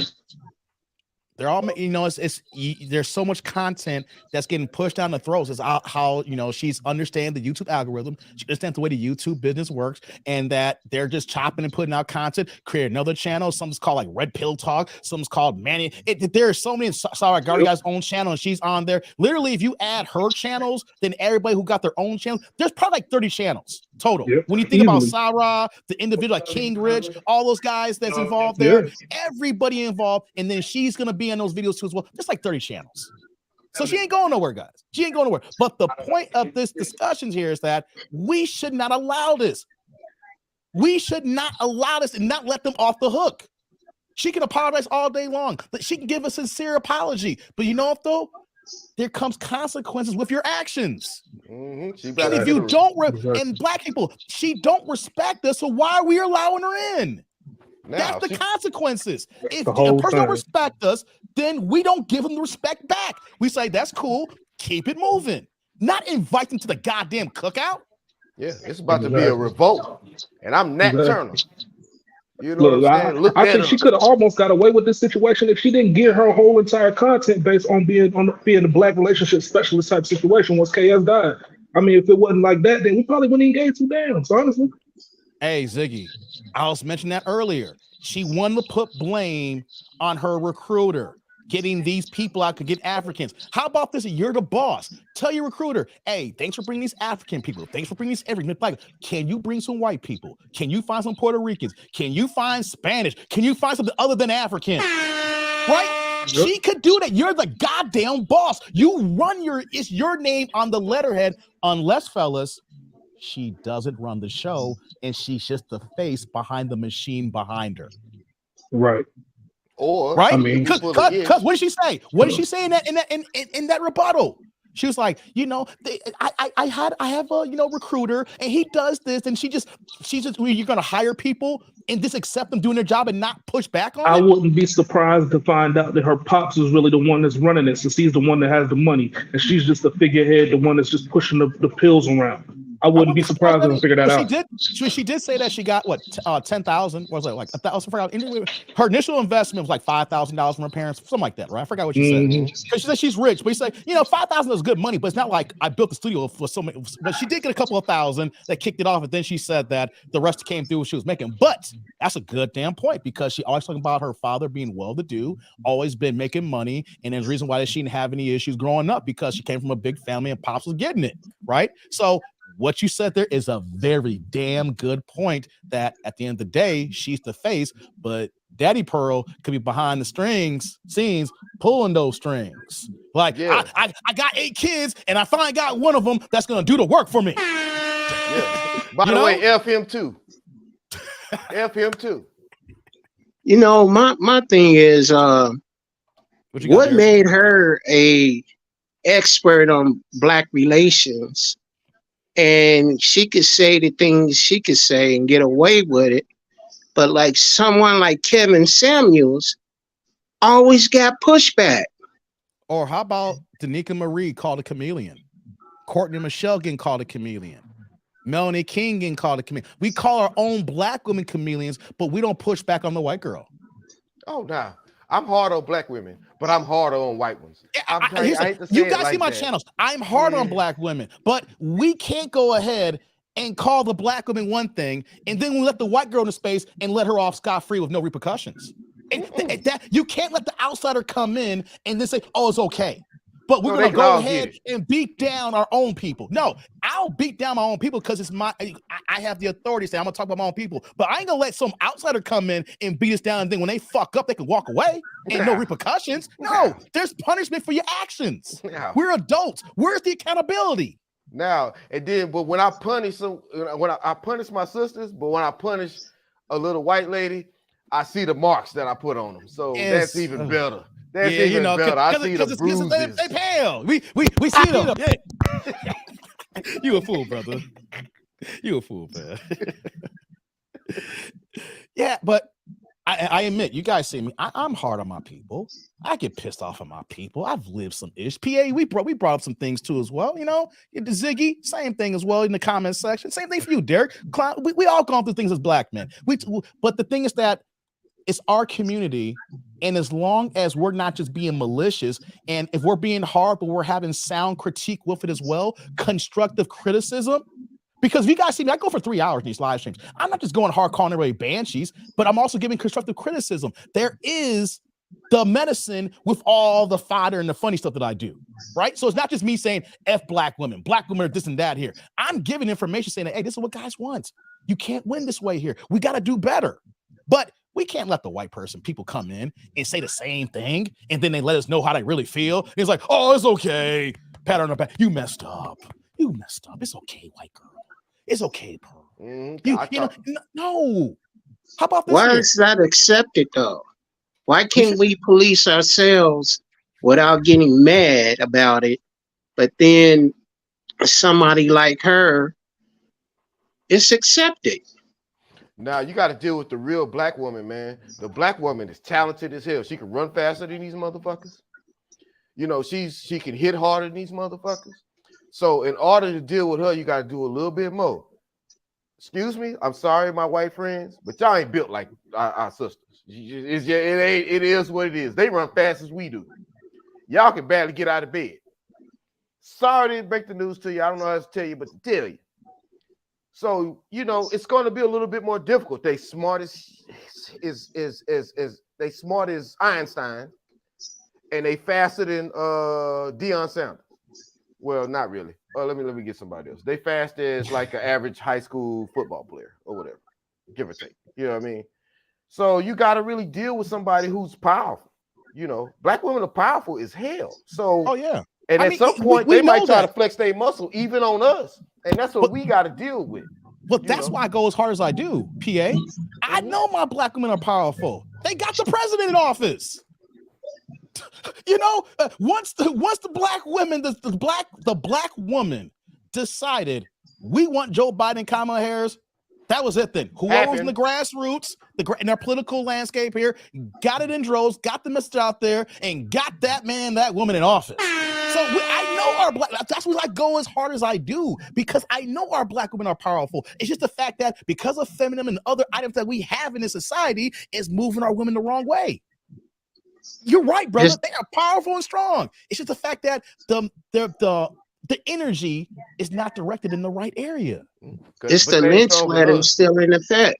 They ain't strong as us. They ain't powerful as us. They ain't smart as us. Yeah, I know that, bro. I'm not caping. I mean, I sorry, ladies. I hate to break. I don't know. I tell you, but to tell you, yeah, we're the king. Like, that's why I got on my crown. And Sheila's like, does the president even know he's the president? I don't think so, Sheila. Biden over there shaking hands by himself in the closet. Man, he like, this is Biden. I'm by myself in the basement. This is Biden right now. Hey, PA, shake my hand. I'm Biden. Hey, PA. Hey, it's Ziggy. Hey, Derek. I don't know. He don't know where he at right now. Anything better than Donald Trump. Yeah, I said it. FDT. Google that. You know what I'm saying? Anything better than Donald Trump with your fake ass. You know what I'm saying? You don't own businesses. You ain't no billionaire. It's not a witch hunt. It's a bitch hunt. You know what I'm saying? I want everybody to know I'm not here for beef. I don't start beefs. Oh, yes, I'm right. not. No, not like that. I'm saying I just want to. I'm not for you saying here. I'm just moving. I'm saying I'm not here for podcast beef. That's not the way I roll. But at the same time, though, if somebody says something public that is some asinine BS, we got to call it out. Mm-hmm. One. Number two, we literally have a stranger / someone you invited in our community who gave us a half-ass apology and let us know how she really feels. That wasn't even an apology. Yeah. She looks like a grunge band. That wasn't even half-ass, man. That wasn't even an apology. Sorry, thank you for correcting me, guys. It was a justification. What do you think? It wasn't an apology. What do you think? What do you expect from a grunge band drummer? She looks like a grunge band drummer. He said Nirvana. No, it's like Soundgarden, any of them. I grew up in that era. She looks like a grunge band drummer. As much as I don't like the fact of saying that. Yeah, look, YouTube that, fam.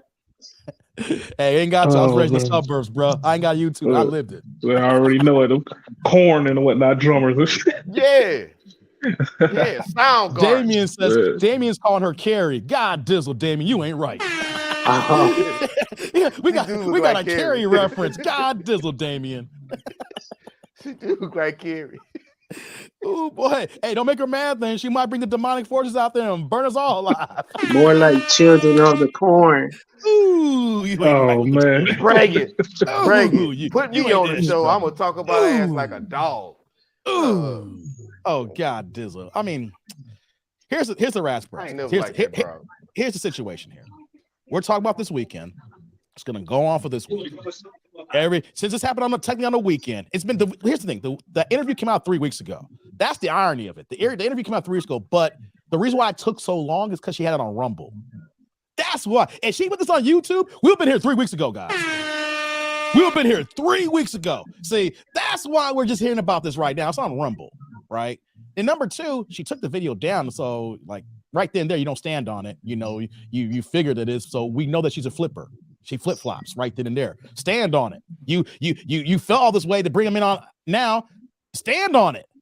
I would. And I gave the example. Do you rock with the racist or the person who is manipulative like that? I ain't gonna watch your content, but I respect you. I know where you stand. Right? I don't know where she stands. You're a flipper. You rock with racists, but you pander to black people. You say you date black men. That's exactly why I think that we need more people like Nick Fuentes around, because we need people around here that's going to expose the people by making them feel comfortable enough to say what they want to say. If she around people like us all day long, she ain't gonna say nothing besides what we want to hear, because that's the sales tactic. If she has somebody around her, yeah, because I put a there we go. I put a fucking bruised face mark on her goddamn face. Shut up, bitch. Oh, sorry. Crack. That's what you do to him. Real quick say though, going man. Because I mean, you it should go just on wouldn't there. happen. I'm It saying wouldn't that happen. if she was real about it and she was really a true owner, she would tell her runner, give me some white people on the panel. Give me some banshee white women. Give me some banshee UK women. Give me some banshee whatever women. They out Anything. there. Let's mix it up besides African. You know why? They're out there. I watch those shows. There's a show out there. His name it's called Whatever. White dude. Good show. Good YouTuber. He interviews nothing but white ratchet women. And they're in the same, and they're in that fresh and fit lane, the ages, but it's coming from a white angle. It's actually a damn good YouTube channel. There's banshee white women out there, and he's finding them. And I watch them damn short. It's called Whatever. I don't throw normally shots to the white guys like that, but it's a good show. And I watch the shorts. I'm like, damn, these girls act like just like sisters. And you know why? Because all modern women fall in the same category. She can easily get those white women. Just go ahead and send the dude an email. Go to his YouTube channel. Hey, whatever. Where you find these white women at? And get her on the show. Mix it up. We wouldn't be here if she got the banshee whites along with the banshee blacks. If you mix it up in your big melting pot, you know, it'd be a different scenario. But we know where you were going to. And we know what you were catering to. And I bet that meth head ass lady showed up late. Who? Yeah, meth head time. You know, let's not talk about color people time. Let's talk about meth head time. Meth. Yeah. Hey, meth. Man, When they get on that meth, man, they look worse than us crackheads. When we talk about the black people on crack, boy, them meth addicts look worse than the crackheads, y'all. It's not a good look. Meth. It's just sitting there talking stuff. See, and this is why, and I'm going to say this, and I hope this gets out. The reason I'm sitting here is I had one of the best calculus teachers and math teachers in high school ever. He's a white black man who took calculus? Stop lying. In high school? In You my a black junior man who year? took calculus? Stop lying. That's nothing but derivatives and integers. I'm just playing. But anyway, go ahead, man. Go ahead. Yeah, I thought I knew calculus till I took Cal too, but that's neither here nor there. Same for me. I was a DeVry. I took calculus. Right. This ain't for me. Yes. So a guy brought me out, knew that I was kind of smarter than average bear, put me in his special class to teach calculus, and he would always say, "I'm gonna give you some advice." You know, this is a guy who taught me calculus. He's a white guy. He's like, "Don't trust white people." And he would leave. And that resonated with me. And to this day, they had proven this guy right. He not only did he give me the base to be a mathematician and a scientist, he told me don't trust white people. Was he white too? Yeah, he was white. White as Dickens. White as the Osmonds. And he used to drive the Scooby-Doo. He used to drive this little van that looked like the Scooby-Doo mystery mobile. Negro. Everybody in PA know who I'm talking about. Did you say the Dickens Negro? Oh, the Dickens. Yeah, my bad. Everybody from Port Arthur know who I'm talking about. Yeah, everybody from PA know who I'm talking about. He said, don't trust white people. They know exactly who I'm talking about. So, you know, that just shows you. And this is in 1992. You know, come on, man. So we got a panel here of black men taking calculus classes. Ain't that something? Talk about proving the stereotypes wrong here. I hated calculus, but God damn it. We got a panel of people, black people taking calculus. Talk about proving stereotypes wrong. We can add as well, guys. Don't believe them. Don't believe those racists. We can add to as well. You got anything else to add, Ziggy? You've been sitting there in the corner, you know, being patient. You good? Yeah, I'm at work right now, so I got a customer in here, so I can't. Gotcha. Thanks for letting me know. I'm good though, man. I'm good. I'm listening in, man. I'm loving everything I'm hearing still. I hear you, man. What you got, Derek? You got anything to add, brother?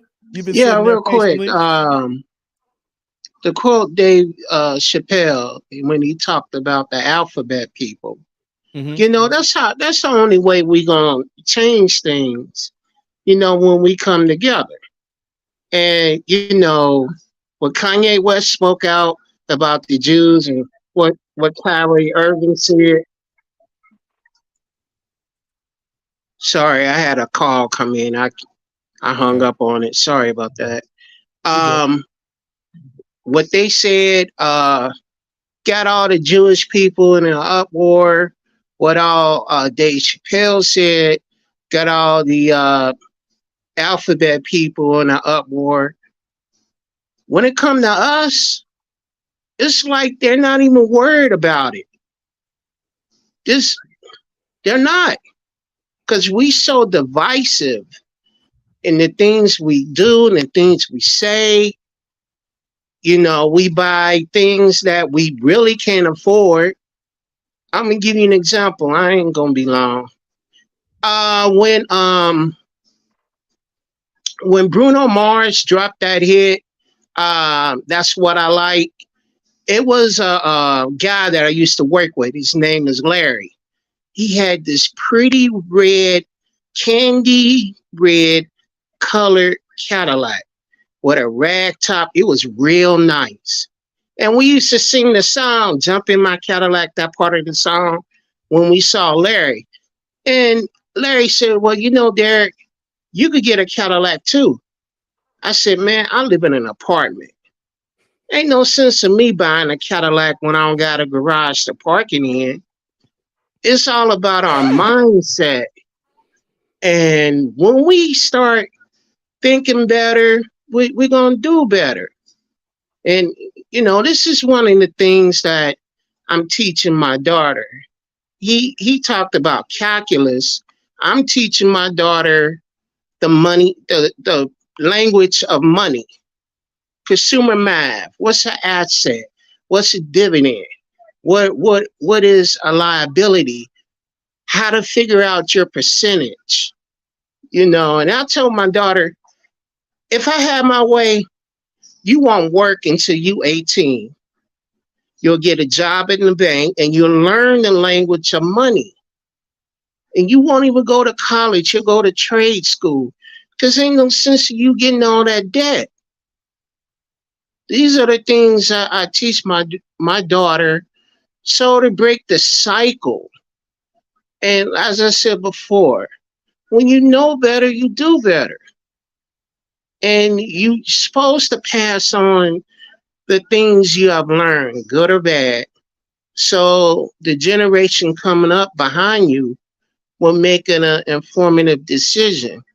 Unfortunately, for a lot of us, it don't work like that. Like, I've been told all my life, I don't sound black. And I asked them, what does black sound like? You know, I don't understand that. I'm as dark as night. What do you mean I don't sound black? Mean I can articulate with the best of them? I could say F you and how you doing at the same time? I don't understand that. And we ridicule each other. We talk about terms that were passed down by the white narrative, such as Uncle Tom. If you really knew who Uncle Tom was, he was an escaped slave who made it all the way to Canada on foot. Then he opened up the first school to teach black people. I tell people this, and they be like, where you get these? I said Coon and not Uncle Tom earlier. That's why I was using Coon earlier. Yeah, I noticed that. Thank you. I tell people this, and they be like, where you get the information from? And I tell them, and I say, go look it up for yourself. Go look it up. I could tell you about the history, but when you find out for yourself, you retain the information. Teach a man to fish kind of thing. You know, so when you try to talk to these young people about their past, slavery happened so long ago. Well, you know, if you knew what redlining is, you wouldn't say that. If you knew that banks barely give out loans to black people without a high interest rate, according to your credit, you would do, you just won't say the things, but yet we line up to buy a $200-300 pair of gym shoes. I ain't never owned a pair of Jordans, and I ain't. Give me a pair of $40 Skechers, and they'll last just as long as a pair of Jordans. As I said, you know Sorry, man. I be better, you buying them do better. motherfuckers Huh? up. Sorry, I be buying them Jordans up. Man. I ain't gonna Oh, lie. that's But I well, feel where you you coming know. from, though, man. I feel you. I gotta keep it a buck. The reason why I rock with MJ, I'm in Chicago. My last name is also Jordan, so I'm representing my name. Well, I can understand that. No. But Nah, the we know. I know point, what you mean, no, man. we just messing with you. No, Derek, the point is taken. You're spitting facts. We just fuck with you right now. The point, yes. You real on that. Yeah, that's a real point. I And you know appreciate what, it. though? Let me add what you're saying here, Derek. That was a dope line you're saying about your daughter. Like, my daughter's 5 years old, and I'm, going through the process of with a little girl. God damn, I wish I had a boy right now. I love my daughter, but there's the issues we got to deal with a girl. There's a personal preference, but I love her to death. And one of the things I wanted to mention, you mentioned about working and things of that nature. I want to give you a different viewpoint on that one. My daughter's going to be working in a couple of years. You know why? Because most black people or black men can't say what I'm going to say right now. My very first job was at 6 years old. I had a goddamn paper route. I did. There ain't no paper routes My nowadays. 'Cause we don't grandmother have tried to newspapers. get me to get a paper route. I told her no. Hey, my dad got me into it, right? Guys, I still remember the first check that I got. That bad boy was $5.19. But you want to know something, though? Tell a 6-year-old that who just did a little bit of work for a month and hand that little 6-year-old a check with their name on it saying, this is yours. You did the work. So here is the results of that work. Why am I saying this here? Because my daughter last week was in the dining room with me, and I had a $20 bill on the table. My mother-in-law had put it there for me because I gave her some money, and she didn't have to pay me back, but she put it there. I say, I'll just leave it there. So my daughter came. It's like, Daddy, what is this? I said, it's a $20 bill. She was like, $20? You're rich. 5-year-old thinks that, right? So I immediately reverted back to my 6-year-old self, right? Because we think how we think at that age, but we have to put ourselves at the older age to flash back forward because, we're different people at that time, we're the same person. So I think about how my daughter moved that $20 in her hand, and I started thinking about when I got my first check at 6 years old. And that is one of the reasons why that I am a freaking workaholic to this day. That, along with my dad being a workaholic, having that presence of a role model who was always working. And then he wasn't just working. Then you saw the results of the work, right? So I've been working since I was 6 years old. Had a goddamn paper route around the neighborhood, making $5 to $6. My biggest check was like $10. My biggest check. Until I got my first job at 16 years old under the government payroll, and it was my first day of junior year in high school. Guys, I have been employed ever since, and I've only been unemployed for 11 months since I was 16 years old. I am 43 years old. Dope. I have worked 2 and 3 jobs, and I'm saying all this to say, if it wasn't for my dad putting that work ethic in my head, seeing that first paycheck and knowing that I put a hard day's work, I'm going to get some on it, and that has forced me to keep working and working and working. Knowing that mentality, my daughter's gonna have a YouTube channel. Yep, that's how play with her dolls and make money. Yeah, that's how I'm gonna teach her money. What Derek said about money is gonna come back to Derek now. When he talked about money and teaching her interests in all these other items that sometimes we don't teach our kids younger. It starts young and now. She's gonna have a YouTube channel. She's gonna be down here with dolls and stuff like that. And I don't care how long it lasts, but I'm gonna force her to do it for at least 2 years so she understands the process of business. And I'm gonna help her get monetized. So I know the game. She's gonna understand business, money, and put that in her. So when she sees that, it's gonna be a motivating factor. Say, damn, if I do this, I can get paid. And that's where I've been moving going forward. And I want all of us here, if we have kids, or you think about having kids, put in that natural work ethic when they're young so that it's not harder when they get older, because they're going to be lazy as hell if you wait too long. So we have to start them in the womb. Start them when they're early. Show them the results. Like my daughter's fight said, Daddy, you're always working. I'm like, yeah, you know why I work? So your ass can play. And she's like, I put in this work so you can go ahead and do what you got to do here. But at the same time, though, she's going to get her time. And when she do, she's going to be ahead of the curve than all the other kids. Just because I got the money that she don't have to work I want her to know that she has that work mentality so she don't be lazy. And I want to report to all of us, fellas, man, because the next generation that come after us, it's going to be our legacy. That is our legacy. Our kids, or if you have nephews and nieces below you, that's the next group coming up behind us. And if we're not getting them up to speed to be prepared for the life's evils and ills that's going to come to them, because they're going to hear it, they're going to feel it. We feel it. It's going to be worse for them, especially this economy. So we have to put them in a place so that they can succeed, and then they're going to run off the ball. And I don't know about you guys, the greatest achievement is our kids being better than us. The remix needs to be better than the original song. That's hard to do. It is hard to do. Yeah, Kobe Bryant was better than his dad. Yes, he was. But I mean, I saw his dad dunk on Kareem Abdul-Jabbar. Yeah, his dad was dope. His dad's a professional ball player. He played in NBA and in the Italian league. Yeah. He played professional ball. But Kobe took the ball and ran with it. So his dad was a professional athlete, to Kobe being one of the top 10 players ever in history. Now, it's different though because of Mike's kids, because he got kids. He's the greatest of all time. So when you're the greatest of all time, that's another caveat, right?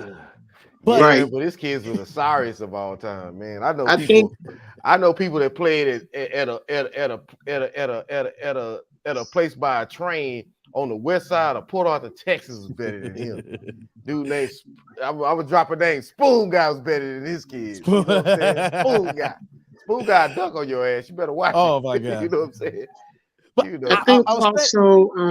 I want to say though, just to make sure that we're focusing on Pearl. We see all these things here. We need to teach the younger generation, our kids, not to accept this as well. That's why we got these problems here. We have shiftless Negroes who think this is okay here when we know it's not okay. Since we know now it's okay, we got to inspire and instill the younger people to showcase it's not okay. We can't just allow negative, bad behavior to continue without repercussions or consequences. We have to let them know it's like, hey, we know this is establishment here, but you don't have to allow this in your life. You don't have to allow this in your personal life. If someone treats you like this here, or you're in an area where someone treats you, a group of people, your friends like this here, this is how you deal with it. You don't accept it. You know? That's the whole point. We got to teach the next generation. And we got to. I think also we need to be real with our children. My daughter's 12. Okay. And she was doing things that, kind of sneaky and underhanded. So I set my daughter down and I just told her the truth. I said, you're 12 years old. If you keep going the way you're going, by 14, you'll be pregnant. By 17, you'll have 2 kids. By 20, all men ain't shit and you mad at the world for the decisions you made. Why go down that path? Why? As a parent, I would not want to be a fresh parent nowadays with the YouTube and TikTok and Instagram and all this bombardment against children. And, now that my daughter is a preteen, she is seeing this. And every time I have to monitor what she sees. I have to monitor her phone. It ain't always been easy. I'm not going to sit up here and say it was. But you also have to have the relationship with your children that even if they mess up, they could come and talk to you. I tell my daughter all the time, why lie and suffer the consequences that is greater than telling the truth and accepting responsibility for what you did? She's 12. I got to check out, y'all. Brother. I got a long time to go. Yeah, PA. Unsubscribe and unfollow Pearly. F that B, I'm out. It's been real, PA. I'll check in the flip side, brother. Okay. That's my man, PA. Glad to have him on board. We still got Ziggy and Derek here while I'm still on for a few here.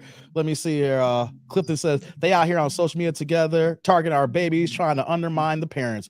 Yeah, Clifton. That's what I was saying when I'm saying here. I don't mind being a father hen. Like I work a lot from the house. I'm in a different situation, I guess I could say, because the way the society is and the way we ever to work. So by me doing my YouTube channel means I'm at home all these hours. I'm in the cut right now. When I work when I go in the office, I don't got to go to the office every day, but I'm at least in the house 3 times a week. So I'm a father hen. I'm always around, and I put this mentality that I want my daughter to know that daddy is always here. Even though I'm working, my presence is here physically. That's a big thing too as well. Like I go back, if you guys follow me, I always go back to my father. That man never laid a hand on me, but his presence scared the shit out of me. It was a healthy fear though. See what I'm saying? Healthy fear, because he was always around and he made the point that he was dad. And I knew that if he really wanted to, he will put the work in me, brother. So I want to make it instill that, and same for you guys too as well.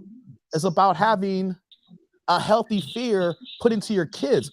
And at the same time, what you're saying, Derek, about they even though they're fearful of you, because they respect you, but when it hit the fan, they're gonna be able to come and talk to you. That was me and my pops. That I seen that man whoop ass.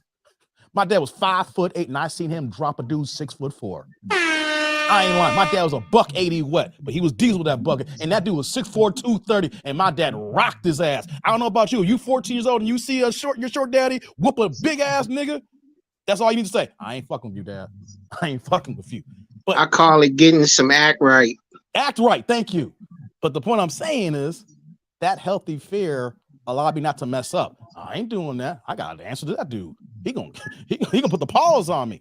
But we had a relationship where that we talked about everything. It led to him finding that common bond with me, and that common bond was sports. Started with boxing. That's why I'm a diehard boxing fan. One of my earliest fights that I can remember sitting next to him was watching Julio Cesar Chavez rob freaking Pernell Whitaker. I remember that sitting next to him. That healthy relationship, building from there. And then it grows from there as they get older, and him recognizing his son to knowing what my likes and dislikes, and then to keep me under his wing. So when something hit the fan, I may have been scared to tell him, but I told him, and he never went out of his way to tell me I was wrong like that. He may have did what he had to do as a father, but I knew the information he gave me was right, and that's what we need from us as parents. If we have kids. Have a healthy fear for your parents where you're scared to do something, but at the same token, though, that if you know if it hits the fan, they got your back, and they'll come to your aid when they know that, hey, my son or daughter's in trouble, I'm coming there. That's a fine line that we have to do as parents, and I know that's freaking hard. It's not easy. But I just want to say that to all of us here. That's what we need to do here for our kids. And when we do that here, that's the start. It's not, it's a start. It's just baby steps and how we nurture our younger generation. And then they get older, when they understand the topics that we're talking about today, when we know that things are not right and how to stand up for themselves, when we know that another culture is disrespecting us. Amen. What I feel about that, man. I saw someone in the chat saying that. I saw someone come in the chat late saying that, did we do the pearly thing? Hell yeah, we talk about the pearly thing. I've been online for 4 hours. Guys, I've been on for 4 hours. We still cooking here, man. We still getting it. Oh, Jurgen. Jurgen's in the building. What's popping, Jurgen? Ain't beat enough yet, man. My man from Germany's in the building. What's popping, Jurgen? I didn't see you come in. Nate Dogg. Oh, Nate Dogg, I saw you here. You came in late too. And society messed up. When they mad ass whoopings illegal, spare the rod, you know the rest. Yeah, man, sparing the rod. And you know the thing crazy though. Agreed. When they talk about spare the rod, my mom's the only one that gave me a whooping. But if you saw my dad, he ain't had to give me a whooping about sparing the rod. My mom put the hands on me. I ain't need my dad to put the hands. I seen that ass whooping one time. I was like, I ain't getting in trouble no more. And no, my dad never threw a punch. No, he would do. He threw forearms at niggas. Even though he had a shorter reach, he was one of the dudes like he's like Tyson. If I get on the inside, I'll break my hand. I can't break my forearm. He got on the inside of that dude, and he came and once hey man, he rabbit punched that forearm. I was like, I feel sorry for that dude, man. Hey Dave, I wanted to say something one day. What you when got? you talked about your dad, and it really affected me. Like, I ain't afraid to cry. You know what I'm saying?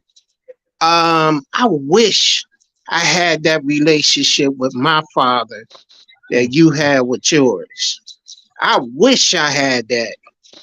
You know, I grew up 5 generations of angry women. Oh damn. My mom, on my mother's side, I had my mom and my grandma. On my father's side, I knew the family, but I didn't know my dad. On my father's side, I had his mother, my grandma, her mother, my great grandma, and I had her mother, my great great grandma. Mm. So they all were single. No man was in the house. So you can imagine how I grew up. I wish I had that time with my dad. When I finally sat down with my dad and talked to him, I asked him, why didn't you come back for me? Why didn't you? He said, well, that's not how it was done back then. And I said, I don't care. You have no idea what it was like for me in that house. This is why I'm so adamant about breaking the chain of everything that I grew up with. I have to. Because other than that, the future don't look bright for my daughter if I don't put in the effort, if I don't give her the patience. You mentioned your mom was the one quick to lay hands. Yeah. My daughter's mom, she don't play. She don't. But for when it's me, I sit my daughter down and I talk to her and let her know what she did wrong. Even though she may feel like at 12, she didn't do anything wrong.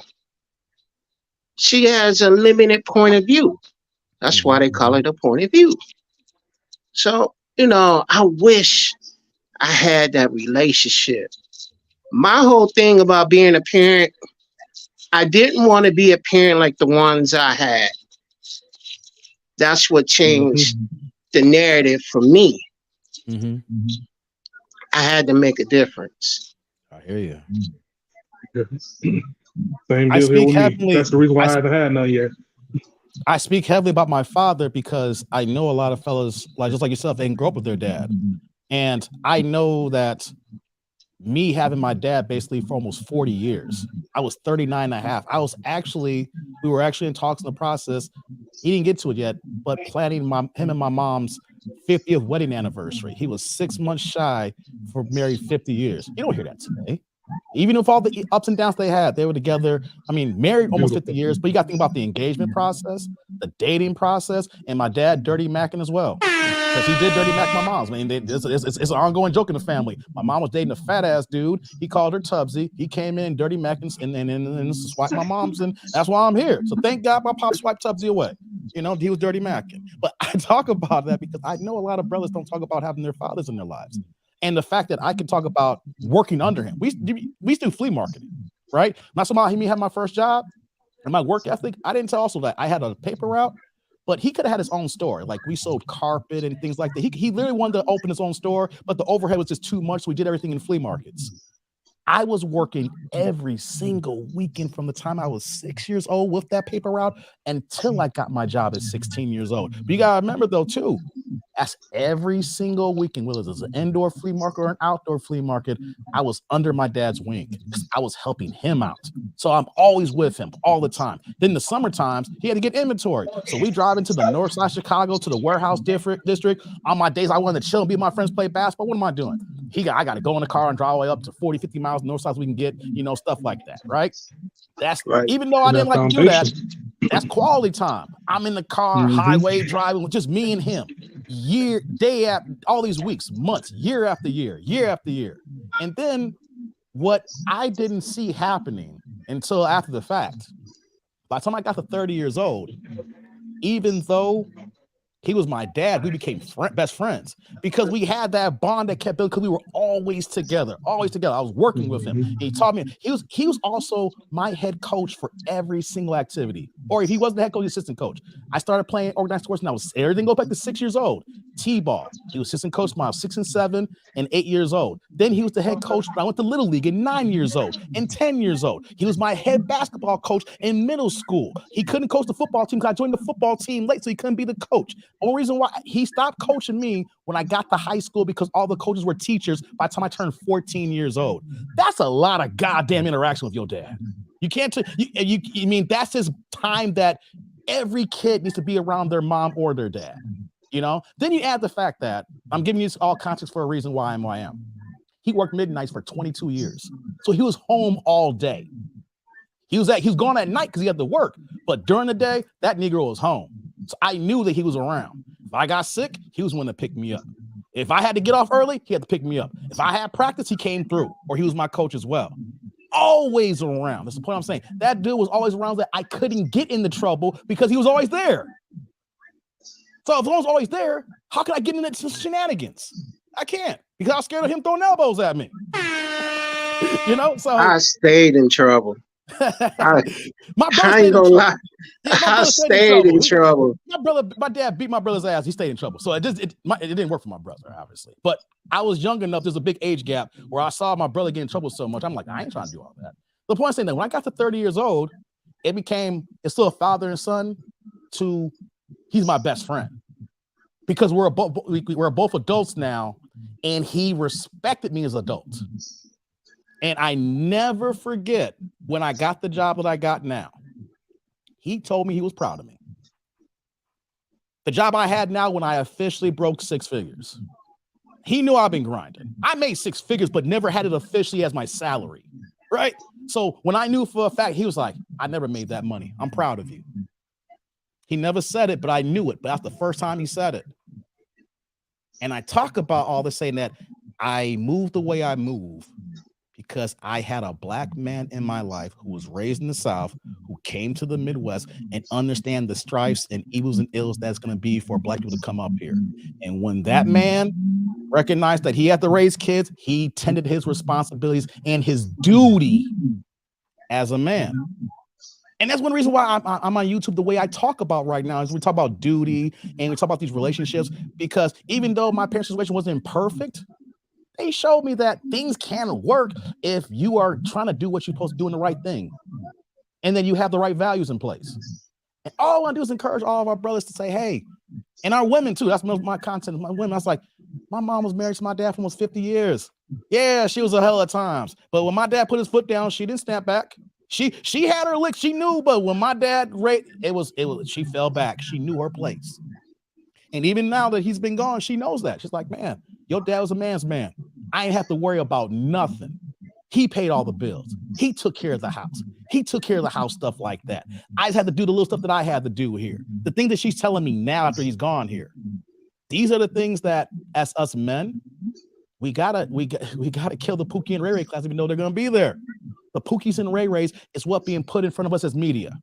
They're showcasing that's what black men are. And that's not the case, because I know for a fact, even though so many black men are not fathers, we don't have our father life, I know so many good black dads out there, and we don't see that on TV. We don't see that in media. We don't see that in the internet. We don't see it in these circles here. That's why I talk about it, because there is damn good dads out here. And there's men out here who are raising their black kids supposed to be what they are right now, male or female, sons and daughters. That's why I'm an open book about it. I'm gonna stop let y'all cook, but that's why I'm an open book about it, because I think that we have to have more conversations like this. And I, like you said, Derek, I cried my ass off when Pops died, and I still cried today. Just let you know. So for men out there, if someone that you love and you lost them, it ain't nothing wrong to cry, because your boy still feels those hurts. Because when I break that down and all that, when you have that kind of separation, that bond is broken completely because they're physically not here. There's gonna be some emotions that you can't control. Let them tears out, bro. You gotta let it out to feel better. What other situation is, whether you ain't had your pops in your life, your mom's in life, whatever case may be, you have to let that out to move on. And sometimes because you missed them ain't nothing wrong with letting them tears out as well, because that's true emotion that lets you know you love that person, you cared about that person, and you know that person loves you as well, deeply as well. You know, Dave, I don't mean to change the chat, but no, we good, man. I had to get that off my chest. I'm just, you know, it's hard to move on, man. You know, hey, that ain't no lie. My background is so different. I've come from a background where, hell, I'm in therapy about it, and I'm 53. Hey, don't feel bad about that. I've been in therapy too. Don't feel bad about it. It's cool. I was abused as a child by my mom. Okay. And if it wasn't for my grandma, I wouldn't have known what love is or how it felt.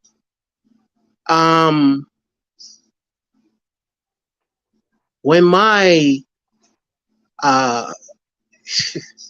man, I don't want to start crying. I talked to you several times about the heart attack I had. Yeah, you mentioned that. Right. And I saw my brother on a Friday, and by Monday he was dead on a heart attack. Oh, damn. I saw my grandmother, oddly enough, on the weekend. Couple days later, she died from a heart attack, congested heart failure. Now, my mom, November ain't a good month for me. I'll tell you one day. I respect that. A week before Thanksgiving, my mom called. She said, "Are you coming to Thanksgiving dinner?" I said, yeah, I'll be there. Yeah. Now, I never went around my mom because my other brother, he was so disrespectful to her. And we had got into it like fighting because of his mouth. As the oldest, it was my job, no matter what, to protect my mama. So I noticed that she would allow him to call her everything but a child of God. So I quit going around that. You know, it's an old saying, if you can't change the people around you, change the people around you. So I quit going around her. And I said this either before in your chat, Theo's chat, or Drew chat. It gets to a point where parents play favoritism, and I wasn't her favorite. Well, anyway, she called me and asked me, was I coming to Thanksgiving dinner? I said, yes. I said, what you having? She told me the usual. I said, okay, I'll be there. Then we started talking about the past, this out of the blue. I said, Mom, I forgive you. I don't have a heaven or hell to put you in, and I'm tired of carrying this around. A week later, my mom was dead. My sister found her in her apartment, because she missed her doctor's appointment. So my sister went to go check it out. My mom had lost so much weight, and she had the remote control in one hand, and it looked like she was about to light up her cigarette, and she was gone. She was gone. Not only the personal conflict that I had as far as my family, but the things that happened to me that caused everything else after that. In November, I was in a car accident. Guy hit me when he was texting. I got hit twice, 8 broken ribs and a punctured lung, and I'm still here. I got 2 plates and 8 screws in my chest. That was in November. November 7 years ago.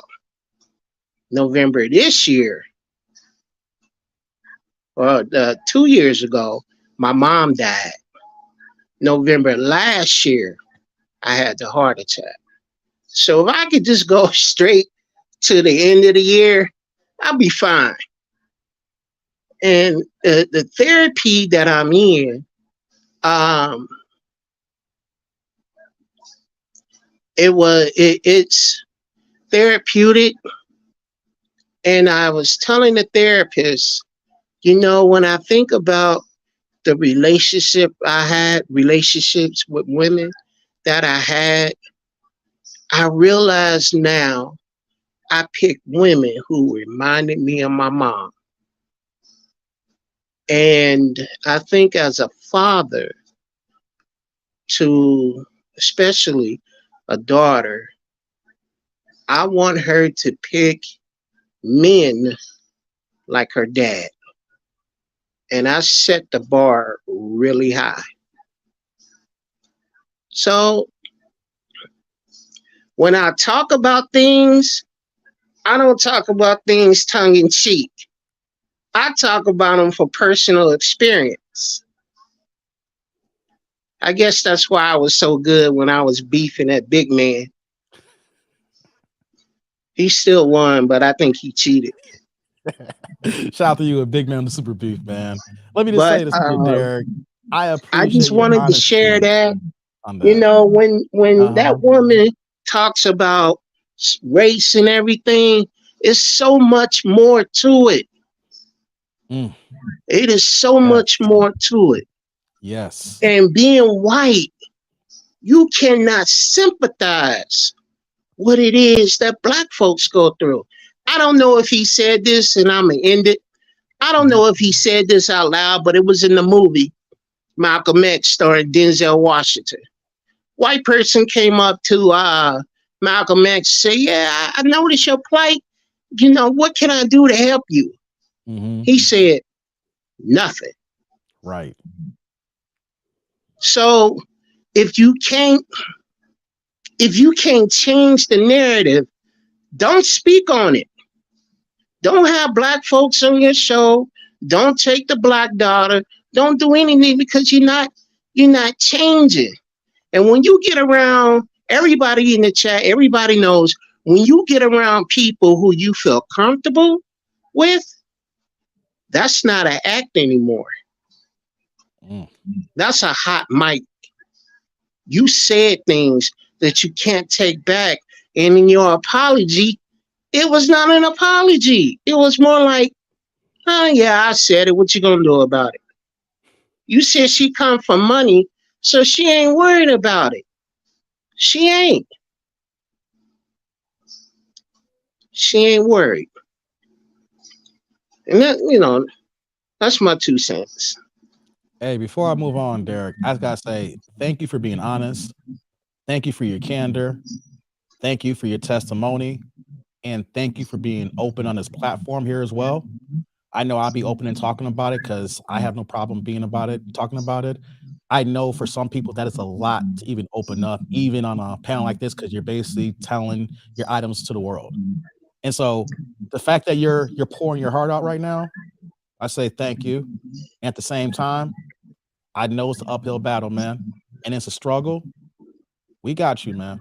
We're all working Well, hard. I talk about it, because I know for a fact that there are especially men who suffer in silence. Yes, exactly, brother. Exactly. I had a good paying job working at General Electric. I got sick. Man, I got real sick. For some reasons, I kept getting bacterial infections. Man, I didn't have E. coli, Pseudomonas, and there's another one, Staphylococcus. All that stuff should have killed me. It's because I have lymphedema. Anybody knows what lymphedema is? Please look it up. I don't know, It but I is will look it up. lymphedema is the swelling of the limbs. I have a lymphatic leg. It's caused by three things: genetics, an injury, and being overweight. In my case, I had all three. All three. So I was trying, as a man, you're supposed to work through this stuff. So I was trying to keep my job. Man, I've been working since I was 14. I didn't pay into the system. I did the investing. I did all that. Whatever job I had, I invested in it, brought stocks and stuff like that. It's because it's something that I taught myself. They let me go. Even if I had a FMLA, they let me go. Man, it was, I tell people all the time, Robin Williams was loved by millions of people, but yet he still killed himself. And he had gotten to a place where he was in darkness and he was in pain. And the only way to escape that pain is to do what he did. I'm telling you, I know what it feels like. I've been there too, brother. I've talked about it here. You're not alone. If anybody in the chat, you're not alone either. I've talked about this. I'm glad you brought that up. You're not alone here. I've been there. I've had those thoughts. My daughter. You're not alone, brother. We here. My daughter she's everything to me. And one day I was just sitting, looking out the window, and I started crying. She said, "Daddy, why are you crying?" I said, "Because I feel trapped. I feel trapped. No matter what I do, no matter what I try to do, it just don't seem to be working out." And I felt trapped. I went into a very, very deep depression where I let my hair grow. I was looking like a black hermit. I started drinking Everclear. Oof. And whew, I'll never do that again. I did that on my 30th birthday. Lord have mercy, brother. I'll never do that again. I know and that. It's not. Hey, fellas, don't do Everclear. Don't do it. Don't do it. You could cause forest fires with that stuff. No, hey, man, you all you need is the fumes in the air and turn a lighter on. You're gonna do an explosion. You can run a car off that stuff for real. Siggy. You can run a jet engine off that stuff. Go ahead and put some Everclear in your tank. You get another 4 miles out of that. Sometimes we just have to find. I don't want to sound cliche. Sometimes we just have to find a bright spot and hold on to it. And my daughter was the bright spot. After I had my heart attack, I got put back into the hospital several times.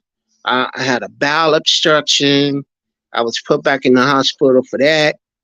I couldn't move because I was in a coma for 20 days. So your muscles become intubated and basically mean you can't move them. So when I woke up, my arms were crossed like I was in, a casket.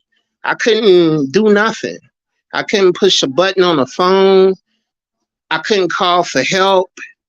I couldn't do anything. And I couldn't roll to the left. I couldn't roll to the right because I had fluid built up in my ears.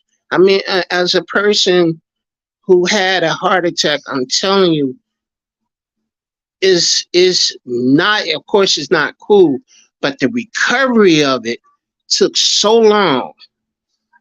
I couldn't walk 10 feet, let alone stand. My first day standing was in January, and I had a heart attack in November. And then from there, I went into rehab, nursing home. I went into rehab and I did the physical therapy, and I just kept pushing myself and kept pushing myself because I had to get back to my little girl. I had to. And she's my heart, man. She's my heart. And I just, she's the bright spot. And there's some stuff I'm leaving out, trust me. I know. She's been, I haven't told all my demons here yet, so I understand, brother. I understand. And she's been a bright spot. So, I had to change the narrative, man. You talking to a man who was a high school dropout, had a kid by 24. I was a statistic. Numbers say I should have ended up in jail or in the grave. I couldn't do that. I couldn't do it. What I had to do, yes, I have 2 children. Somebody didn't catch to have a 27-year-old son and a 12-year-old daughter. You do the math. I had a kid. I was a high school dropout, working a dead-end job. The first thing I did was quit that job, got a good paying job.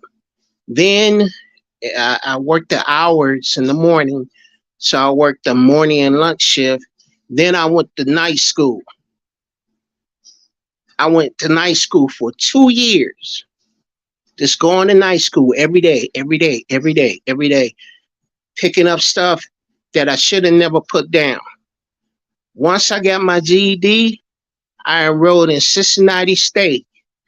I paid for the first, because I couldn't get a loan right then and there. I paid for the first semester out of pocket. Because I wanted to change the narrative. That's how we as a Black community would be better. All you have to do is take a look around. You don't have to worry about the people next door or the people behind you. Just worry about your circle and how you make it better. That's what I did. And I continue to do that with my daughter. Appreciate that, Derek. It's a lot, man. Not in a bad way. Yeah, I'm a very complex individual. No, that's for sure. It's not about complex. You're a human being. We all got our issues. We all got our demons. I've openly talked about. You out of here, Ziggy? Because Ziggy, okay. Bye, Ziggy. Flip side, Ziggy. Thanks for coming through, Ziggy. We all got our demons, brother. It's good to talk these things out. I have been open talking about before I started my YouTube channel. There's been a couple of occasions I was in my garage after my pops passed away. And all I gotta say is that some thoughts came in my head that I couldn't control. Wasn't my thinking. I literally had other thoughts. Couldn't control it. And I caught myself. And I was like, why am I thinking this? I went to the doctor to get on some medication. That medication triggered the anxiety to keep those thoughts keeping even more. I had to dump those pills into the toilet. That's like the pills was increasing my anxiety, which was increasing these thoughts that said, hey, bro, delete yourself. I think no lie. So it's as the Black community, we need to be more open about mental health. Yeah. We all got problems. We all deal with issues here. Our brain is the most complex thing in our body outside of our hearts. And it's the one thing that for some reason that even though we don't see it, one thing could tell from MRIs and CAT scan, things of that nature. But when somebody has a problem with their head, it's one of those items that we make fun of too as well. Like, man, you sick in the head. Maybe I am sick in the head. Oh man, you crazy. Maybe my head is crazy. You see what I've seen here? You know, it's the one thing that when there's trauma, we can't see it. Like when you hurt yourself, when you hurt your foot, We know you hurt your foot. You break a toe, you twist your ankle, your knee, your leg, your arm, bruises. But this thing up here, guys, this thing up here, we can't see when there's actually a problem. We feel it. Sometimes we go through life every day and we don't know that's actually a problem because our brain is the CPU of our system. So we know that a lot of us here are just walking and dealing with these problems and not talking about it. So Derek, I salute you for being open about it. I know Vince, has said something in the chat here. Vince is okay. Sometimes that is cool to open up, even to a stranger. I know we ain't strangers no more, but to degree we're strangers, but we're not strangers. We're a community here in YouTube. I rock with y'all rock with me. We cool, even though we're so many thousand miles away. YouTube and the internet has allowed people to be next to each other, even though we're not next to each other. So I just want you to hear this, Derek. I know you got these problems. I got problems too. The chat's got problems, but you ain't alone. You hear that? I appreciate it. You ain't alone. It gets hard some days. It's hard. It is hard. It is hard. But just know you ain't alone, brother. It gets hard, but I felt alone. Yeah. And it's hard. It is. Life is hard. Life is short and life is long at the same damn time. Reason why I say that though, because I remember high school going so freaking fast. And then there's some moments that just drags. And you're wondering, when you have these problems, why is this situation going as long as it is? That's why I say life can be short and life can be hard. But just know this, it's like just know this. You are not alone, and we're all here. This is the support that I want for this channel. Like, we talk about these racist crap that goes on, just pearly things here. This is what we need within our community. If one of our brothers is down, we got to help them up. If someone's going through problems, you're like, yo, man, I got you. Because I want the same thing for me, hopefully. I feel that I'm strong and I try to fight through, but I know I have my days I'm not there as well, brother. But this is what the community is supposed to be. If one of ours is down, we lift them up. And if one of us is right there at the peak and can get to the next level, we help them get to the next level. We elevate that one so that they can be at top 2, so we can look up to that person and get there. Whatever it is, the extremes of helping that person at the highs or helping that person at the lows, we got to be there for each other.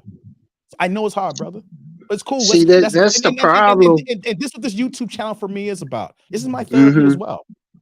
Because I know it's about other things, but this is the part that I'm able to open up about, and I like to have these conversations with my peoples. So, yeah, man, I know. I think if we be honest with each other, things would be so different, but we're not. We're not. We put on a front to try to fit in. We buy things out of our price range just to fit in. Yeah. Man, do a lot of things we ain't supposed to be doing, man. I know. I ain't never wore Tommy Hilfiger. I ain't never wore Calvin Klein. And I definitely never wore Abercrombie and Fitch. I don't even like they cologne. Hey, I gotta keep it a buck though, man. Calvin Klein, some of my best damn shoes in my closet. I'm sorry, I had to put that out there. It's my work shoes. My Calvin Klein shoes. I got them on sale though. I trade in a pair of Calvin Kleins for a pair of Florsheim's any day. Hey man, I was thinking about Florsheim about 4 hours ago. There was a Florsheim shop in downtown Chicago on Lake Street. In damn it, not mad. That's that parallel. Wabash, I think, around that area. And when I was working, I still work downtown now, but when I was my younger years downtown, man, it was some expensive ass shoes, but I got me a pair and I rocked them back for like 3 or 4 years later. Yeah, they make good shoes. Yeah, they make good shoes. So they're alive. So yeah, they don't. The stores closed around here, but I need some floors. So I had to go. I can't afford them, but man, I get that one pair and I rock them pairs for like 4. Yeah, they last. They last. Yeah, they last. Yeah. They're like the old coasters in the back of the closet. They ain't going nowhere. Hey, Ziggy's They like, ain't going hey, nowhere. hey, shout out to Ziggy. He's in the chat saying, I wear Calvin Klein draws daily. I did not give you a laugh, Man, Derek. I tell you what, them clothes for a big guy like me, they just cost too much money. I understand, brother. They just cost, man. I'll be happy, and I have my daughter call it a lumberjack shirt. I'll be happy with them on. You know, now I do like the cologne from Dolce and Gabbana. Oh yeah. Oh yeah. That's I like them because they stole my initials to my name. My whole name is Derek Andre Gaines. Gotcha. Okay, brother. DAG. Yeah, So I'm gotcha. thinking about suing for copyright infringement because I had that name longer. But I doubt if they give me anything. Hey, Derek, I'm about to get out of here, man. You got anything else you want to add before I drop you off, man? Let me think. Hi, Sheila. That's all I wanted to say. Hi, Sheila. Man, I've been waiting to say that. You hear that, Sheila? Hey, Derek, man, I appreciate you coming on. First things first here. I appreciate you rocking with me. I want to say this too. No problem. I don't know what happened in the beginning, how you got blocked. I know I didn't physically block you. Remember when it was you Big Man. Oh, Big Man blocked you? I think so. hey, I got to take the Big Man. Hey, guys, just to let you guys know, right? Derek was in the chat, right? And out of nowhere, Derek emails me, Dave, I'm blocked, man. Did you block me? And I was like, nah, man. I block assholes, but I ain't block you, man. I said, let me go check it out, right? And I looked, and Derek was blocked. So I immediately unblocked you. And I know since then, you've been almost like at every single live stream, man. You've been really, you keep the chat going. Dope ass dialogue. You funny as hell, man. Hey, we go through problems and things like that. Just know you ain't alone, man. This YouTube channel, I know I talk about a lot of things, but one of the things I like to have is these type of discussions here. Open it up. You know what I'm saying? If there's other forms of therapy, other people you never realize can help you out, who you don't know, you'd be surprised that someone complete stranger across the world can do something good for you in your life here. And I'm letting everybody know that since I started in February and here last year in February, here it is in March now, 13 months. I'm having so much fun.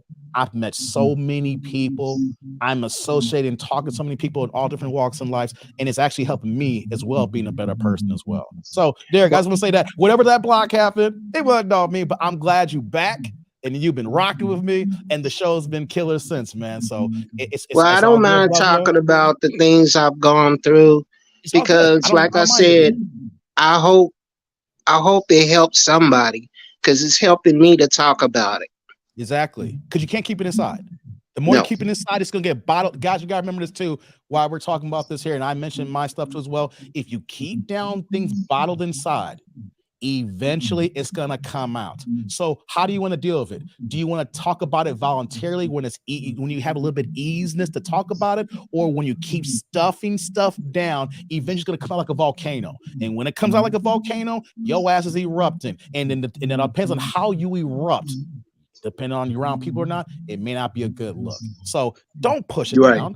Not an issue. Let it out while it's still easy. Because all you're doing is just jamming. But eventually, you're gonna get a limit. Everybody hits their limit. And then when a limit happens, you try to jam that one last issue that could be impacting some family life or personal friends or work. Whoosh. Deluge. Talk about it, people. It's all good. We can do it. All right, no problem, Dave. Thanks, Jay. I appreciate the comment. I saw it. I just wanted to give a shout out to him. And before I go, bye, Sheila. Derek,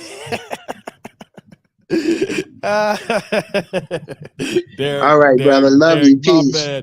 I love you too, brother, man. I love you too, man. Peace. Be easy. Peace out, brother. That's my main man, Derek, man. Derek's good peoples, man. I'm glad we had that discussion. We're going 5 hours, guys. Remember, I was at the 3-hour mark, and I said if anybody didn't cam up, I was gonna get out of here. And I was at the 3-hour mark, and here it is another 2 hours later. We still here. But I don't mind, guys, having those conversations. I don't mind if you part of AIC, you part of the tribe here, and I'll put the panel up, and for some reason we change the conversation and it comes to something heavy and deep. Hey, man, come on in, guys. Come on in. Come on in. I'm at home right now. Only thing I need to do is go get something to eat. You know what I mean? Anytime I drop the link, guys, and y'all want to cam up, and I got the time, not right now, of course. I'm about to get off here. So I'm closing out shop now. Don't click the link. Please don't click the link. I don't want this to go 8 hours. I can, but I haven't used the bathroom yet. I don't need to go. But you see how I'm a machine. But if you guys want to talk about it, y'all can talk about it. Because without you, I don't have a channel. Without you guys, without the tribe, men and women, I don't have a channel. Just be talking to myself. So if you guys, if it's part of the conversation, or if we gotta go left field, get it off your chest, man. Hey, man, this ain't the same day from maybe like 20 years ago. This is the understanding. We're all adults here, and we're dealing with this big ass thing called life. A few coffees like Dave needs a break. I'm a machine, baby. How do I keep missing notifications for this gold? Cold Fusion, they don't love me. They don't want this gold to get out, Cold Fusion. That's all it is, man. There should be more people here, but they ain't getting notifications. That's all right, though. The content is still here. When y'all find me, and the gold's still here. Gold is still gold, baby. Gold is still gold. This ain't no cubic zirconian. This ain't no gold plated. It's just straight real, some real gems. So I want you guys I appreciate all you guys here, guys. I appreciate every single one of you. This is my therapy. If you guys don't realize it, this is my therapy. This channel has helped me so much to talk about it. Talk about my past relationships. Talk about my own personal issues. To talk about my growing pains. I talk about the W's as well as the L's. That will make us real people.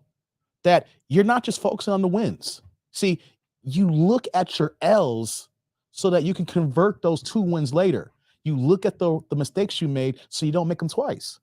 Even if the mistakes were not your fault, but maybe because of the situation that it became yours. We learn from them so we don't do it again. Like the old term, fool me once, shame on me, shame on you, fool me twice, shame on me.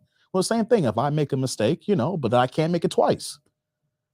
So shout out to my man, Derek. Shout out to Ziggy. Shout out to PA Texas who came on the panel here. You know what I need to do, guys? I need to do more panels. I can talk a lot, but you know what, though? Y'all got something to say, too. Y'all hear me talk all the time, and I'll be on my little here, my little mic here, my little setup. Y'all got stuff to say, too.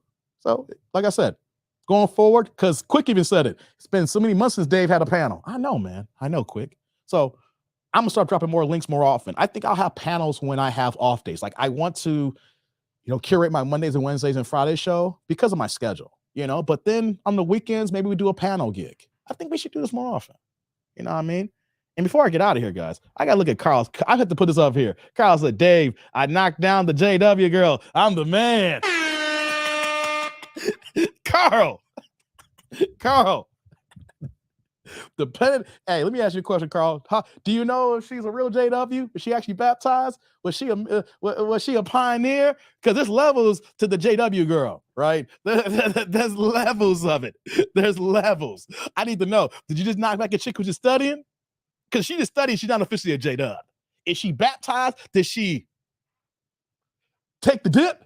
Because then she's official. But if you went ahead and got yourself a pioneer is someone who's a full-time, they full-time ministry. They knock on your doors full-time. They put in like 80 to 100 hours a month. Yeah. So I'm just kind of curious, man. Did you knock back a pioneer?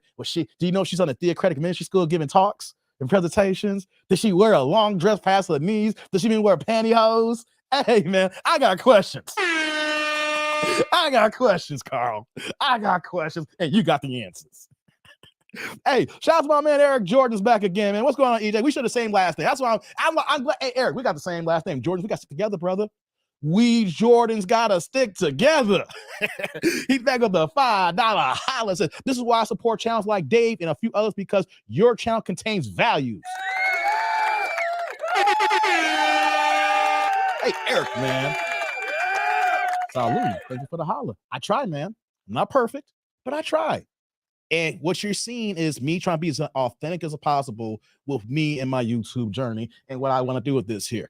I want you guys to know I ain't the type of guy that's like, hey, if this channel blows up and I get 100,000 and some come at me, say, hey, Dave, we want to give you a TV network deal. We're going to go ahead and put you on the big screen. We're going to keep your locks nice and tight. We're going to give you a nice, you're going to have your own personal barber that's on deck every day or every other day, depending on how you want it here. We're going to put you in the screen. We're going to get you to the masses. I'm like, nah, keep me on YouTube. I'm with the peoples. I'm on the grassroots. Dave, we're going to go ahead and give you this bag. And then I'm going to say, fuck the people.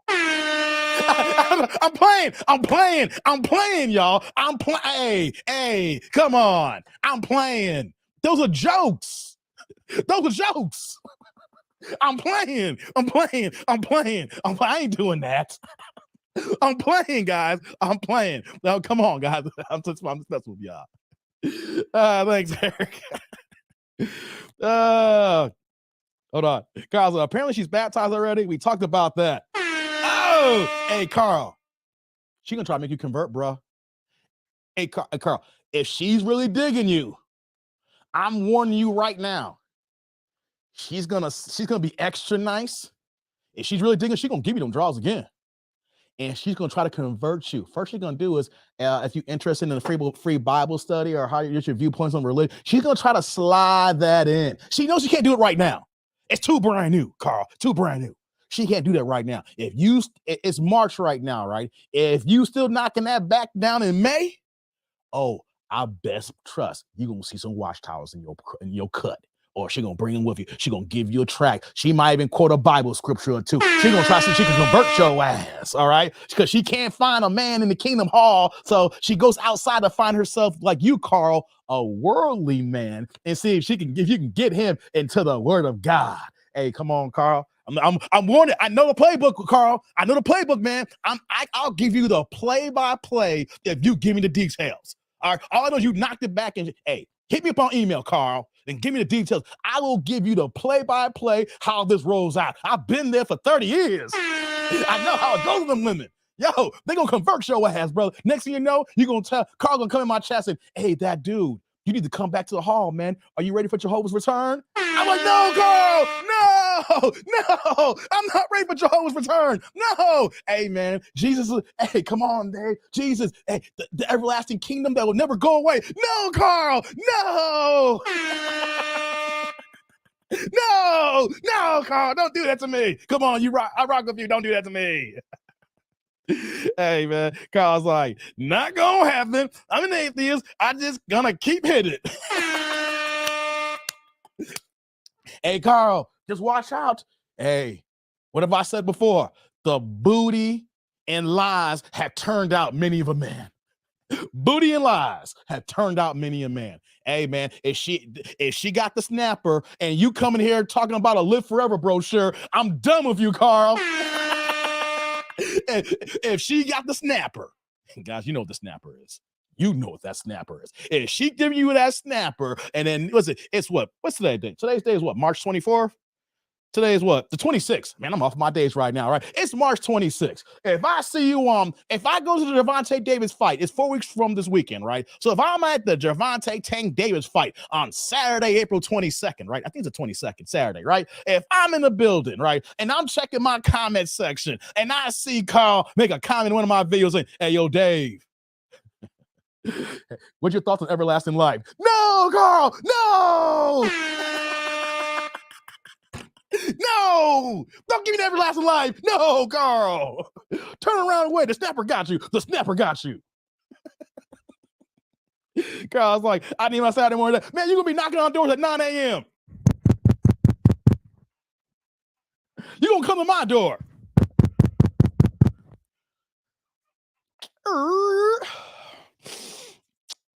Hello? How can I help you? Hi, my name is Carl. Can I get your name, please? Oh, damn it. My name is Dave. Hey, Dave, how you doing today? Not good. You knocked on my door on a Saturday. Well, I'll be very brief, Dave. My name is Carl, right? I'm a neighbor in your area, right? And I am just a concerned neighbor who's just worried about the evils and issues and concerns that's going on today. Aren't you worried about the things going on? Yeah, man, that's the world. You know how it goes, man. God, I'm glad that you feel the same way. Check this out.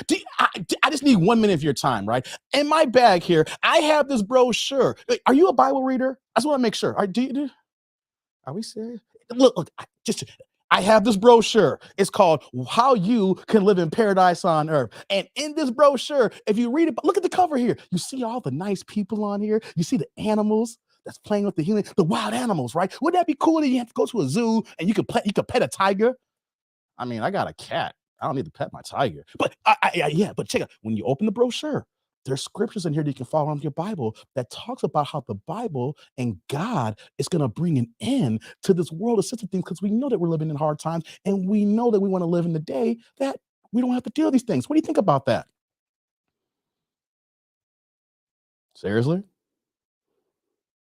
What do I think about that? Let me stop. I just gave y'all a whole damn presentation of how a JW comes to y'all door, y'all. You see, I did that on purpose, guys. Hey, I used to be that's a JW line I gave you guys. I gave you the pitch. You guys know it now. So if someone comes to your door and a guy talks to you like that, it's a Jehovah's Witness. They ain't a Mormon. Mormons don't talk like that. Mormons don't talk like that, guys. I just gave you a nice little spiel here. I got more for you. I got more presentations. You don't forget the presentations. I mean, hey guys, hey guys, hey, I didn't forget 5th grade. Damn, my name is Carl. I'm concerned about evil. Hey, Derek's like, Carl is in the neighborhood watch. And Derek's like, OMG, I remember that conversation. Hey, Derek, well, someone came to your door and gave you a similar talking point? Ah! See, I co-signed it. Derek heard the similar talking point. I'm telling you, if they come to your door, right? And if it ain't the Mormons, it's the JWs. Hey, guys. God, I need to stop. I need to stop. Hold on, where we at? Yeah, I know Carl. Hey, Carl, how are you an atheist? I'm like, oh my God. Look at Carl.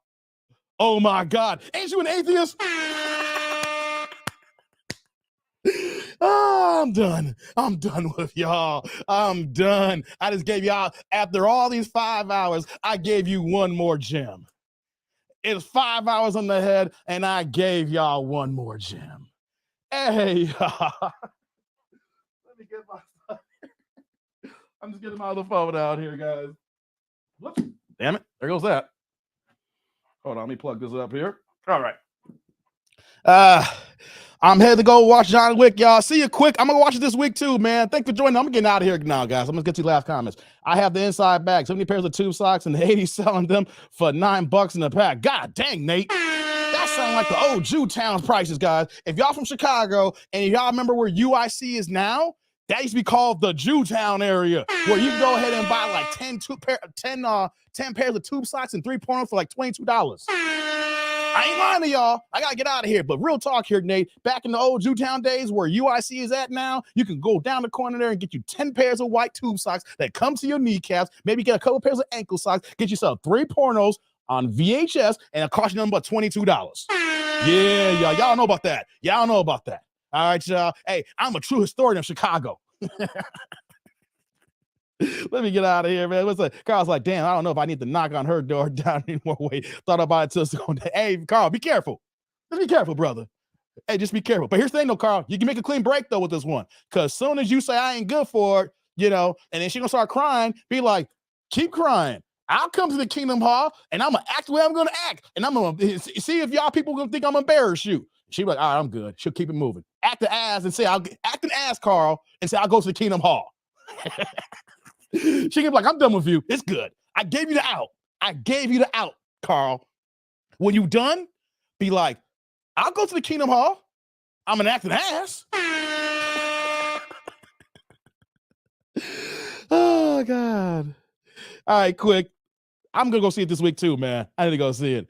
See, he's like, I got to get dinner going. Thanks, always try. Yeah, I got to get out of here. I got to go on cracking. All right, okay, guys. I'm getting out of here. I appreciate you guys, man. I appreciate everybody coming in for the 5-hour stream. 5 hours. We still kicking it, baby. But we're going to close the shop out here. As always, click on like, subscribe, and click on that bell notification below. Support the kid and everything we got here. We got shorts, we got videos, and we do live streams. I'll be back on Monday. Be back tomorrow. As long as I don't got to work overtime. As long as I got to stay working late. I think we're going to get back into Black China, like I mentioned earlier. I think we're going to continue this Black China conversation. We're going to continue this. Can you become a Reform 304? Come back tomorrow, guys. Let's talk about that. Come back tomorrow. Can you ladies become Reform 304? Can you throw your hoish ways out the door and be a new woman? Can it work? Like Black China trying to do. Show up the Kingdom Hall of high sweet in my hand. Hey, man, come high. Smelling like the weed. Come smelling like the dro. Come smelling like that sticky icky ooh wee. Hey, man, Carl, come smelling like that sticky icky ooh wee. And talk like Snoop Dogg while you're in there too. Hey, dog. Hey. You know, you mean, hey, nephew. Hey, hey, come high in the clouds. Talking about, hey, what's going on, nephew? How's y'all brothers doing? Oh, you want me to go to Matthew 28 verses 19 and 20? Where's Matthew at? With y'all broke asses. All right, guys, let me get out of here, man. Let me get out of here. You know what I'm gonna do? You know what I gotta do here? I'm gonna play the Money World track to get out of here, guys. I'm gonna play the Money World track to get out of here. Hell no, bro, but we all talk about it in cuss. Yeah, Nick. All right, guys. I'm out. Thank y'all. Appreciate y'all. I'll be back on the next live. Let's get this Money World going. Good conversations. And I'll see you on the flip side. And as always, guys, I'm that dude named Dave. And I'll see y'all later. Y'all be good.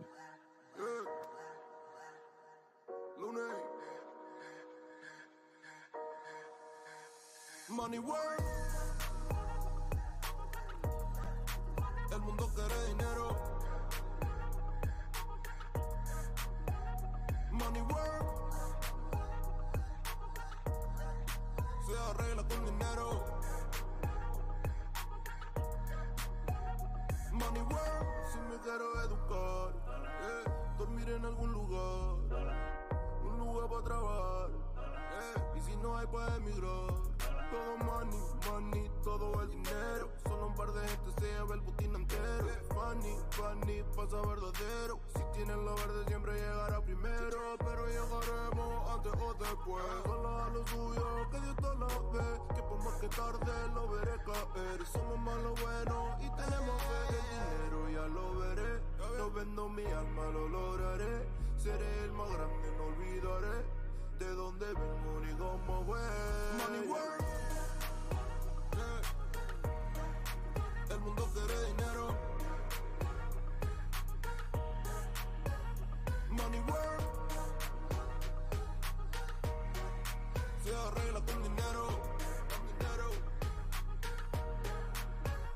Money work. Yo digo las cosas como son. No quiero ninguna aceptación. Tampoco vengo a pedir perdón porque mis sentimientos se volvieron la canción. Yeah. No me vale mucho como tú me ves. Sabes, tú me llegas solo a los pies. Para mí ser grande es un interés. Ser un buen humano para mí es un deber. El dinero ya lo veré. No vendo mi alma, lo lograré. Seré el más grande, no olvidaré de dónde vengo ni cómo fue. Money work. El mundo quiere dinero.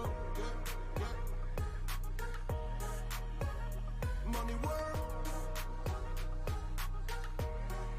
Se arregla con dinero. Money work. De corazón. La plata no te hace ser feliz.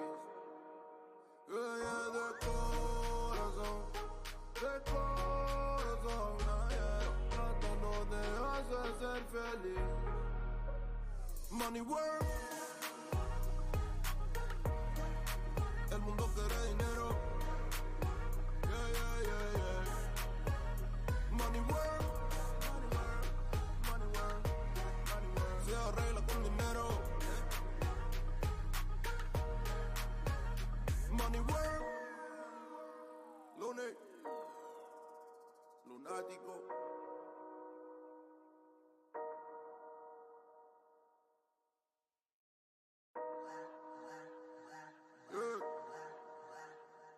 Lunes. Money work. El mundo quiere dinero. Money work. Se arregla con dinero. Money work. Si me quiero educar, dormir en algún lugar. Un lugar para trabajar, y si no hay para emigrar. Todo money, money, todo el dinero. Solo un par de gente se lleva el botín entero. Funny, funny, pasa verdadero. Si tienes lo verde siempre llegará primero. Pero llegaremos antes o después. Solo a lo suyo, que Dios te lo ve. Que por más que tarde lo veré caer. Somos más lo bueno y tenemos fe. El dinero ya lo veré. No vendo mi alma, lo lograré. Seré el más grande, no olvidaré de dónde vengo ni cómo voy. Money work. El mundo quiere dinero. Money work. Se arregla con dinero. Money work. Yo digo las cosas como son. No quiero ninguna aceptación. Tampoco vengo a pedir perdón porque mis sentimientos se volvieron la canción. Yeah. No me vale mucho como tú me ves. Sabes, tú me llegas solo a los pies. Para mí ser grande es un interés. Ser un buen humano para mí es un deber. El dinero ya lo veré. No vendo mi alma, lo lograré. Seré el más grande, no olvidaré de dónde vengo ni cómo voy. Money work. Yeah. El mundo quiere dinero. Yeah. Yeah. Money work.